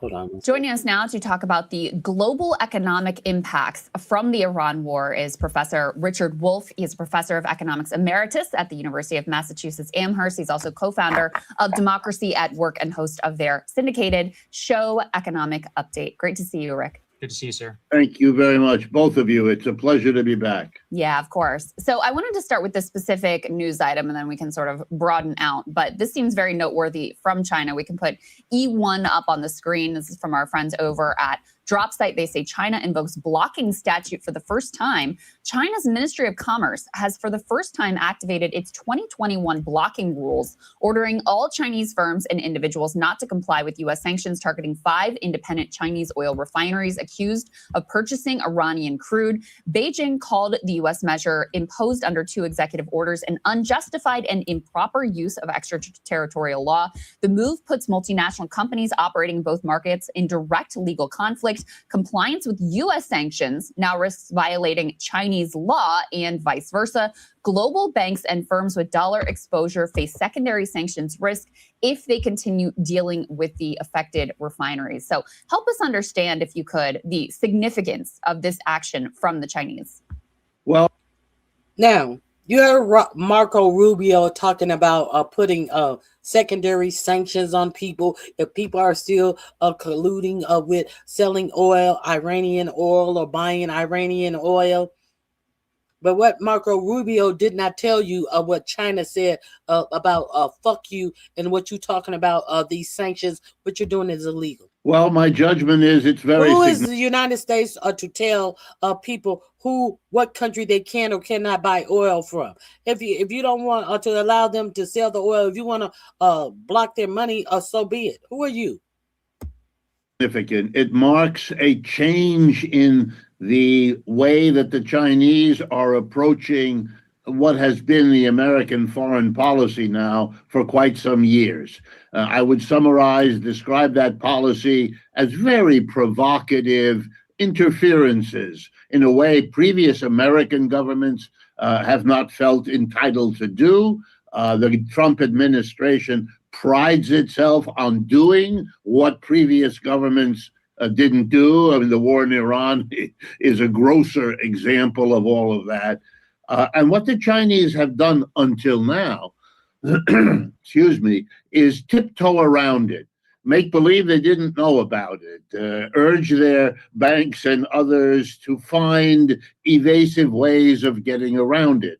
Now, that is most of the time enough. Sanctions are a very crude instrument. We have been applying sanctions as a nation, and the United States does that more than any other country on earth. Nobody else is even close. We have been applying sanctions, as folks know, on Cuba, on North Korea, on Russia for years and years and years. Sanctions and blockades. I also want you to know that if you need to know more about the BRICS, how it was created, how it has expanded, and the power that the BRICS have, go over to Richard Wolff's page. This is where I got all of the information, not all of it, but most of it. This is where I found out about the BRICS. And he breaks it down and he explains it very, very clearly. And you will know what precarious situation the United States is in, the way they have treated other countries and other world leaders. And as you hear about, or if you're paying attention, all of these other countries saying they're no longer going to trade with the U.S., you will find out how important this is to you and how you live your life. Or not. Some people are bored. years, and they have found very quickly ways around it. And so they can pretend not to notice and get around it, and no more feathers get ruffled. What the Chinese just did in the clip that you just showed us was to say, if you allow me to paraphrase our president, no more Mr. Nice Guy. We are not going to, tiptoe around you. We are simply saying to the world, no more. We, the Chinese government, will not permit our banks to be threatened in this way, to be inconvenienced, it costs a little to get around sanctions. It's not that it's free. It's a nuisance. But we're not going to allow that anymore. And we're serving notice on the whole world that this is no longer our problem. We are not alone. The Chinese going to figure out how to dance around Mr. Trump. We're, throwing down a kind of gauntlet, if you will, saying no. And so this raises enormous questions, because now the next issue is, how seriously will the Chinese government pursue any Chinese or other entity that conforms to what the United States wants and thereby violates what the Chinese just did? So we'll see. And, it's another one of these little, not so little, maneuvers around the chessboard, and we all wonder who's going to yell uncle first. Right now, I have to tell you, though, as an American economist, worked here all my life, and I'm glad about that this is embarrassing, that this is not the way international trade ought to be conducted. And it looks to the whole world, my colleagues around the world, including many that are very friendly to the United States, it really looks like a country that can't compete in the old ways, having to do it in these ways. And when you look at it that way, then the sympathy begins to move towards China as being the victim of this change. And they're all worried that they will be the next victim of the change. And it's shifting the whole world balance in ways that, if I were a policymaker, would worry me. Professor, let's zoom out more. You just spoke there about China, but what does this mean generally? You were talking there about the international trading system, U.S. dollar hegemony. Like, the basis of the American empire has really rested on its economic might, not just to compel countries, but to do business with a lot of these countries. When you combine this with the current Iran situation and the level of damage U.S. consumers are taking, for example, let's put the gas price up here now on the screen. We currently have it at $4.44 or about $4.45 a gallon at the national average, over $6 a gallon in the state of California. So we're punishing our own domestic economy. We're also doing, kind of like you said, embarrassing ourselves on the international front. Some sort of new order will emerge from this. What's that going to look like? And how's that going to affect us all? Well, things are going very, very fast, and they're going downhill for the dollar. Yeah. I don't want to be misunderstood. The dollar is still the most important global currency, but it is nowhere near as powerful, as dominant as it once was. So comforting yourself by saying, well, over 50% of the central banks of the world keep their reserve to back up their own currency in dollars, true enough, but it used to be 80%. Right. And that is a sea change in terms of what is counted as secure. We just crossed a milestone a few days ago when our national debt exceeds our GDP. That's a usual warning sign. But to whom is it a warning? To the people who lend to the United States, countries, companies, banks, Americans, foreigners. They all now have to ask a question: is this declining role of the dollar something that ought to make me either stop lending to the United States the way we've been doing for the last 30 years, or lend but demand much higher interest payments to compensate for the rising risk of the number one debtor country in the world? And now let me add to that Iran. The Gulf countries, the half dozen countries out there, Kuwait, United Arab Emirates, all of that, they have taken a shellacking in this war. Americans don't perhaps grasp it, but the Iranians have been extraordinarily successful, far beyond anything that any of us foresaw, in damaging American bases in those countries, damaging gas and oil facilities in those countries. Those are all key players in what's called the petrodollar system. The fact that for many years, oil was priced in dollars, requiring everybody anywhere in the world to have dollars. Wonderful for our country, because everybody has to get their hands on dollars. And if they have dollars and hold them, the nicest way to hold them is to lend them to the American government, because you get interest when you hold your dollar that way. Well, let me just give you a footnote as a strategist. If the United States had to fight the wars in Vietnam, Afghanistan, Iraq, or anywhere else with money taxed from the American people to pay for the war, the opposition to those wars would have been greater than anything we can imagine for obvious reasons. Instead, the whole world lent us the money with which we could fight those wars without taxing our people. We could use the borrowed money. And if you want to really understand the craziness of this, the Chinese, who are major lenders to the United States, because they sell us so much stuff and get so many dollars that they then hold as treasury securities, that the Chinese government, on the other side of every one of those wars, was helping the U.S. pay for the war against which the Chinese were fighting. But the craziness of our global economic system makes those things happen. And right now, they are happening to diminish the standing of the dollar. And while it hasn't yet hit us, it will. And if you want a taste of where it's going, then you just have to look at Europe. Europe is a kind of basket case now of where we are going. We're not yet there. We have advantages in this country the Europeans don't have.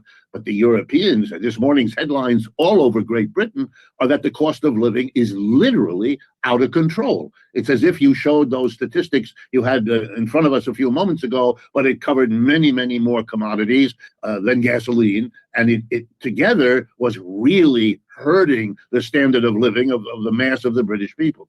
So let's talk a little bit about who is going to cry uncle here, because right now the Iran war is predominantly being engaged as economic warfare. There are some indications this morning we may be going back to hot kinetic warfare, but as of right now, it's predominantly economic warfare. You can put this next element up on the screen. This is gas prices. This is the way most Americans will interact with the war.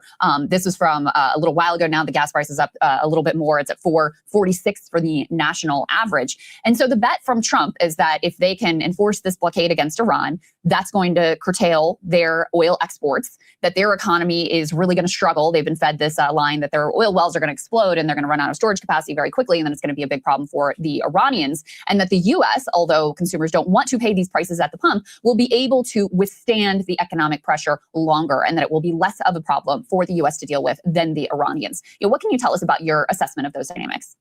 Well, it's a little bit like a problem I had teaching mathematics. The odds are that there's an immense array of possible outcomes. I mean, the more we use our imaginations, we human beings, the more we can foresee it could go this way, it could go that way, and all of that's true. But the job of the brain is to try to focus in on what are the most likely, because you can't prepare for everything, and you have to make choices, and so you do. And we live in a country whose leadership, I'm talking now about the Trump people, has been systematically hostile to other forms of energy and systematically favoring oil, fossil fuels, gas, all of that. The problem is when you do that and you then give to places like Iran a weapon they didn't have before, you really can't be claiming surprise if they use the weapon.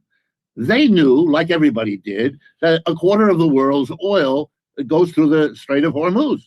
They can't possibly fight the United States on a military basis. They're an infinitely poorer country, not to mention smaller and all the rest. Mm-hmm. So they either have to come up with some other kind of weapon, or they're not going to be able to pull off anything in this situation. They'll have to do what Mr. Trump says. They figured it out. He emphasizes oil and gas, and they can control effectively the price of that.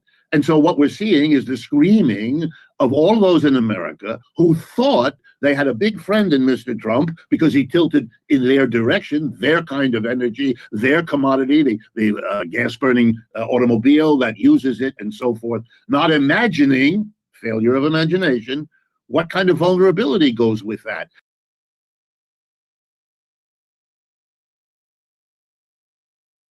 What kind of jobs that were lost with him? Oh, those windmills. Oh, we hate those windmills. This link is in my description box. We're gonna drill, baby, drill. Let's get back to the Epstein files.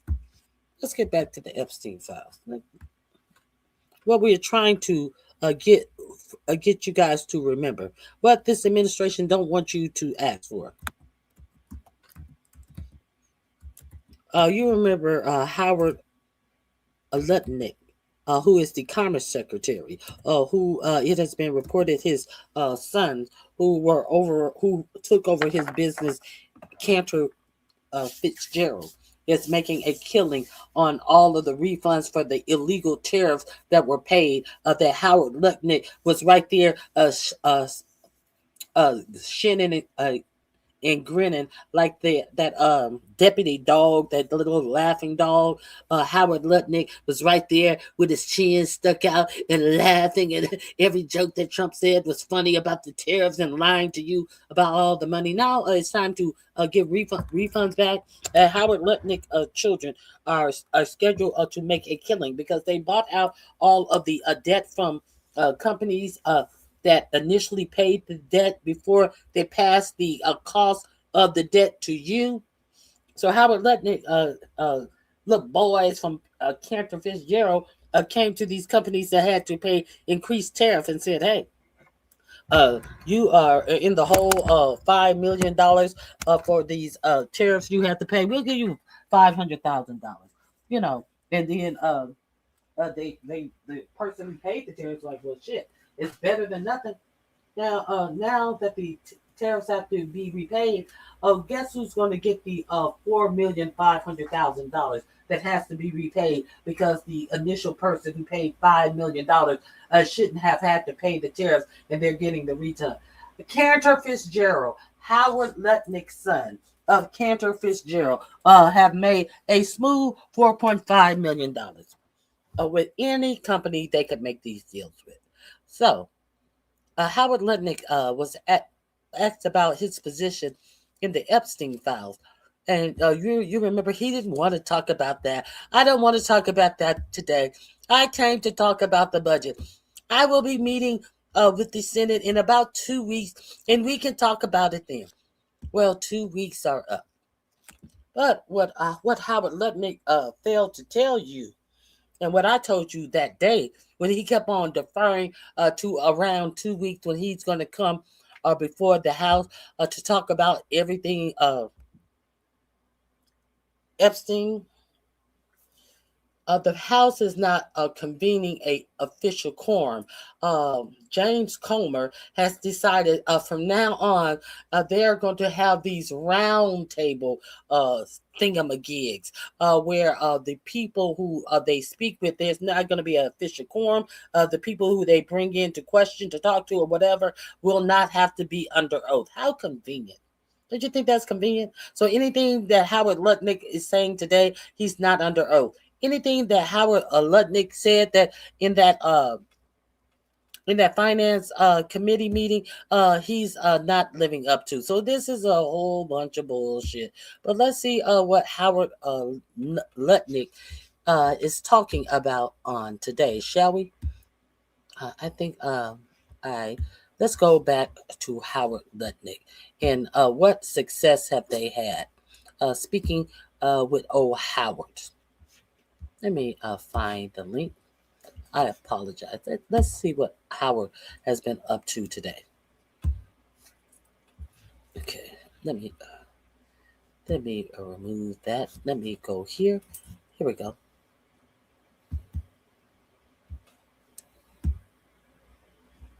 Howard the Ass Clown.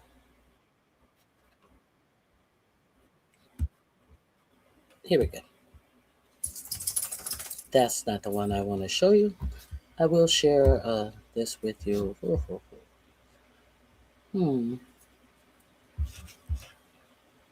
That is not the one. I want to go here. Let's go here. Let's see what Howard Lutnick is up to.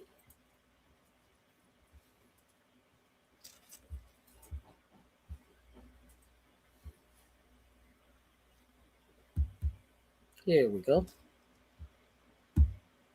He then admitted that he was in the room with Jeffrey Epstein. I had to ask him whether he and I were in the same room just now because I couldn't understand his meaning of we were in the same room together. And then he said that Jeffrey Epstein was a sick man, that he would never want to be in the room with him again. Yet he was in the room with him again when he visited his island where Jeffrey Epstein raped women underage women, and he brought his kids and his friends with him to that island when he met with Jeffrey Epstein. He said he never met with Jeffrey Epstein again. Obviously, they're not allowing cameras in the committee because all we're getting is people speaking outside of where they're having this round table with Howard Lutnick. I hope some footage comes out about it. We are unable to hear or see the questioning as it happens live as of right now. So let's continue. This will be under Epstein files. Again, socially, yet he admits that that was a social visit to his island. And so he was clearly being dishonest. He was clearly being evasive. And finally, he doesn't remember why he went to Jeffrey Epstein's island, which is also mind-boggling. He somehow remembers going to the island after pictures surfaced of him being at the island, but he doesn't remember why he went to the island. And we had the emails. That's why we found out he was at the island. This is absolutely absurd, and he should resign. Good afternoon, Congresswoman Ansari from Arizona's 3rd District. After what we have seen so far in this transcribed interview, I feel very comfortable saying that Howard Lutnick is a pathological liar who is enabling the most egregious cover-up in American history. We have now gone through the timeline of events with him in detail, an excruciating detail, from when they met in 2005. This is Howard Lutnick and his wife meeting Jeffrey Epstein. He described it himself in great detail on a podcast last year where he said that they went to his home, they took a tour, and allegedly were so uncomfortable after seeing the massage tables in Jeffrey Epstein's home that Howard Lutnick went on this podcast to tell the American people that he himself, and my colleagues referenced the definitions he tried to change of what he meant there, but he said that he would never socially or professionally be involved or be in a room with Jeffrey Epstein again. Then in 2012, he took his family and his staff to Jeffrey Epstein's island. I focus my questions today on how he could have done that if him and his wife were truly so uncomfortable, especially when in 2008, we know that Jeffrey Epstein was accused and the sweetheart deal took place for soliciting a minor. Howard Lutnick tried to tell us in that room that he essentially didn't know any of that. I asked him, how did I, as a child at the time, see this all over the media about Jeffrey Epstein, and you, an adult who was this person's neighbor who had engaged with him before, how could you possibly not have known? I mean, the level of the lies that are taking place inside that room without video is unbelievable and part of this egregious cover-up. I recommend that every single American, when this interview is released, read the document in full. You will see Howard Lutnick use phrases like how it's inexplicable and unsettling that he went to the island. That's how he defines it himself. It's inexplicable how this happened. He also tries to define all of their interactions as quote unquote meaningless and inconsequential. I think he's used those terms about 20 times so far and continues to use them. So I will just end by saying that there are real victims here. There are potentially over 1,000 women who were abused and raped when they were children.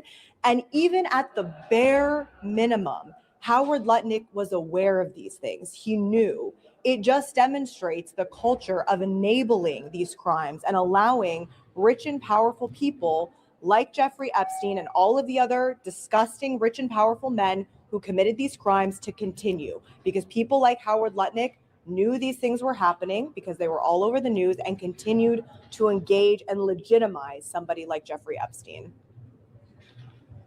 Earlier today, Chairman Comer said that he hadn't seen any evidence of wrongdoing by Secretary Lutnick. And that's actually the problem with the Trump administration, this Republican majority in Congress, because lying to the American people is wrongdoing.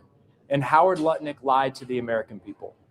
I hope today that we would have heard some remorse, some contrition from Secretary Lutnick for flat out lying to the American people. Instead, what we've heard thus far is hours of testimony where he's attempting to redefine the meaning of the word I. He claims that when he said, I would never be in a room again with Jeffrey Epstein, he meant only him and Jeffrey Epstein. Epstein was so gross to him, so disgusting, that he wasn't willing to be in a room with him, but he was perfectly okay with his wife and family being in a room with Epstein. He's lying. And today's transcribed interview is part of the ongoing cover-up, because the American people deserve to see the video of what's taking place in there. They deserve to see the sweat on the secretary's brow as he struggles to answer basic questions about his lies to the American people. So we're going to continue to listen and ask tough questions, but unfortunately it appears that Secretary Lutnick is not going to take any responsibility for lying to the American people today. Can you explain for just a moment, when you talked about the trip, and I'm happy to ask this to interview, can you explain for a moment when they took the trip on the boat? And you're saying that he's saying, oh, we were okay doing that, but he didn't want to be in the same room with him. Characterize what his remarks were, his response. He said, wait a minute, isn't this inconsistent with this travel if you're uncomfortable with being with this person? We asked him over and over again, oh, why did you go to the island? He says he doesn't remember, that it was inexplicable, and he simply didn't know how to answer the question at that point. Right.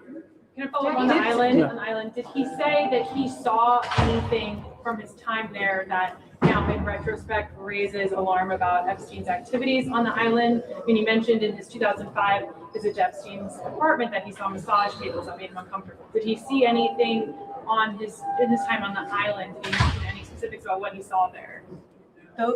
Those questions were specifically asked by the majority during the first hour, and he said no to all of it. And also, it's important to note, he could remember nothing about the visit to the island. Couldn't remember why he was there. Couldn't remember anything he saw. Apparently, he could remember in great detail the 2005 visit to the townhouse and the massage tables that were there.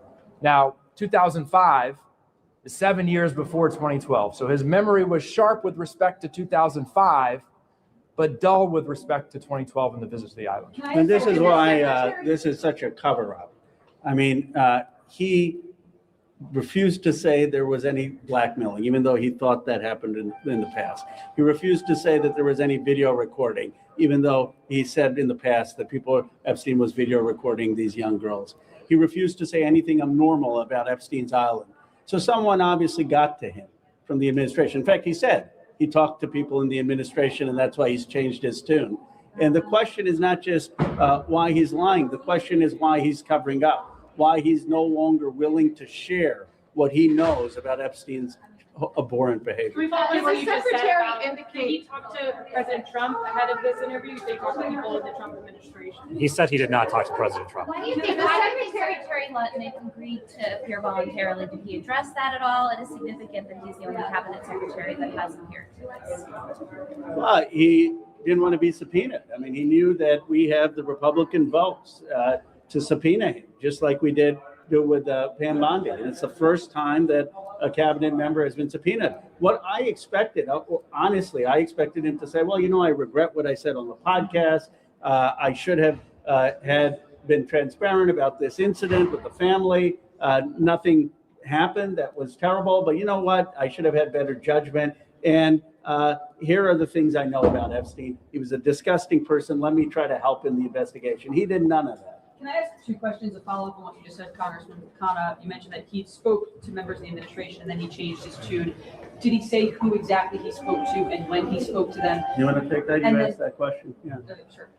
He could not recall who he spoke to in the administration. It's also important to note he was asked by a number of us if he spoke to President Trump about today's testimony, and he refused to answer that question. He did say he didn't speak to President Trump or Donald Trump when he was not president, but he would not answer the question as to whether he spoke to President Trump about today's testimony. And then secondly, the secretary had told you guys that he found the invitation to the island to be unsettling. How his assistant knew that he was in the U.S. Virgin Islands. Did he talk about why he accepted an unsettling invitation?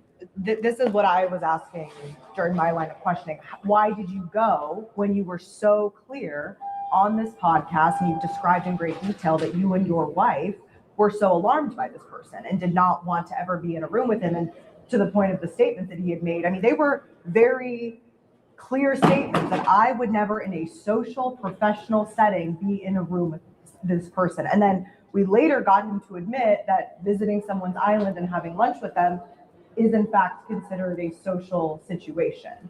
And so no, he would not. And I find that extremely unbelievable. I mean, I think of all of the depositions that we have done so far, I find Howard Lutnick to be the least credible with the way that he just refuses to acknowledge how misleading his statements were. I mean, quite frankly, he lied in the podcast, but he refuses to acknowledge that. He still is trying to stand by the fact that he was truthful in those statements. Behind you, did the secretary, I haven't gotten a question yet, sorry. Did the secretary indicate whether or not he had any business dealings with Jeffrey Epstein, and more specifically, whether they invested in the same company? Yeah, the Republicans asked that in the first hour. He did admit that a subsidiary of his company was invested in a company that Jeffrey Epstein was invested in as well.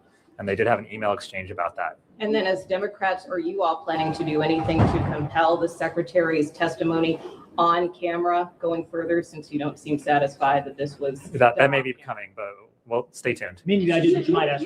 Chairman, you inquired as to whether, sorry, I haven't, Go ahead. if I could go, thank you. You said that you believe that he's covering up. Do you have any indication, or in your questioning, were you able to zero in, or perhaps you've seen in the documents, who you believe he's covering up for and how extensive that cover up is? I think he's covering up for the administration. And let me give the exact exchange that, and Representative Walkinshaw can elaborate on it because he really drilled down on it. First, Secretary Lutnick said on the podcast that there was blackmail going on, right? Then he says to my inquiry, well, no, I was just speculating. I said, well, what was your basis for speculating? Well, I didn't have any basis. I take it back. You know, it seems like this is the administration's modus operandi, just speculate with no basis. But here he's saying, okay, I take it back. So then I said, well, why did you take it back? Well, I talked to administration officials. Then Representative Walkinshaw asked him, well, who did you talk to? And he says, well, no, I just learned about this in public. I didn't talk to the administration officials. Well, Massey and I have been doing this, and all of us have been doing this for months. I've never seen a single public statement that there was no blackmail. So the question is, why is he changing his tune? Who is getting to him in the administration to basically have him say nothing was wrong? Let's move on. That's what he was saying. That's right. No, I think you nailed it. That's good. Representative Khan, the Justice Department last July said that there was no blackmail in its memo. So why do you keep saying that there was no blackmail said by the administration? We have not. We have not. That is not what the survivors believe. That is not what the testimony has been of other individuals. And there has not been investigation of people like Les Wexner or people like Leon Black and many other people. That's why we're calling for investigations. And he certainly did not reference that memorandum. If Democrats win the midterms, what changes with regard, if this investigation is continuing, what do you see changes with regard to this investigation and how you get more answers should the Democrats win? Well, for starters, these interviews are going to be on video, and we're going to make sure that the American people get to see what we got to saw as legislators today. We're going to be completely transparent and honest when it comes to this investigation. So to be clear, you're going to try to have him come in again and try to maybe do this under a subpoena, which would I didn't say. I said generally that we're going to make sure that these types of interviews are on video and that the American people get to see them. Just in the future. I'm not ruling out him again. I'm just saying generally. Can we get your reaction on something else? On the other investigation dealing with the DC and the investigation with the police department. 9 officers have now been put on leave or an investigation. Just want to get your thoughts on that investigation and where we're at on it. That's a great question for another day. I think that was the last question. Well, I just wanted to see what. Thank you. That was good. Chicken shit, man.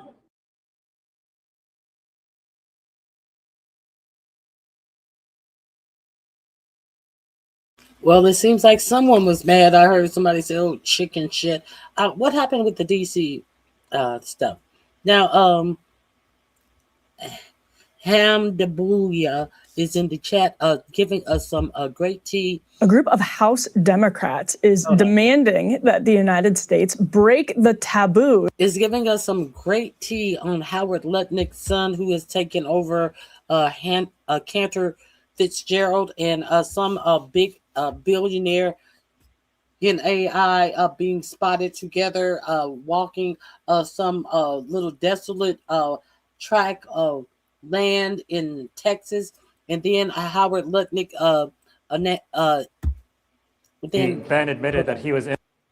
We have some big Epstein news. There has been a breakthrough where an Epstein victim says that she has tapes of Donald Trump doing things that will force him to resign. And there must be something in the air, because Marjorie Taylor Greene came out and exposed the truth about Donald Trump and Epstein. And House Republicans are considering giving Ghislaine Maxwell clemency. I think all of these things are related. Let's get to Marjorie Taylor Greene first, who went viral for this speech she made about Donald Trump and how he reacted to her trying to get to the truth about Epstein. So, wow. When we started talking about releasing the Epstein files, I'm like, this is a no-brainer. President Trump will just roll them out on a big cart himself. Stacks and stacks and stacks of the Epstein files, because obviously Bill Clinton is all in there and Hillary Clinton. That's what I had been told all along, right? Well, it was the most shocking thing when I sat in a conference meeting and I learned that the president didn't want to release the Epstein files. I was like, what? Yeah, come to find out, he was very much against it. So we kept on trying and kept on talking about it. And then the president told Mike Johnson, no, do not bring that resolution to the floor for a vote. He told the Rules Committee, and Johnson told the Rules Committee, no, you will not mark up any bill in the Rules Committee that will allow the Epstein files to be released. And the resistance built and built and built. He told Pam Bondi, don't release the Epstein files. He told everybody, don't release the Epstein files. So we persisted because that's what we promised. That's what we campaigned on, transparency and accountability, especially to pedophiles. How is that complicated? So it got to be such a gigantic amount of resistance coming from the president and the speaker and everyone, the DOJ. I said, fine, I'll do the unthinkable. I'll go over there and I'll sign my name on a discharge petition that all the Democrats are signing their name on. Talk about crossing the aisle. Me, a general in the MAGA army, crossing over to sign my name with a bunch of Democrats. Yeah, I did. Because women were raped when they were 16 and 14 years old. And he was a convicted pedophile, and we knew there were many with him. So I signed my name on the discharge petition. Oh, did I get my name on the naughty list then? Let me tell you. That became a real issue at the White House. Well, I'll never forget it. I was in my office in the Rayburn building, and I got a phone call from the president. And he was at the White House, and he wanted to talk to me about the discharge petition that I'd signed my name on. And he said, Marjorie, you're going to have to take your name off that discharge petition. We can't let, this is a hoax. We can't carry this. This is a hoax. It's a Democrat hoax. And we've got to just put this away and stop doing this. And he said, my friends are going to get hurt. He said his friends would get hurt if we released the Epstein files. Marjorie Taylor Greene went on and said this about being threatened by the president. I sent him to all these people. I got no response from Susie Wiles. None. And she's a mother and a grandmother and a woman. I got no response from James Blair because he only cares about making money on campaigns. I did hear from Kash Patel. He said on it, but I haven't heard from him since. I don't know what he's on.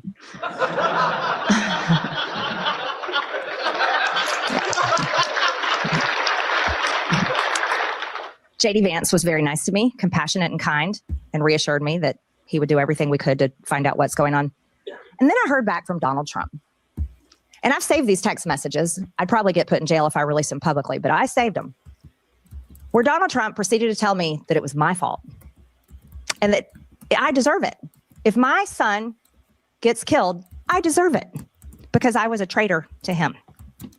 That is our president of the United States.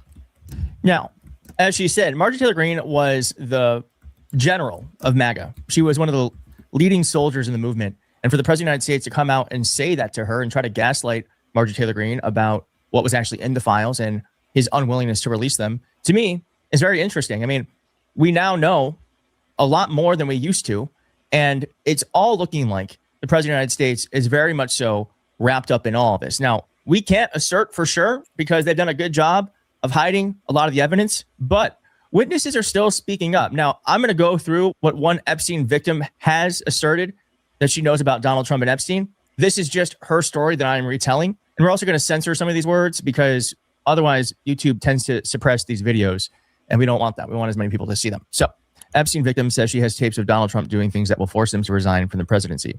Jeffrey Epstein kept blackmail videos that showed Donald Trump having with many girls supplied by him, according to the latest bombshell claims in newly unsealed court documents. And the latest dump of papers made public last year are emails sent by Epstein victim Sarah Ransom to columnist Maureen Callahan in 2016. At the time, Callahan worked for the New York Post and was reporting on Epstein. Ransom claimed in those emails that Trump had sex with many girls, including a friend of hers who is not named, who she says also slept with Bill Clinton and Virgin billionaire Richard Branson. In 2016 email, Epstein victim Sarah Ransom told Maureen Callahan that her friend had sex with Trump, Clinton, and Richard Branson. She claimed Epstein took videos of the encounters that she had seen the footage. And here's actual evidence from that email. Saying here, when my friend had with Clinton, Prince Andrew, and Richard Branson's tapes were in fact filmed on each separate occasion by Jeffrey. Thank God she managed to get a hold of some footage of the film tapes, which clearly identify the faces of Clinton, Prince Andrew, and Branson having course with her. Frustratingly enough, Epstein was not seen in any of the footage, but he was clever like that. Now, Ransom also claimed that Trump did this stuff during sex. I cannot say this out loud. I'm going to leave a screenshot here for you. We are going to put it up for a moment. Perhaps if you want to pause.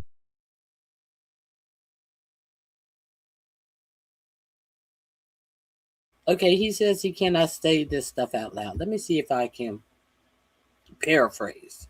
Donald Trump, taking his finger back and forth and, flickering and, suckling on her nipples until they were raw. One evening when we were showering together, she showed me her nipples. They looked incredibly painful as they were red, swollen, and I remember wincing when I looked at them. I also know that she had adult relationships with Trump at Jeffrey's New York City mansion on regular occasions. As I once met Jeffrey for coffee just before she was going to meet Trump and Epstein together at his mansion. Pause and read this, please go ahead. But if I read this out loud, I do feel like YouTube would delete the actual video. So we're just going to leave this up here for a second. It's disgusting. It's not unlike other things that we've heard asserted that Donald Trump has done. And it's just another, to me, evidence point that there's something going on here with him, with Trump and Epstein. Now, Michael Wolff actually came out just yesterday. So there's been a huge movement in this story. And here's what he'd say about Ghislaine Maxwell and Trump. And as I said, Republicans in the House may be moving forward with some sort of clemency for Ghislaine after this came out. Now, this is a key issue right now in the way the White House is looking at the Epstein scandal. The fear is that Ghislaine Maxwell can tie Donald Trump to the details of what Trump and Epstein called the Pussy Committee. The Pussy Committee consisted of Trump and Epstein in their efforts to get girls for Prince Andrew.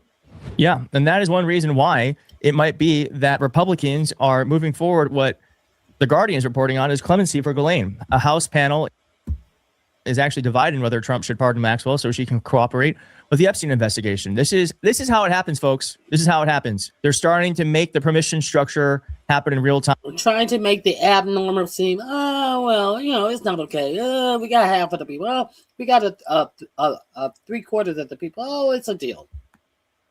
Recent reporting that a pardon for Maxwell is now being discussed supportively in some circles, however, has highlighted how Epstein and Maxwell remain a political minefield for Republicans and Donald Trump while presenting yet another blow to survivors' fight for transparency. News broke in late April that representatives on the House Oversight and Government Reform Committee had split opinions on whether the president should pardon the convicted trafficker Maxwell so she could cooperate with their investigation into Epstein. Said one person, any talk of clemency of Ghislaine Maxwell in exchange for testimony turns justice on its head. It risks rewarding the very person who helped enable abuse. And it says here, too, that while Congress has no power to grant a pardon, even entertaining that conversation signals to victims that their suffering is still being treated as secondary to political strategy. Justice should never be transactional when it comes to crimes of this magnitude. And this to me, all of this to me is like, they want a story like this out here. They want this story out here. Why? Because we're past the point of being like, of course he shouldn't do it. They're serving up a narrative of like, oh, they're debating, like as if like there's anything to debate. So it moves. Yeah, they're trying to make you, oh, well, you know, when you look at it this way, understand that this woman had a trial and was convicted, and they put her in a soft prison based upon her interview with Todd Blanche. And we're going to get into Todd Blanche. This link is in my description box under Epstein Files. I'm just totally disgusted by this whole administration. Let me make sure. Let me make sure there is. Here we go. More about this corrupt. Donald Trump and his weaponized Department of Justice are freaking out that there are multiple whistleblowers who continue to leak information to Democrats in the House of Representatives and to the press about the conduct of Donald Trump's weaponized DOJ. They're trying to find who these so-called leakers are versus actual. We have some big Epstein news. There has been a breakthrough where Donald Trump and his weaponized Department of Justice are freaking out that there deeply frivolous involving the Trump regime prosecuting the Southern Poverty Law Center in Alabama. We believe this entire prosecution is tainted by grand jury misconduct, as the Southern Poverty Law Center has raised numerous red flags in a court filing to a federal judge saying that numerous false statements about their involvement with confidential informants have already been made in the underlying pleadings and in public that are just very easy to rebut. For example, Donald Trump's Department of Justice says the SPLC, the Southern Poverty Law Center, never informed the FBI, local police, or the Department of Justice about paying local confidential informants in various situations about these payments or about the fact that the Southern Poverty Law Center was involved in an informant program in order to determine extremist groups that could be involved or were involved in very violent acts. And the SPLC says, what are you talking about? Like, we've literally worked with the prosecutors who are bringing this criminal case against us for over a decade. For decades, we've been working with you as your like partners in this, whether it's like informal partners or whatever. But what do you mean? We've given you this information. We've prepared dossiers for you that have led to criminal prosecutions. And same thing with the FBI, same thing with local police. And before you went to the grand jury, when we became aware we were potentially targets of a frivolous criminal case, we then provided you with information again that showed you our program worked hand in hand with you. And so a whistleblower, though, went to Democratic Congressmember Jamie Raskin and informed Congressmember Raskin and other Democrats, because they're the only people who are going to listen to these whistleblowers at this point, that there seems to have been a rushed indictment of SPLC. And this was part of a broader plan that Attorney General Todd Blanche, or Acting Attorney General Todd Blanche, wanted to endear himself to Donald Trump, to try to become the Attorney General after Pam Bondi was fired. This is the article from MS Now. It talks about this whistleblower letter. DOJ rushed indictment of SPLC, according to whistleblower reports, after a whistleblower expressed concerns about the strength of the case against these civil rights organizations. Member of Congress have questions for prosecutors. A senior Trump administration Justice Department official ordered federal prosecutors in Alabama to rush through a controversial indictment of the Southern Poverty Law Center, despite concerns about the strength of the case, according to a description of a whistleblower account obtained by MS Now. Congressmember Raskin, a ranking Democrat on the House Judiciary Committee, and Representative Mary Gay Scanlon, ranking Democrat on the subcommittee on the Constitution and Limited Government, described the whistleblower allegations in a letter sent Thursday to Kevin Davidson, the acting U.S. Attorney for the Middle District of Alabama. According to whistleblower information provided to this committee, Associate Deputy Attorney General Singh ordered your office, the U.S. Attorney's Office for the Middle District of Alabama, to rush through the indictment of the SPLC, despite serious concerns about the strength of the case. The letter said the letter asks Davidson to turn over records regarding his use of SPLC informants and information in criminal or civil matters from 1996 through 2026, as well as all communications, including emails, phone calls, and text messages among his office, among the top DOJ official Singh, who's very close to the Trump regime and has a high position at the DOJ, Justice Department leadership, and others from January 2025 concerning the investigation and indictment of the SPLC. And we've heard from current and former kind of Trump loyalists at the DOJ that they believe that this is part of the deep state whistleblower community that is working from within to undermine the Trump federal prosecutions, when in fact, the Trump federal prosecutions undermine themselves by being part of a weaponized plan to grab headlines and capture a media cycle, but then quickly fall apart. I mean, y'all remember when Don Lemon was prosecuted?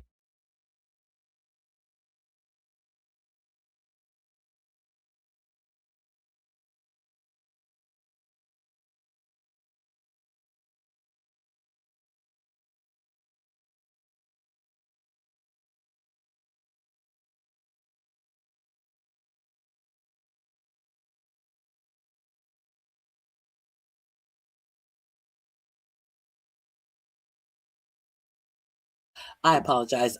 Yes, we remember. Don Lemon being prosecuted. There's breaking news right now that the Democratic senator in Virginia, who said that Virginia should play the game that Texas are playing, and they should call for redistricting.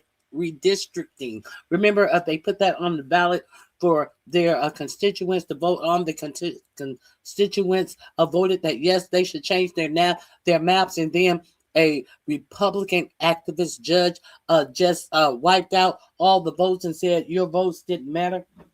Well, guess what's going on now with the Democrat senator who said that we should play their game.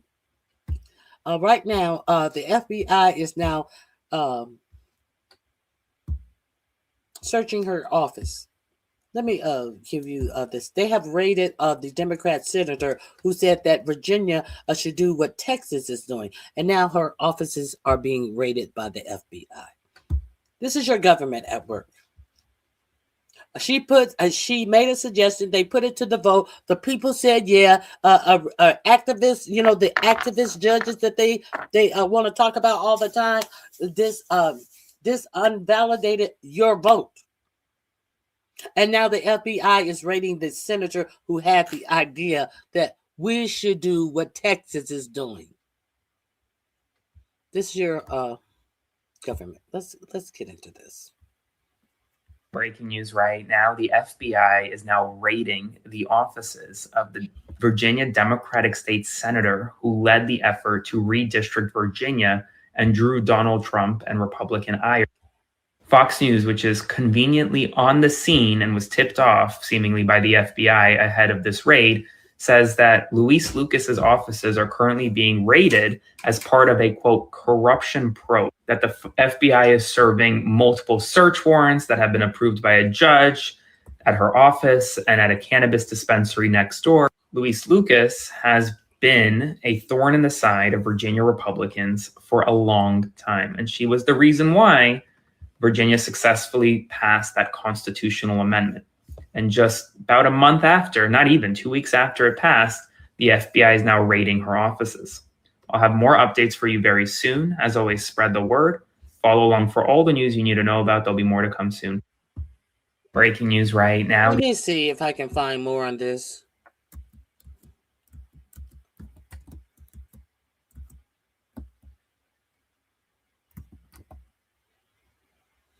Let me see.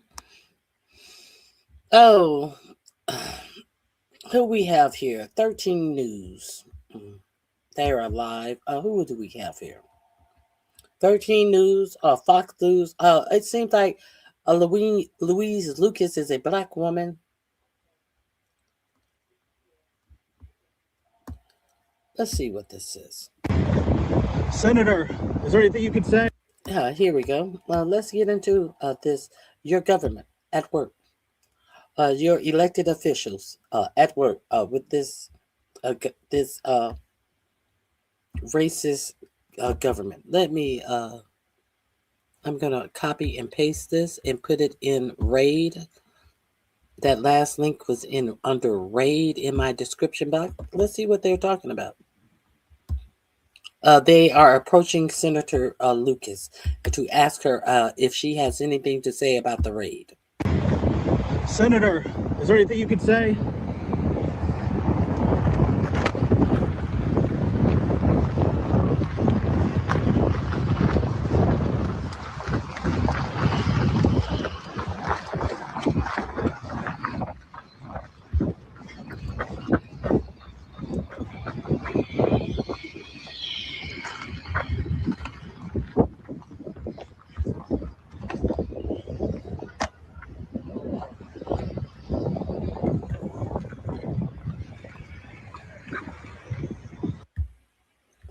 Well, it doesn't look like she has anything to say.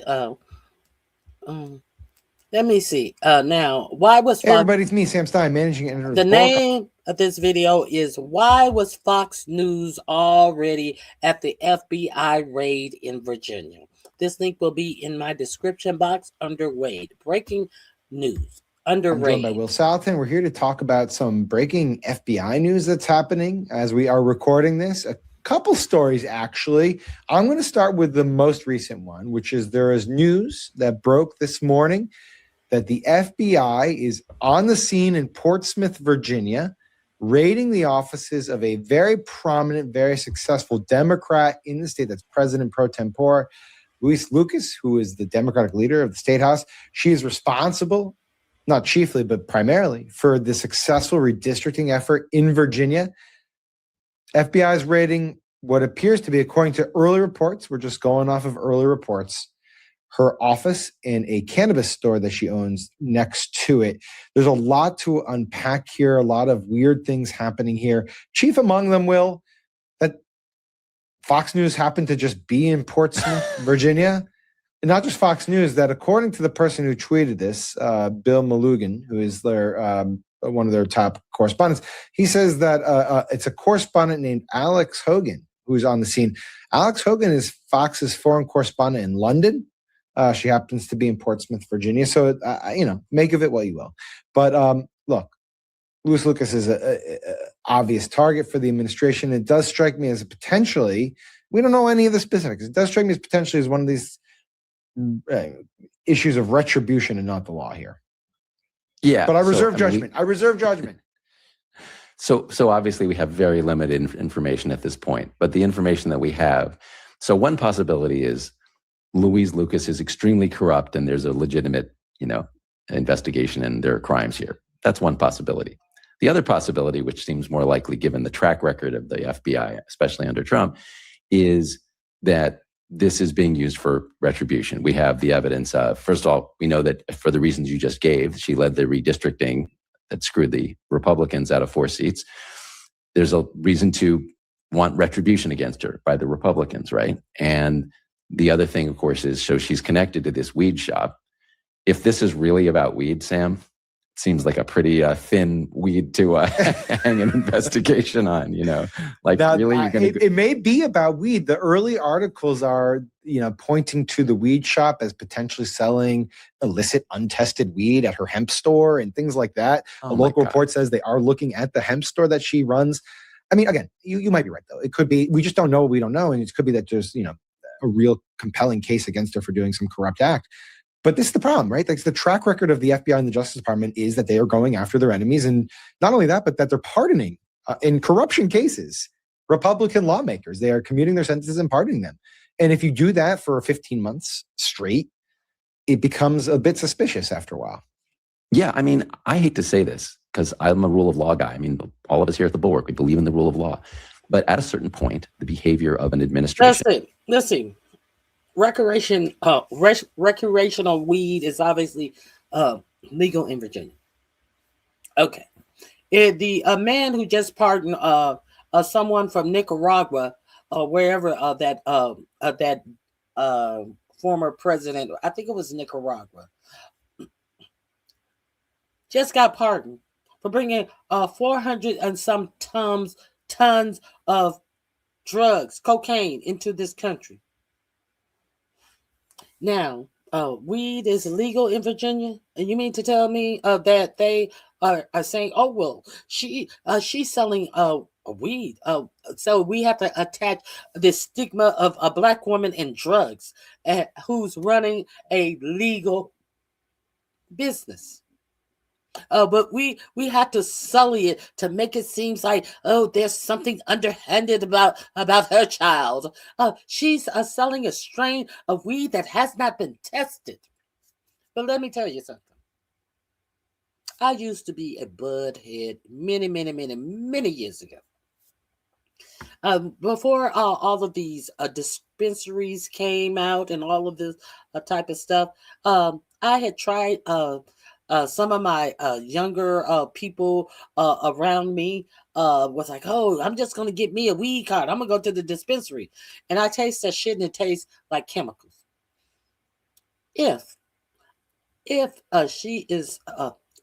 the question is tested or untested to be sold in a dispensary, I would rather some great old Mexican Indo that comes from Mexico. I don't want that chemical shit. I don't know what all of these chemicals they putting in that motherfucking weed. Maybe that's why they only want you to buy that weed from these dispensaries with all of these fucked up chemicals in that shit. I want me some straight up lumped up Mexican indica. I don't want that shit from no dispensary.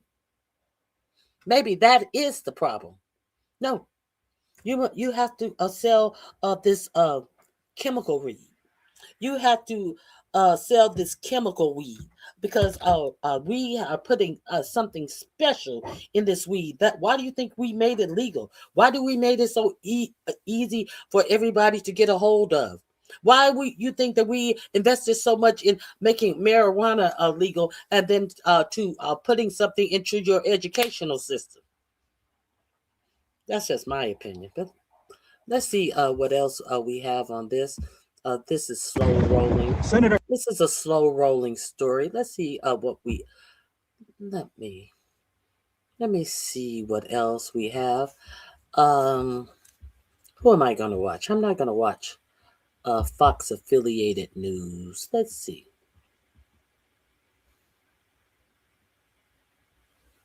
Virginia Insider. Let's see what they have to say. The woman who brought us the April 21st gerrymander redistricting election here in Virginia. The woman who yelled to the top of her lungs, 10 Democrat districts to 1 Republican. No, I'm not going to watch him. He seems like he has an axe to grind. He seems like a mad Republican. Let's see who we're going to watch. Let's see.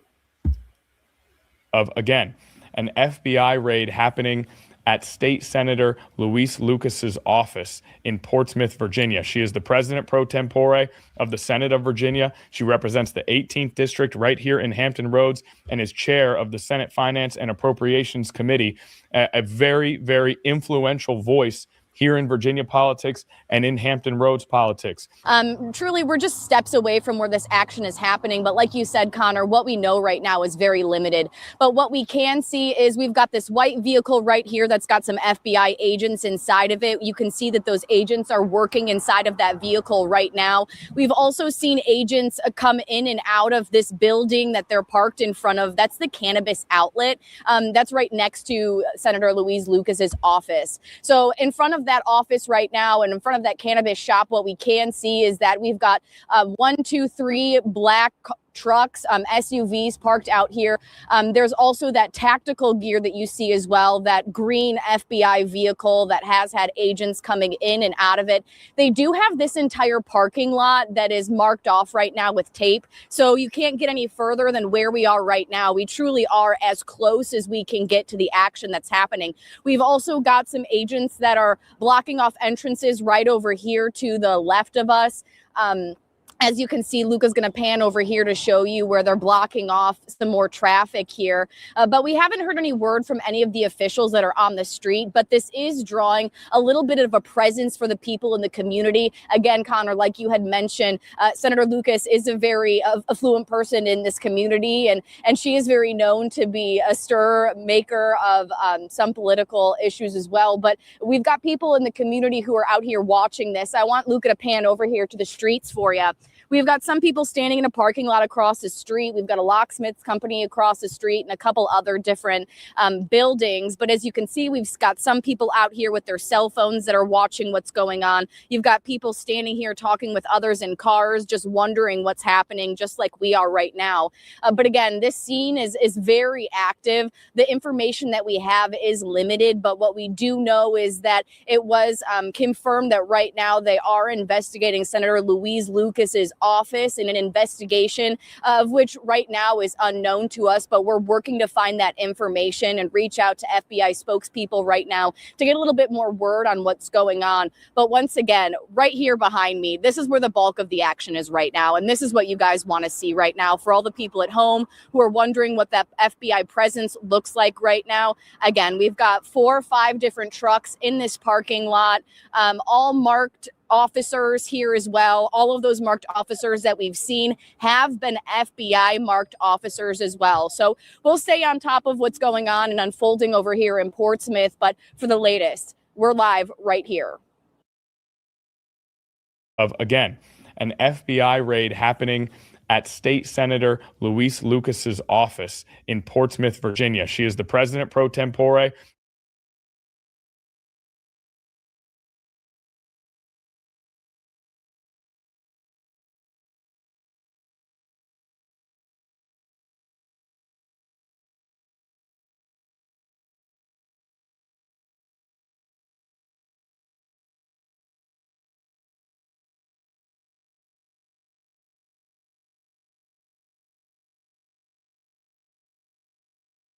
Let's see what else we can find. And for the fool in my chat, what is this, Donald or someone? Report whatever you choose. Report whatever you choose. I don't give a fuck about what you report. When they come see what you report, they will see that it was reported, it was supported by an actual news story. Bitch, I don't write the story. I'm giving the information. Do with it as you choose. So you think I'm supposed to be, oh, I better stop talking like this. I better stop telling these true stories that they have put what is it? What did they put? What is it? What type of act did they put it in? They have put in the budget that they want to charge the American people $1 billion for this ballroom. They're changing the name to some type of East Wing improvement and safety thing. They want to now charge the United States citizens $1 billion to create this ballroom that we were promised by 4547 that was under budget and on schedule. I don't give a fuck what you report about me. Reconciliation. What is it? What is it under the reconciliation? That this is what they're doing with the American budget. So you think I give a fuck about you reporting me? Think again. Think again.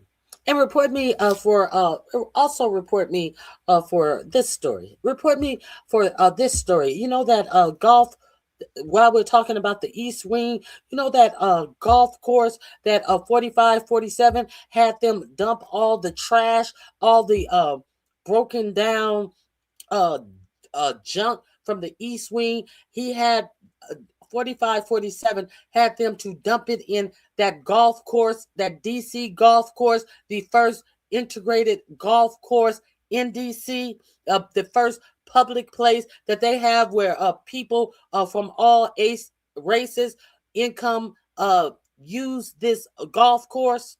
He had them to dump all the trash from the golf course, from the East Ring to this golf course.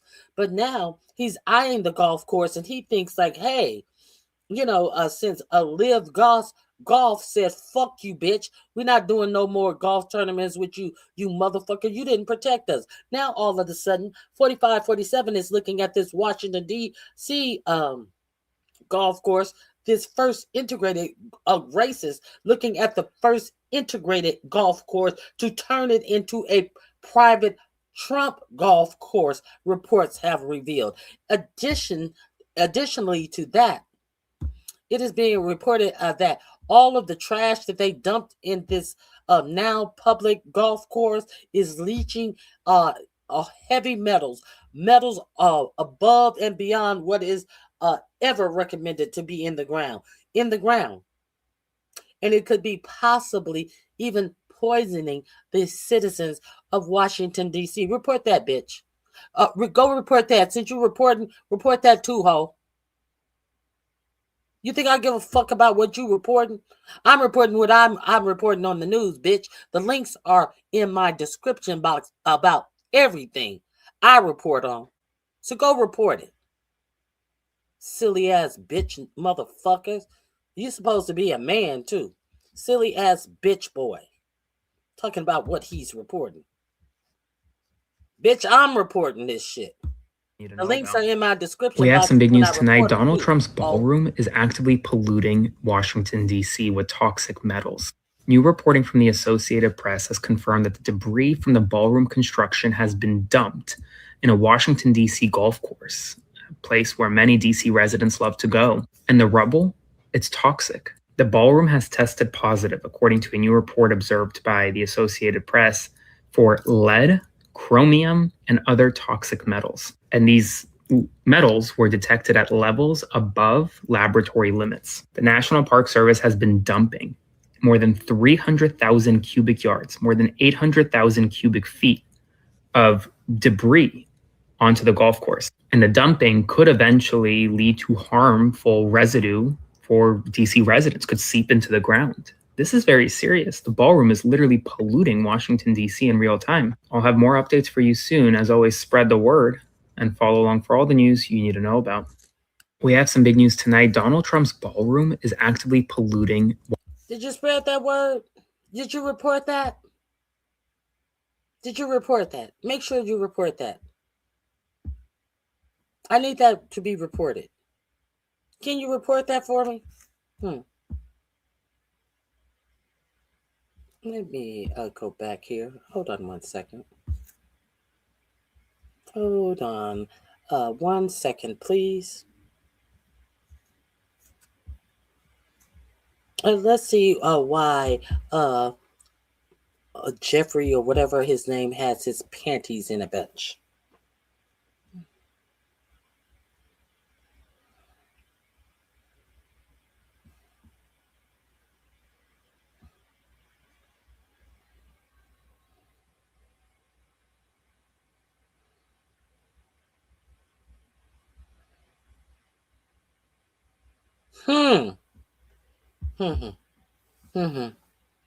If you guys have not heard about these passengers on this ship who are sick with the Hunter virus, it comes from rat droppings and mice droppings.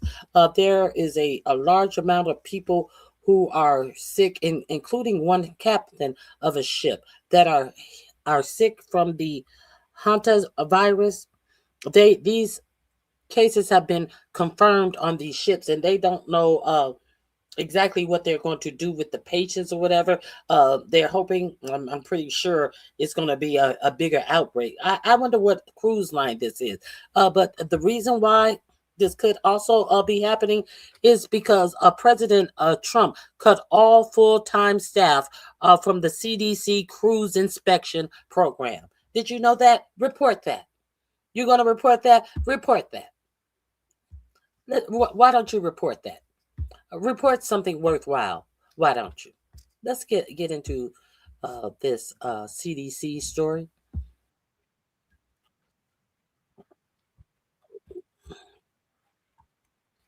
Hold on.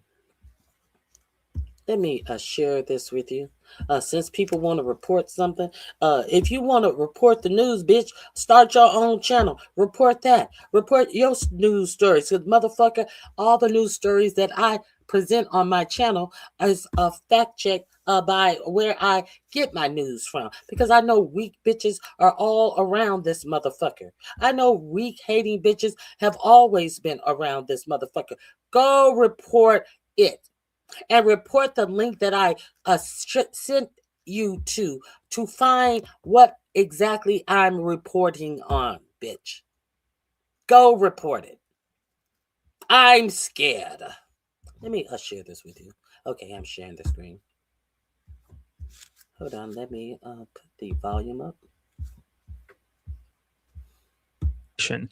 Now, it comes at a time in the United States of America where there is now new news circulating for that over the past year, the Trump administration cut a substantial number of full-time employees from the CDC's vessel sanitation program. Essentially, the CDC's cruise ship inspection program when there are outbreaks on cruise ships. And in the past year, the Trump administration cut all full-time employees from this inspection program. And what's interesting is this program wasn't actually funded by taxpayers. It was funded by the cruise ships themselves. And so instead of having 24 staffers in this program right now, it's only about half. And experts honestly say that reducing the staffing has hindered outbreak investigations, inspections, and public health oversight. Now, would that impact this hantavirus situation? Probably not, because it's not a US-based ship. But if there was an outbreak on a US-based ship, the United States would not be fully equipped to counter it. Spread the word. Follow along for all the news you need to know about. We have some news right now. The number of confirmed hantavirus cases this afternoon has grown to 5, including the 2 that had been previously evacuated, according to the World Health Organization.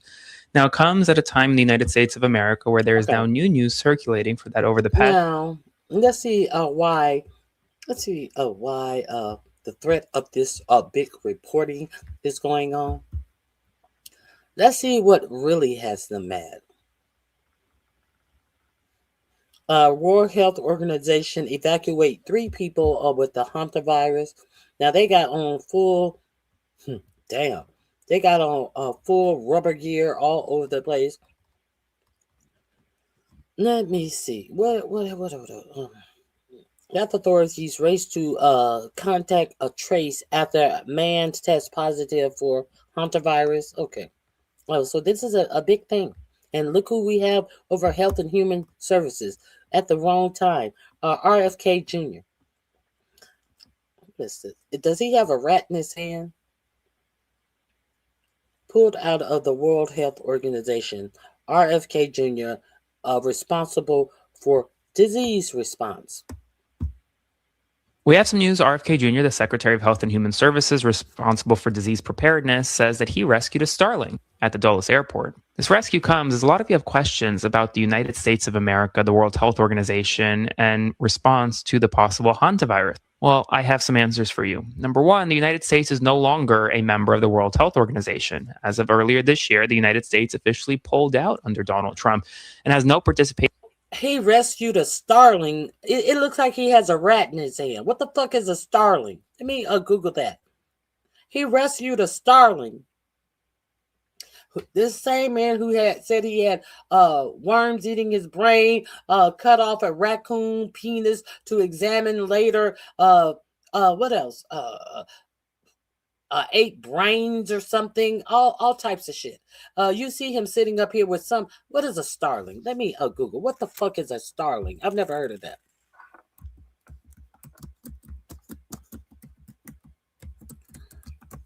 With his bare hands. Oh, that's a bird.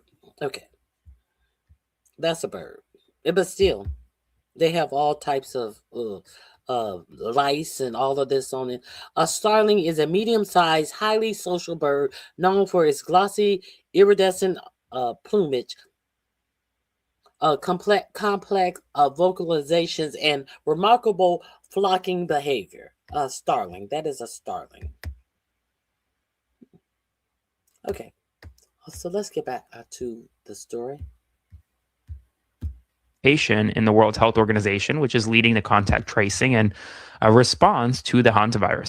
The United States is responsible for disease preparedness and spread within our own borders. And this man, RFK Jr., would be leading that charge. He is the Secretary of Health and Human Services. He was appointed by Donald Trump. Now, there are no known cases. Okay, let's get into why this person.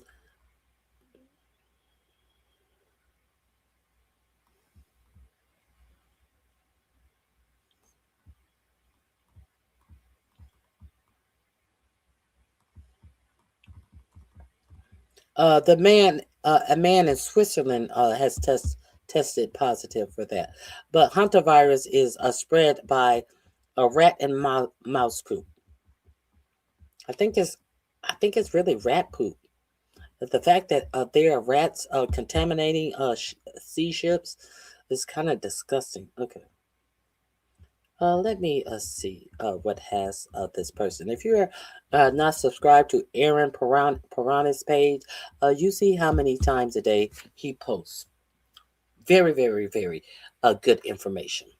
Let me see. Oh, how can I forget this? How can I forget to talk about the West Palm Beach Airport has changed its name to the Donald Trump Airport.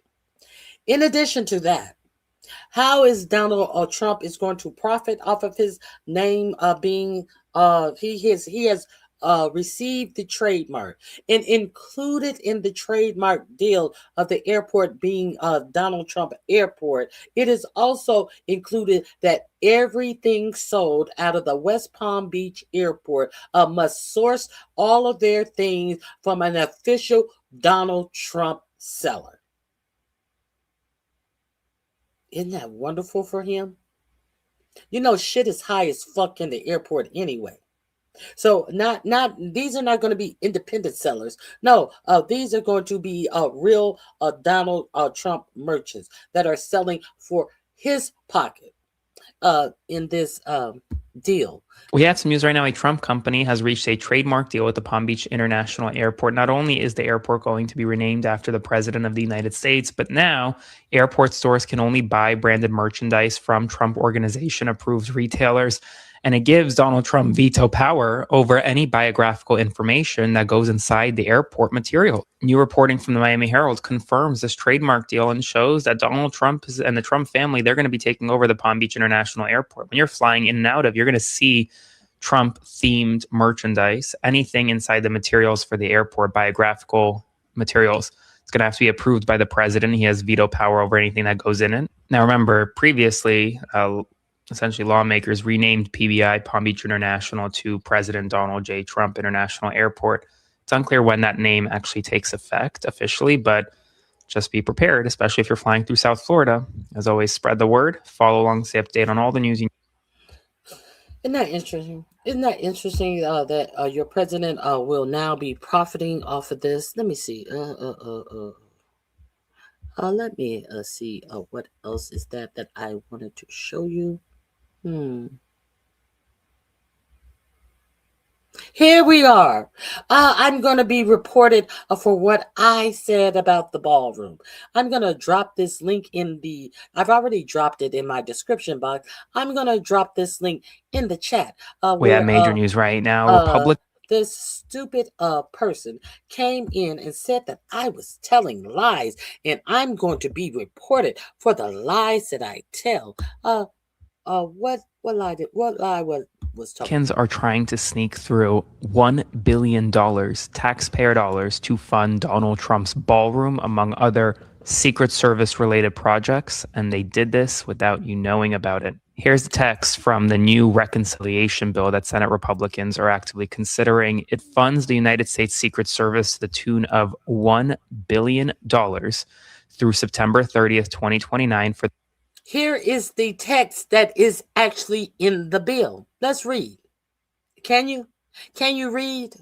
The purpose of security adjustments and upgrades include United States Secret Service appropriation. In addition to amount otherwise available, there is a appropriated. Hold on. His head is in the way. I wish he would. Within the perimeter. There is appropriated to the United States fence of the White House compound. The Treasury and otherwise to support enhancements. Appropriated $1 billion for what? By the United States Secret Service to remain available until September relating of to the East Wing modernization. September 30, 2029 for the purpose of what? Project that is security is the Trump White House adjustment ballroom. Now, the bill does stipulate that it could only be used for, quote, security purposes, but theoretically anything can be considered security purposes. It's going to have the biggest building. It's going to have the biggest windows ever, and they're all going to be bulletproof and drone proof. The ballroom is going to have the biggest windows ever, and they're going to be bullet and drone proof. That's security. That is security measures. Hasn't he told you that already? There's going to be a bunker underneath, a high-tech bunker. There's going to be a high-tech bunker underneath. That's security. This $400 million ballroom, which was supposed to be funded by private donors, now may be funded up to the tune of $1 billion. Okay.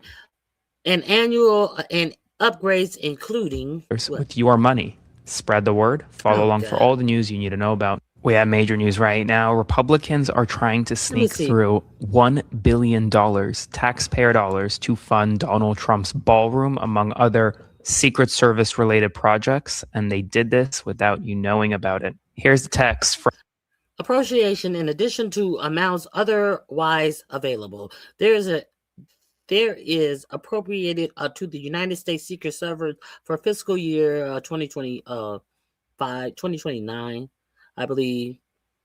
Opposes security within the perimeter of what?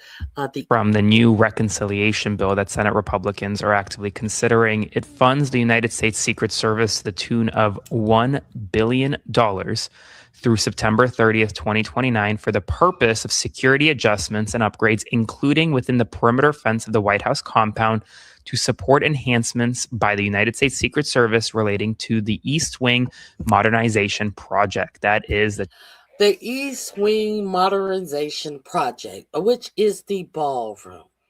Any questions? Go report that, bitches. Anyway, I think that is all that I have today. Let me see. I think that is all that I have for you guys today. Let me double check. I may have to dump a couple of things. I want to double check. I appreciate you all being here.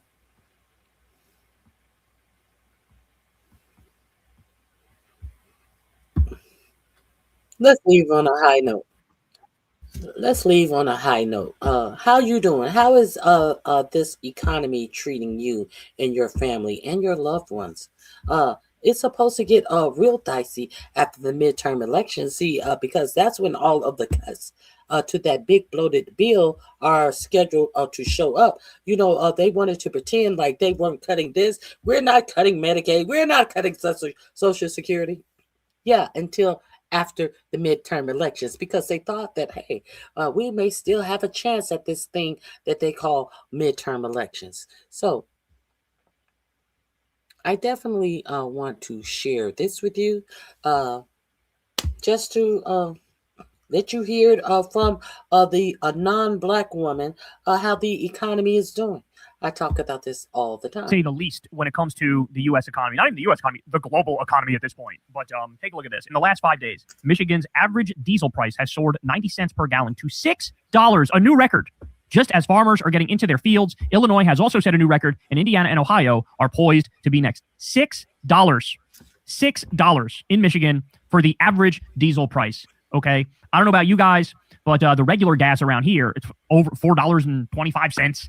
Right? Like, we are nearing $5 a gallon for regular. We're shit I've never fucking seen before is what we're nearing in this moment. And like I said, there is no off-ramp here for this illegal war against Iran. And so I don't see a way in which this ends anytime soon. I think Americans are going to be permanently squeezed and, you know, desperate for any sort of positive change. I think there's a massive anti-MAGA tsunami coming in the election.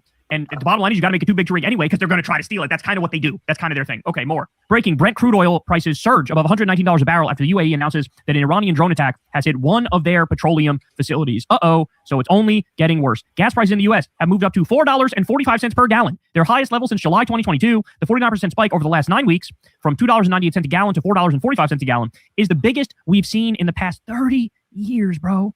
30 years. Look at this chart, son. Look at this chart. Okay, more. While all that's going on, the New York Times reports Trump's vision for Garden of Heroes keeps getting bigger and higher in cost. Plans for the project include formal gardens, reflecting pools, and plazas alongside the statues of 250 notable Americans, according to documents obtained by the New York Times. So this is what he does now. As the world falls apart around him, as his illegal war spirals out of control, as the economy falls apart, as his ICE Gestapo thugs shoot Americans in the face and build concentration camps and torture people, he keeps going inward. And so what does he do? He focuses on stuff like the Trump Kennedy Center, which he slapped his name on, which was totally fucking insane. He focuses on stuff like his Epstein Memorial Ballroom, his Arc to Trump, right? And now there's a new one, Garden of Heroes. Is this what people want to see? Do people want to see Trump putting up a golden statue to himself at his golf course in Doral, Florida, at the same time that people can't afford groceries? I don't think so. So this is really not looking good. Okay, but then we get this. Tech layoffs are skyrocketing. Tech companies announced 81,747 layoffs in the first quarter of 2026, the highest quarterly total since at least the first quarter of 2024. Layoffs have more than doubled from the previous quarter and have risen 580% since the fourth quarter of 2025. March alone saw 45,800 announced job cuts, the worst single month for tech layoffs in at least 2 years. The tech layoffs are set to remain elevated, with Meta's recent plans to cut 8,000 employees. Furthermore, Microsoft is offering voluntary retirement to 7% of its U.S. workforce, which could transition into layoffs if participation is low. This comes as tech giants shift spending toward AI chips and data centers, trimming staff to free up capital for infrastructure. U.S. tech employment is rapidly contracting, and here's what that looks like in chart form. So, ladies and gentlemen, the AI apocalypse is looming. The AI apocalypse is upon us. And this is like one of the early waves of people who are going to lose their jobs because of AI. And it's not even a question of whether or not AI can actually do these jobs that they're replacing these people for. The fact of the matter is the Epstein class is going to try to replace these jobs either way. Even if it fails, even if it doesn't work, even if AI is ill-equipped, even if it can't handle it, they believe AI can do it, and so they're going to fire these people and replace them anyway. So all the right-wing bullshit about the thing you have to fear is the immigrants are going to come take your jobs, that's always been horseshit. It's never been true. Immigrants are nothing but a benefit to the economy and the country more broadly. But what is not is this AI horseshit where they're openly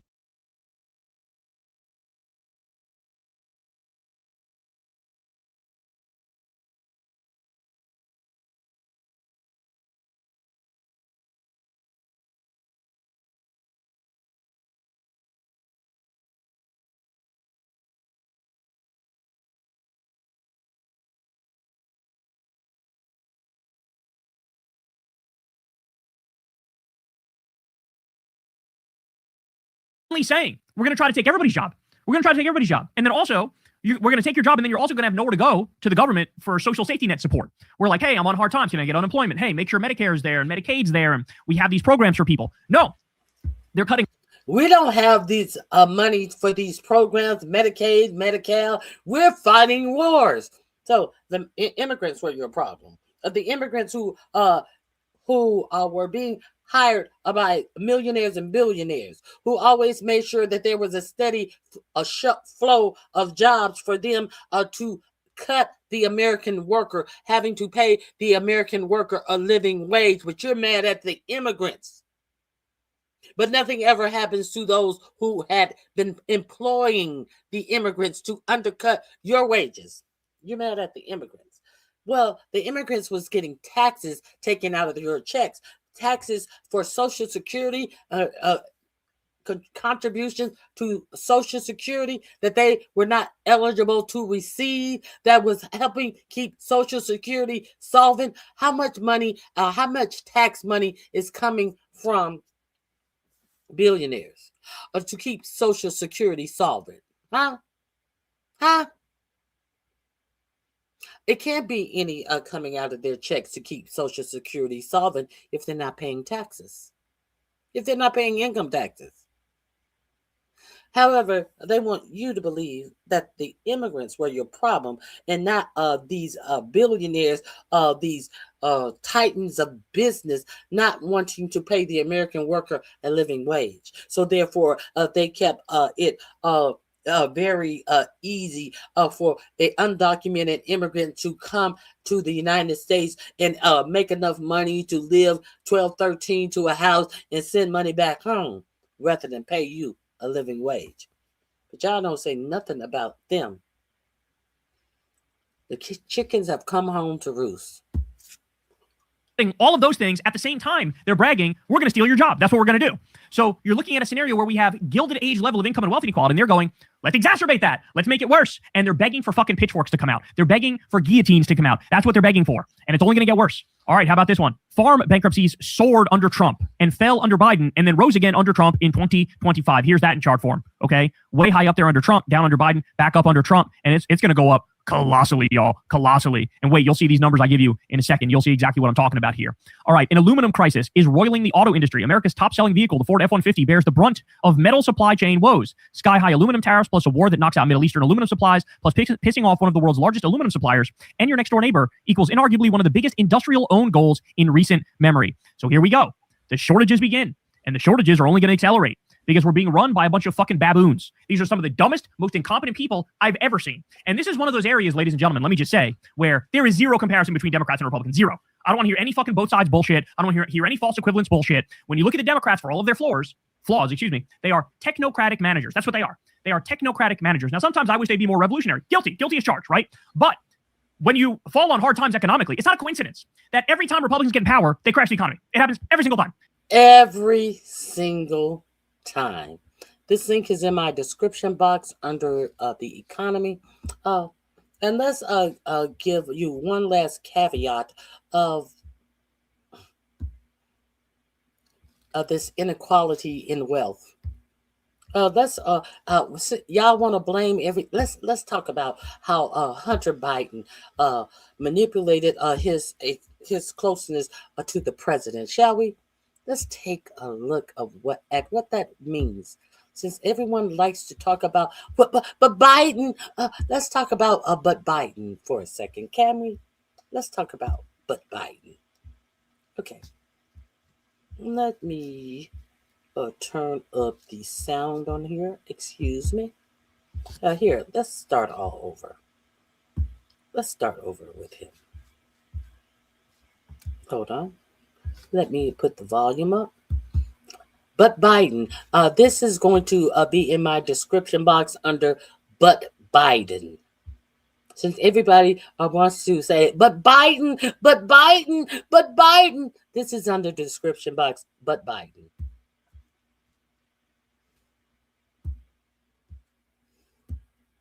People. I posted this video that has now made its way across to the other side of the political aisle, where I call out the fact that Don Jr. and Eric invested heavily in drone manufacturing companies right after Trump took office and right before we entered the war with Iran, which means they're going to make a lot of money. And a lot of people are going into my comments saying, what about Hunter Biden?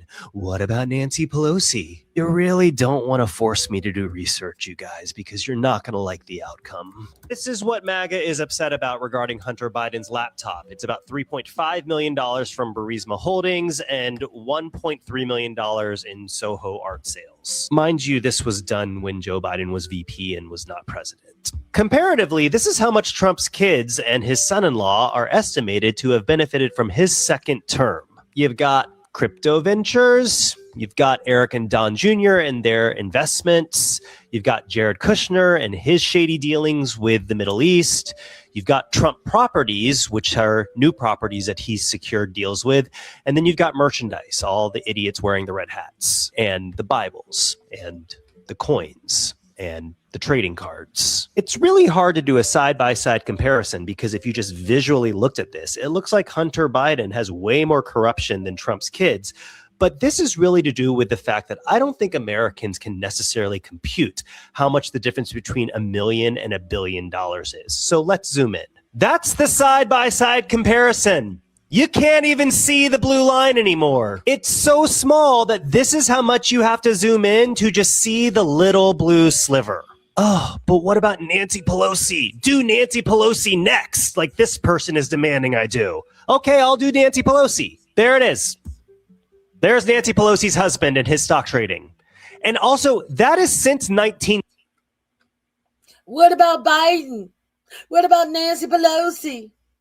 78. What about the Trumps and the Jared Kushner? What about that? What about that? What about we're in the war at the same time we're being robbed by these crime families in the administration? What about that? This is just this year. I want to give further context to just how much money these four individuals have made in the past year. They made double the amount that the entire corporation of Starbucks pulled in terms of net profit in 2025. And just for context, I posted last week about the need for a stock trading ban. I literally am saying we need to get the stock trading ban passed. Keep fucking around. You will find out. That's all I have for you today. I appreciate you all being here. I hope you have a great remainder of your day. And if you have not subscribed to the channel, please subscribe. And tomorrow, Thursday. Most likely, I will be here on tomorrow. Okay. Thank you,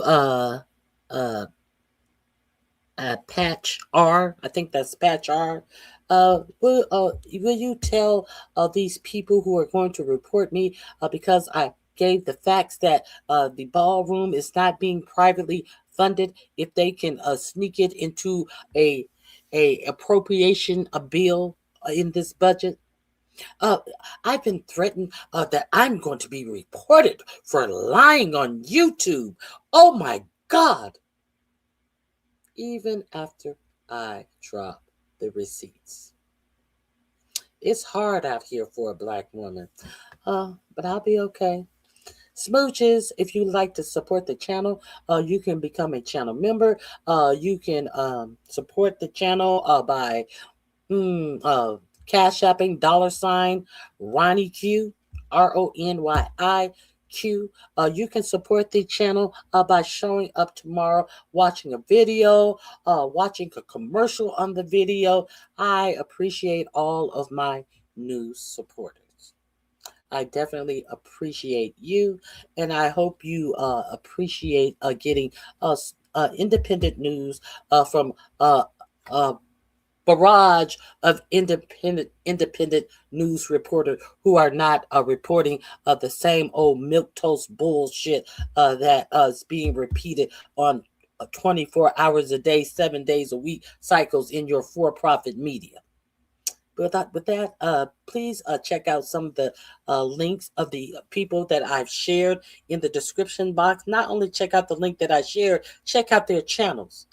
These are channels that I go to. If you have heard something that you have not heard before, please, give a shout out.